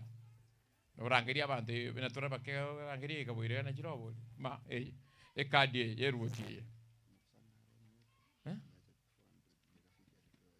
Andrew Mairura ne kadi yaye 400 Kenya shillings. Mpige makofi mazuri. 400 ndio hiyo. Mabuo. Kanisa ya New Beginning Ministry 1000. Igaya kero montate wakachingo bino nyanya kimako mokora. Moko mo request yage ende go sato eru. Matraro mo monara te waka pi. Wosino montu mwari mwa security mwari ganeti. Akango kero monto chingo bitore ngote waka ato emi. Kanisa ya New Beginning erubwe yamo. Kanisa ya Kiabigori New Testament Kenya. Chibe serenga 300. Kanisa ya Kiabigori. Amen. Na ayo yuko leta. Chiprofoma. Na kingobori. Ngochale sindi sabon. Bio ntango nei. Yineri ye. Ai. Ndange kadi ene, kadi nyingine. Veronica Bernardi. No ichinde 500 yinde. Of course kanisa, unajua kanisa huwezi rudisha pesa, ndio nauliza hii nyingine ni ya nani? Ama mnafanyanga change mpaka hapa. Imagine bono enenga kiri tu akarure jingondi. Kwa ile ngondi. Mwaigura manganaje. Ya nyenyura matabau. Uko sababu ngina ni ngondi anebe moyo. Ngara liyo kogoro. Eye tuare tena kwa tabu kwa. Na ichi 500 kirenga dogo bekera. Change te yo maide. Kanisa tore. Change te ora saben chinga ongo chere. Ejo yinto ko irani. Lakini ndo ko irani. No njenga beste chinareta. Kilo monda na ka beste style get. Veronica, na kia kumada? Veronica Bernard 1000. Ondigingo efea. Ntori ko irani arobes. Ani ngobera ngagero mogwa. Elisha Oyudo. Akona hadi wa pale Rongo ametupatia 2000 Kenya shillings. Ekadi yema. Miriam Mayaka ekadi haya alete 300. Mayo Miriam Mayore 300. Ono yonkabano. Nabokora. Mwakere gakinkobi. Karibu ndande karibu twakwariga no mugako minto nabana. Biyamano sana kadi nyingine. Kadi ende. Chikati china tabantu bonsi pichikati na. Chialire biyamano sana. Wageni wote walioalikwa. Wageni walioalikwa. Lakini kafra ya wageni pastor kuna wa Kristo wetu wote wapange raini. Kafra tuchangia wageni. Si wao wanapanga baada ya wageni wanasindikisha wageni. Omungu no kuchedida. Emia. Na wachukuu wake 100 wabarikiwe kwa njia hiyo hiyo. Pastor Mbati yichie kadi shilingi 500 ngojali chobo pastor bon. Amen. Anakuja kwa upande wa pastor. Mabu. 1200 ene kadi ya pastor John Oyunge. Amen. Kadi ya pastor imeleta 1200 na yeye anakuja kwa upasta. Yes. Bia mabu. Akanino ni chama kuronye chama kwa chapa rosi. Mabu. Pastor Joel Simon. Pentecostal Glorious Ministry shilingi 2,000, si ndio? Amen. 2,000. Amen. Glorious Pentecostal Ministry 2,000 Kenya shillings. Thank you. Bia mana sa. Suara ko rin. Bia mana ntango rin. Yes. Bono ga ntubwata fistas na guests. Fistas no mundu rubwe nyora omageni. Abageni batumire gocha. Abande what- bacha barega iga nyore mbarato kwani na njumo to kwanerani. Abageni nchubono. Abageni nchugocha. Wageni wote walio ambao tumealikwa hapa. Asante sana. Pigia mgeni makofi jamani. Amen. Amen. Amen. Amen. Karibu sana. Amen. Kwa majina ni Amos Omuli. Mgeni kukuwa nali. Asa maleta na Amos Omuli nkoro. Kumbare nga bamanyita ega. Ama ene nyoe pastor kunya kukwana na banku na bano nje na kumiri. Muli na magoko. Mutayale bodi. Pastor. Hao watu wa kanisa wako serious. Mnataka samba lakini hamko serious. Amen. Amen. Amen. Lazima ufurahi, mgeni amelete pesa. Tuchenge nyumba ya Mungu. Na mtaki kufurahi. Yes. Amen. Kwa majina ni Amos. Ndugu yangu Eric. Hata hawakunipea kadi. Hawakunipea kweli pastor. Mimi aliniambia tuko na mchango. Juzi wakati alikuja kufanya kazi kwangu. Nikamwambia nitakuja kumsindikiza. Nikaamua leo nikasema wacha nikuje. Sasa vile nilikuwa nakuja hivi nikasema hapana. Nilikuwa na 1,000 lakini pastor vile amesema nimetoa 2,000. Amen. Amen. Amen. Asante sana. Amen. Tokora tibia. Ingi watika lia yuko takachia pa isato. Bia mana sana.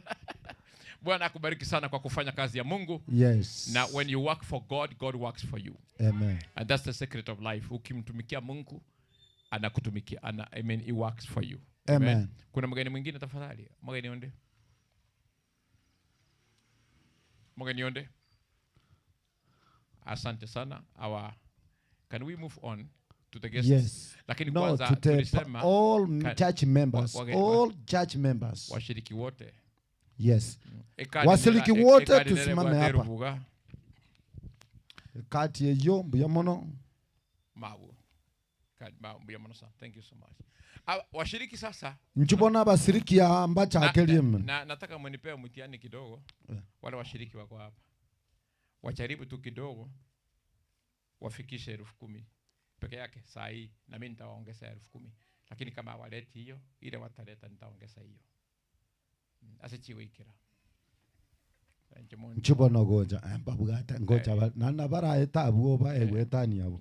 Nchubona goja nchugoja moigule munatebere. All members wako hapa panga raini. Ndaraba tema beka yega orona nchubona ngobara. Musarigo ngayole. Musarigo. Na ababu sangerimba rendete mbakuchoka na kiro chiga. Nchugoja all members nchugoja. Musarigo nayo kumbota na juba seji. Msipita ni mgeni tumeandikwa hapa kama guest, yeye si mshiriki. Yeye atakuja baadaye. Tuko kwa guests. Mimi Bishop amesema mkitoa 10,000 atatoa 10,000. Ningekuwa nyinyi toa 1,000,000 atoe 1,000,000. Tumekubaliana? Si ndio ulisema? Amesema hapa ni mtumishi wa Mungu. Toa 1,000,000 atoe 1,000,000. Tunaanza hii maneno. Tuvena, leta ile ya wageni tunaishika. Haya 1,000 barikiwa. Batsheba 100 amebarikiwa. Christine 100 amebarikiwa. Jacqueline 150 amebarikiwa. Tumesaidika pastor. 100 Linet 100 asante. Aya asante. Bishop talikira nichi ba sabuat. Aya 250 asante. Pastor Mayole na ile chia ya kanda R20. Aya 200 asante. Kando. Aya 1000 asante. Aitoi mshiriki. Anakazana ndio yende juu. Asante sana mami 300. Asante sana muimbaji 200. Echi aganchire ndete jija yatanganita. Aya, asante Mia.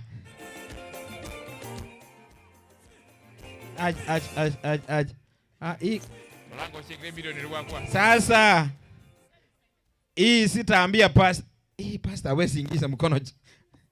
Itakuwaje? Hii challenge ni mzuri. Nitaongeza kama hiyo tu, haina shida. Rango 1 million. Hii challenge ni mzuri sana. Mimi ninalinda ahadi zangu, ni za kweli, mtafanya. Ay. Pastor Mayole, ungeomba mshiriki mwenye ameweka mahali hivi arushe hapa ndio tutoe pesa iko hapa kwa mfuko. Ando montale ne monta soko kurwaje koi. Chilikuwa na tara Yesu to. Davi yango sarwere ngaja berendo kuneje. Ile ngumu bali. Yegire chirubinya.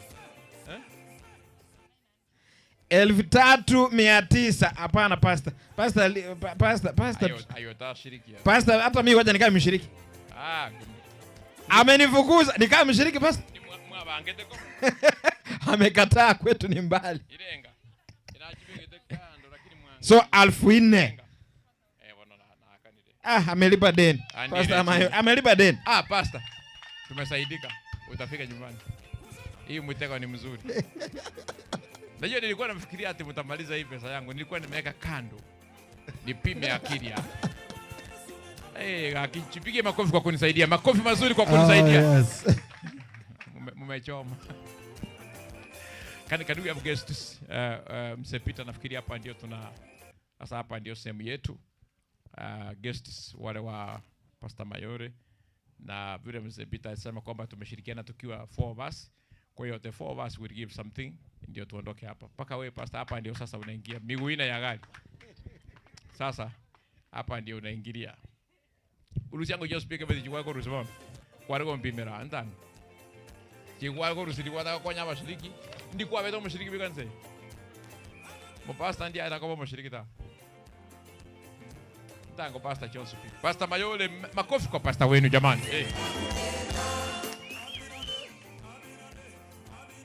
Pastor ametupatia hapa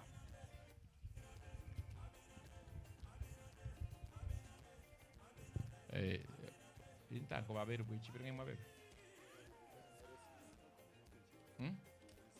ibere chibore itu akoro bunapa ga ni ibere chibore intango basta bekango kindochi manya kunyara kutangasa bekano ane yane nalinda beshua Tumange sena bayana. Hebu angalia kwa namba yangu kama imekuja. Nako ile kashi.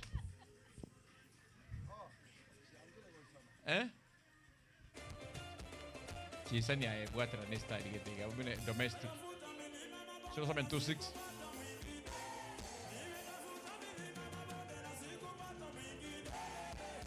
Ama mko na baby ya kanisa. Mko na baby ya kanisa. Kama mko na PayPal utatuma huko mimi unipatie pesa yangu. Ama nitumie itatosha vya 2,000 kwa simu yangu. Wani tutafanyaje ifike tu.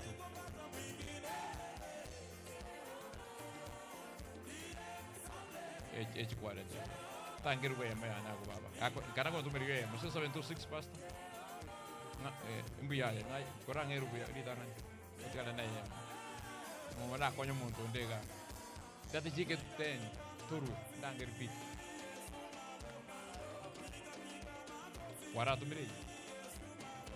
Ina kutrira. Usengo yake busani. Friendly. Ngo yake busani. Okay. 26 85 830.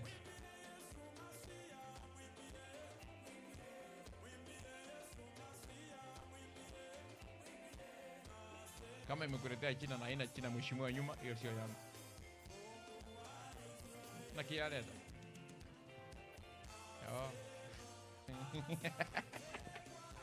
Imefika ngapi hiyo? Menta rangu pasta chipesa ichisa ne tumurwera indango chiminya 400 shillings. 400 shillings tafadhali. 400. Thank you. Ini 100. Thank you.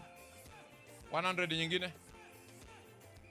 Thank you baba. Our daughter, God bless you. Another 100. Tunataka mbili. Chesa nile. Baada zile tulikuwa nande. Chesa nile. Mgeni wetu Pastor Mayore ametupatia 10,000 Kenya shillings. Ametupatia, ninarudia, pastor wetu ametupatia 10,000 Kenya shillings. Amen. Nichukue ya mgeni mwingine. Mzee Peter alikuwa amesimama tayari.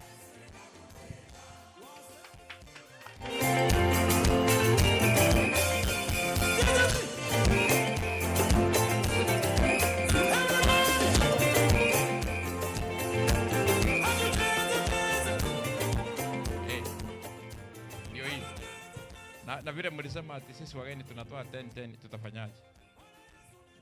Tutaongeza kidogo ama hebu angalia kidogo hivi tuone ndio tusiondoke vibaya. Hiyo ni ngapi? Leta tu, haina shida. Oh.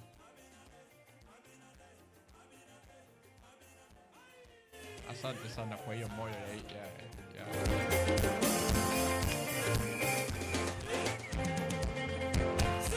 Amen. Mzee wetu hivi ukiona ameangalia simu hata niendelea kutangaza. Mzee wetu mgeni Peter Mburu ametoa 10,000 Kenya shillings. Tano ndio hii, 5 inaingia kwa hiyo simu unaijua. Na unajua wakati mlianza kutaja rafiki yako Ashi kama Muhindi inamaanisha mnaweza taka nyingi. Lakini inategemea vile yeye na Mayore walielewana. Wacha mimi aniletee ile walielewana. Bwana Ashi, unajua sisi hapa South Mogrango hakuna mtu akona hiyo rangi yako. Sisi wote iko rangi nyingine. Sasa hiyo yako. Lakini umefanya kazi kubwa sana kwa especially nakumbuka kule Babati ilikuwa imepaki pale Otamba. Ulienda ukaweka yote. Bwana akubariki sana. Hata hii nimesikia umeshughulika sana. Bwana akubariki sana. Sana sana. Kwa leo kama una kile ambacho umemletea rafiki yetu nitakipokea.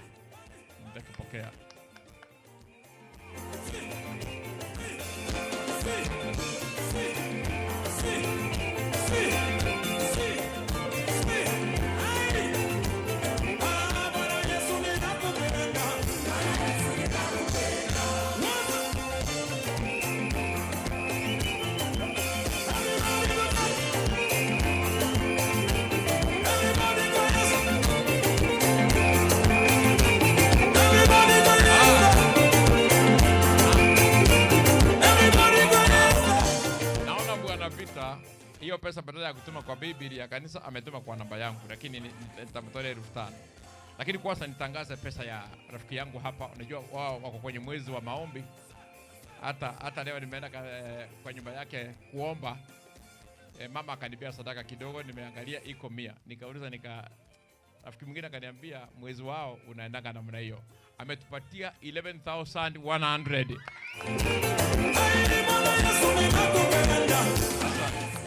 Na hii ya bwana Mburu 5,000 ameituma kwa simu yangu. Ngoja niitoe hapa.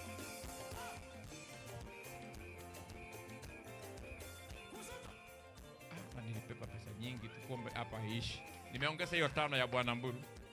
Na nimejaribu kukaa sana hivi. Na hiyo mifuko mingine hata hatujagusa. Kwa sababu mimi naandanga mahali wakitoa 50 natoa 50. Wakitoa 70 natoa 70. Wakitoa 200 natoa 200. Hiyo ndio shida yangu. Sasa hapa umetoa 4, nimetoa 4. Mnipigie makofi. Si Biblia inasema kila mtu anatoa ndio. Sasa amebaki mgeni mwingine tumalizie hapa. Pastor hakuwa na hiyo habari, amesema atatuma 2,000 akifika boda. Lakini it will be a border. If you don't do it, let me give it, utume kwa simu yangu. At least you say hiyo ni ya Pastor Festus. Bado haijaisha. Wapi ule mama alisema alikopa pesa? Ule Veronica. Baba. Ndoto ite mangana mangama ochiwe itwe. At least taishe. Unzalio si mwingine amesema kwa sababu ya urafiki wake na Mburu, wacha amsindikishe na 1,000. Na pastor, mimi nilikuwa na michango mitatu leo na nilikuwa na wageni. Kwa hiyo mtanisamehe, mumeongea mambo mengi hapa State House nini. Hakuna mtu ataleta rais hapa South Mugirango bila usoro. Hata Kibirigo kwetu bila usoro. Hiyo msijidanganye. Hata Kisii Town bila usoro msijidanganye. Hiyo nawaambia wazi. Hata kanisani mwangu rais hawezi kuja bila usoro. Japo mimi na rais ni marafiki wa zamani, maana tulisoma naye University of Nairobi. We were in the same class.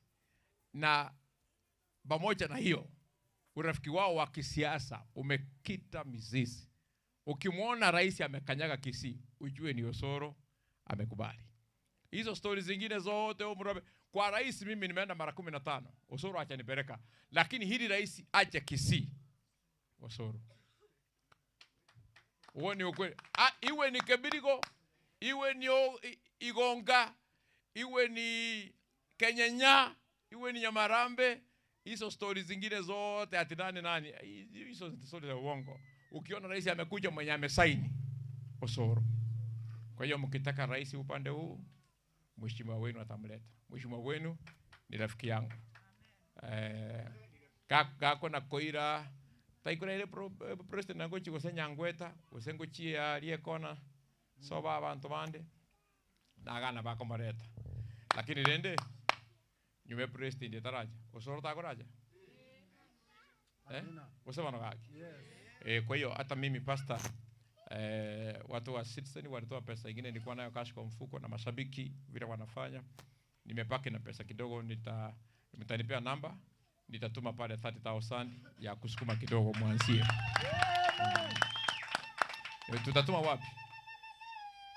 Amen. Amen. Nafikiria ukituma kwangu ni sawa. Itafika. Sawa. Sina mambo mengi. Mimi nawatakia mema. Mungu wa mbinguni awabariki. Na Bishop ulikuwa hujatoa? Kiki. Hata wachungaji na tulikuwa na makadi Mubasta. Devi elieza. No mente mia Usaigo mbuya tani mbuyango wa devi ae. Ni mbwete sababu yake nabii. Menta 500. Pastor, menta 500. Pastor, devi tengo no kutangashiba shao. Pastor Samuel Omari otoire 1,500 Kenya shillings. Bishop.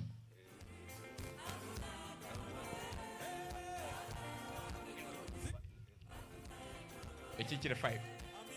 Bono guata kirole te 7. Boko mendate chebe 15. Mongi nantange chibere.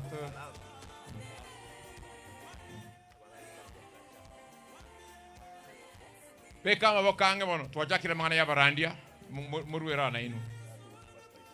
Pastor Isaya Nyambega 1,500 1, 2, 3 1,500 ya. Pastor Job Nyabuga 2,000 1, 2, 3 Mabu Ntango baba chipese chapa se chipe 7 na licho 15. Omongi na oretire rubwe yemo. Ya dere ya. Okay. Tomae con ikinda. Ngai tego toma ya mayor tego toma. Tomange se ya mayor. Ne manero bweyu. Bishop alikuwa ametoa 8,000 na leo ametoa 7,000 imefika 15. Kwa hiyo leo ni 7,000. Amen. Thank you so much. Kuna pastor line kadi kwa leta. Ntange ichao. Pastor leta erubuye mona irenga 1,500. Tanga. Enerbu? Enerbuye. Kwa nara pastor ditu 15 tuare kuru. Naki. Eko kara 500. Tanta 500. Miata. Echini renga. Echi 500. Oh, qua mento pasta. Aumenti le pasta ci avere 1500. Pasta ndio ya. Pasta mengine. Pasta nipatie simu ya church. Nitumie pasta hiyo pesa. Nitoke hapa kwa madhabahu tukimbie na wewe ufike Tanzania. Na si usingekuja uimbe. Ama muda umeenda sana.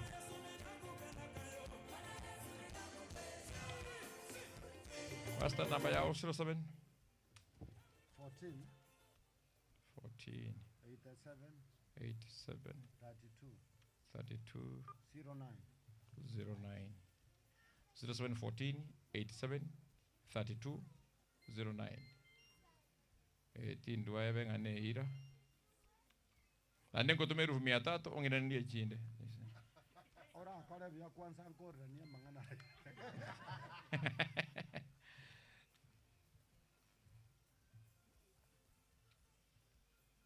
Charles Maisiba.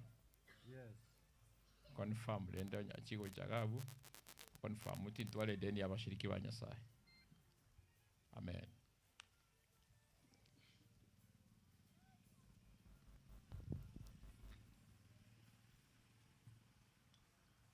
Bwana wabariki sana watu wa Mungu na awalinde na asante kwa kujitolea na kwa kumpokea Pastor Mayore.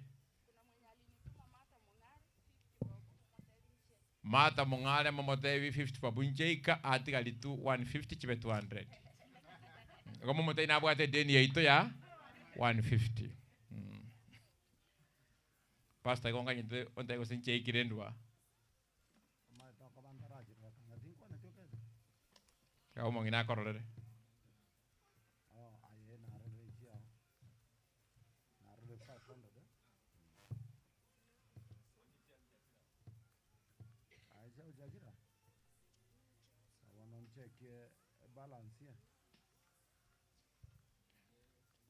Ochori yesi minerte chibesa.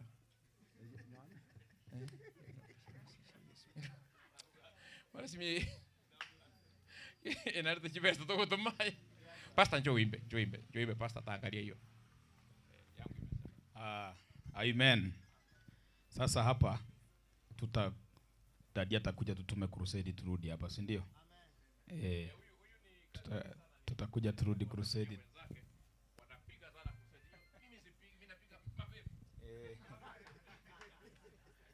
Nimeona kuna kwaya iko hapa nzuri. Iko wapi? Mungu akubariki. Nimeona una dansia Yesu sana. Ubarikiwe sana. Ubarikiwe sana. Asante sana. Basi simama tu dance kidogo kama unaweza kwaya. Unaweza simama tu dance kidogo.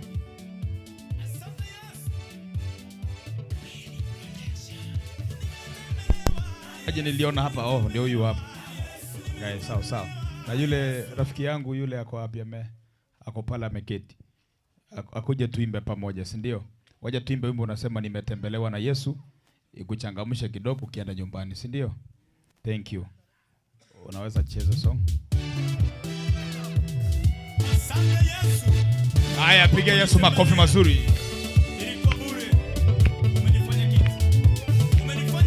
Makofi mazuri, makofi mazuri, makofi mazuri.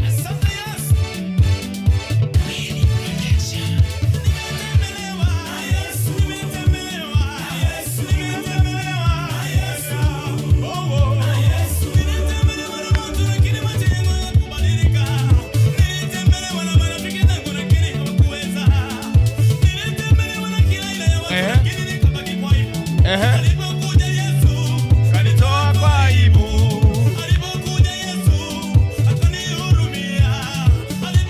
Hapa panaitwa namna gani? Omogwa chazia Yesu omogwa. Kanitoa kwa aibu Bwana Yesu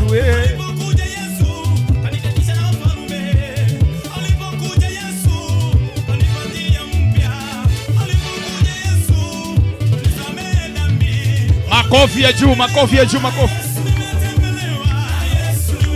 DJ fungua midi speaker iongeza tafadhali.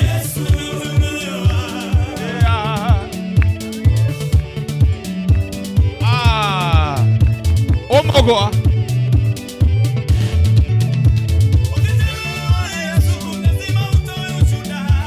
Ukitembea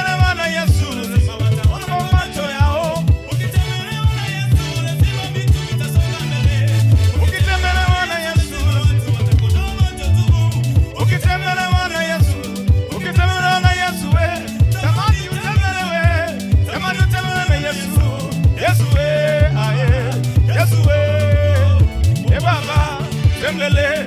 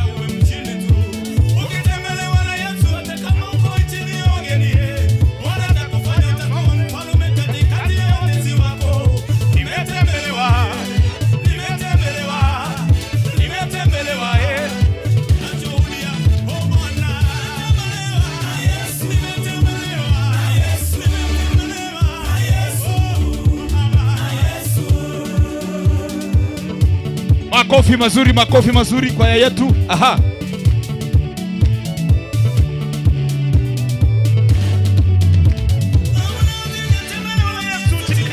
Sana kabla sijatembelewa na Yesu niliomba unga kabla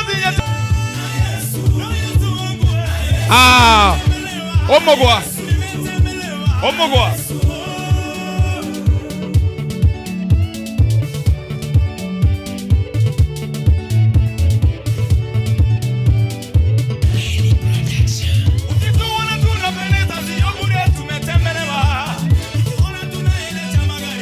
sababu tumetembelewa.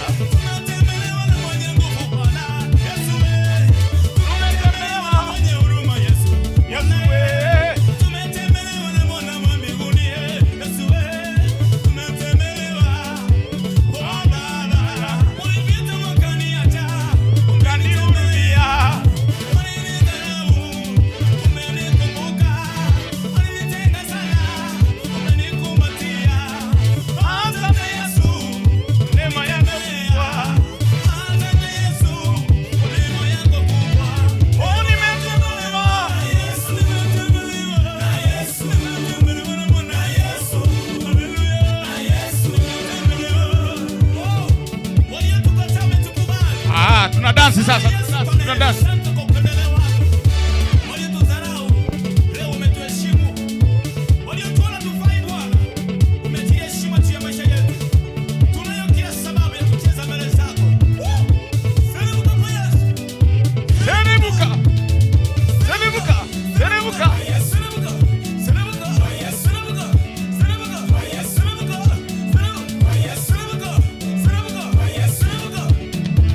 Wapi makofi kwa Yesu.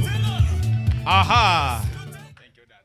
Thank you. Thank you. Tunataka tuombe tuondoke, lakini nimepewa taarifa kwamba kuna rafiki wa hii kanisa, rafiki wa ndani sana, na tukimwaja asitoe pesa tutamkosea sana.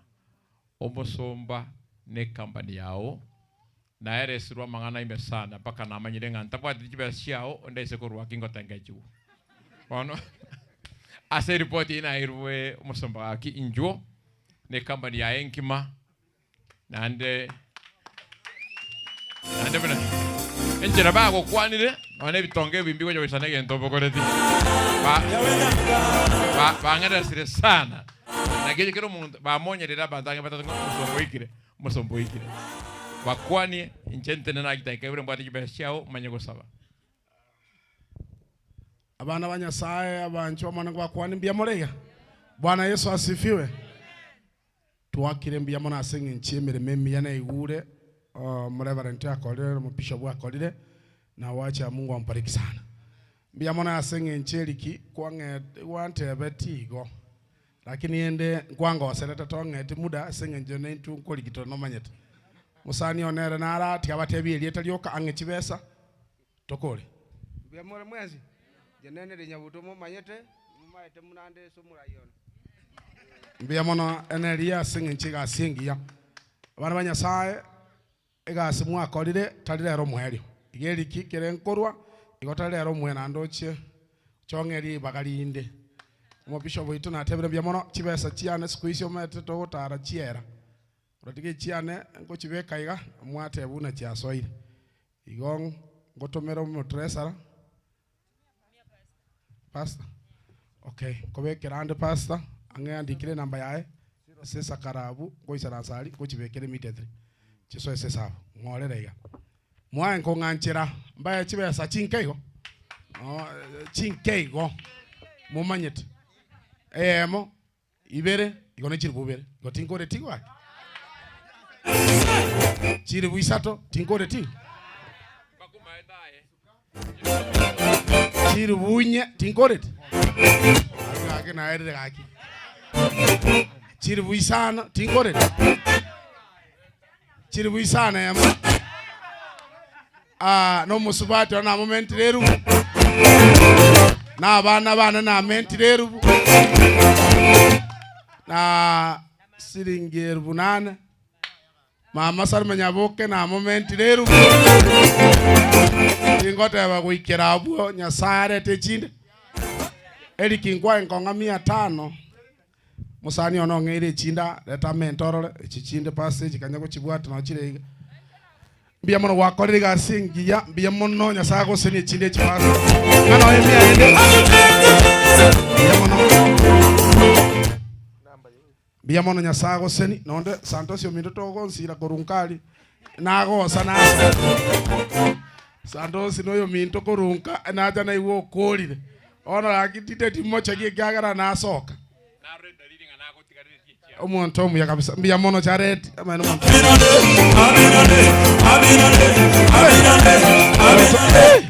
ma ba minto kaki ano mino noyo mino omwana mino noyo mi. In fact nimeshukuru sana Santos ya sengenjega singe na kina nkikiagara wanasoka kangantu arosi around figa bagoteba Santos twarura amona mnera na ande konyo kusukuma na tolese chwa kali yaito ongere 1000 ekimagoteba igochibesa chiri 9,000 ko komente ne 10,000 igonta teko subege ndekete kabe 11,000 barele chichiko pasa ile ngachi andemire chibe 11,000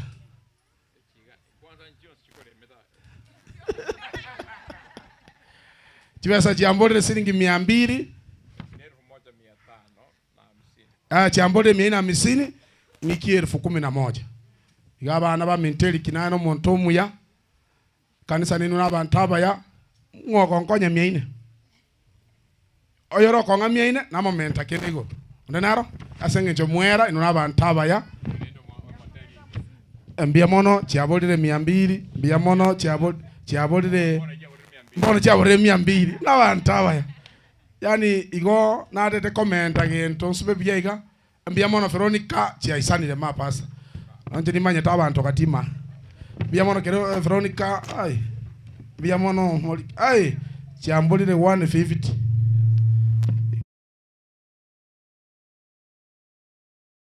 ma emi ya bolire ma Moses niwe sana nyasaye yogora basenya balende ekere nko babekera siringeru butise sinime babekera 10,000 nyasaye yogora basenya abalende Moses niwe sana pasabia mo babekera obe koraiga tingi jero girango rugoro entonces yo doy con 9 va todo aquí andate con nyuma pasate burungi babekera te Venga, está en el lío.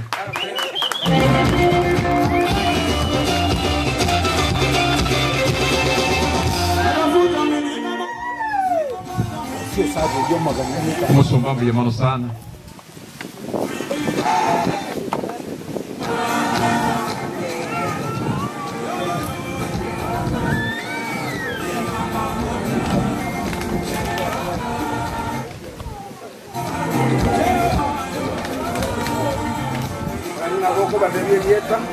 Ya chirenga Charles Maisiba 10,000 Kenya shiba kero musomba chini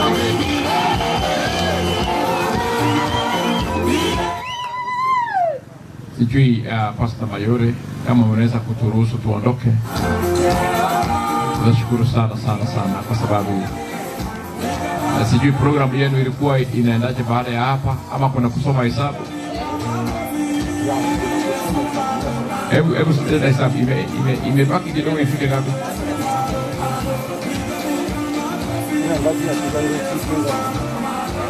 Imebaki ngapi ifike ngapi? Ndio tunaongeana. Ile ngajiboza jigere. Kwa tuangalie kwa macho.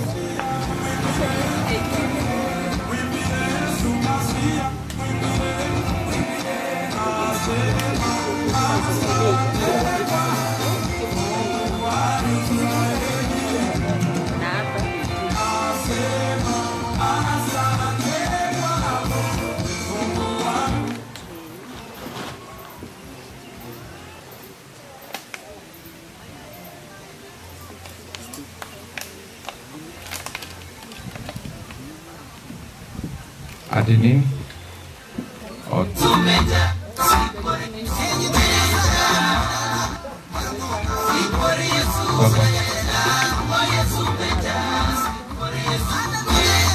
Orang bilang ikan sini ne itu harus ne dia. Nara ne memoru. Zenye ziko cash ziko 50,000. Okay, na M-Pesa. Pledge ni 50, lakini zenye tumefikisha cash sahi 159,000. Okay. Ile pesa tumefanikiwa kuchanga saa hii ni 159,000. Sasa hiyo 59 si mzuri sana. Nani ako na 1,000? 59 hiyo si mzuri sana. Nani ako na 1,000? Kwa hiyo 59 si mzuri. Wacha Asha rafiki yangu alete 1,000. Weka hapo 160. Asante, 160. Thank you so much. Sasa ongeza hapo ifike 170,000. 160 ni afadhali. Mbona 170 imetokea kwa kichwa yangu? Waje tufanye ka pledge ka 10. Bishop, tuanze na wewe, utaongeza ngapi kesho? Kesho. Waje tufanye. Kesho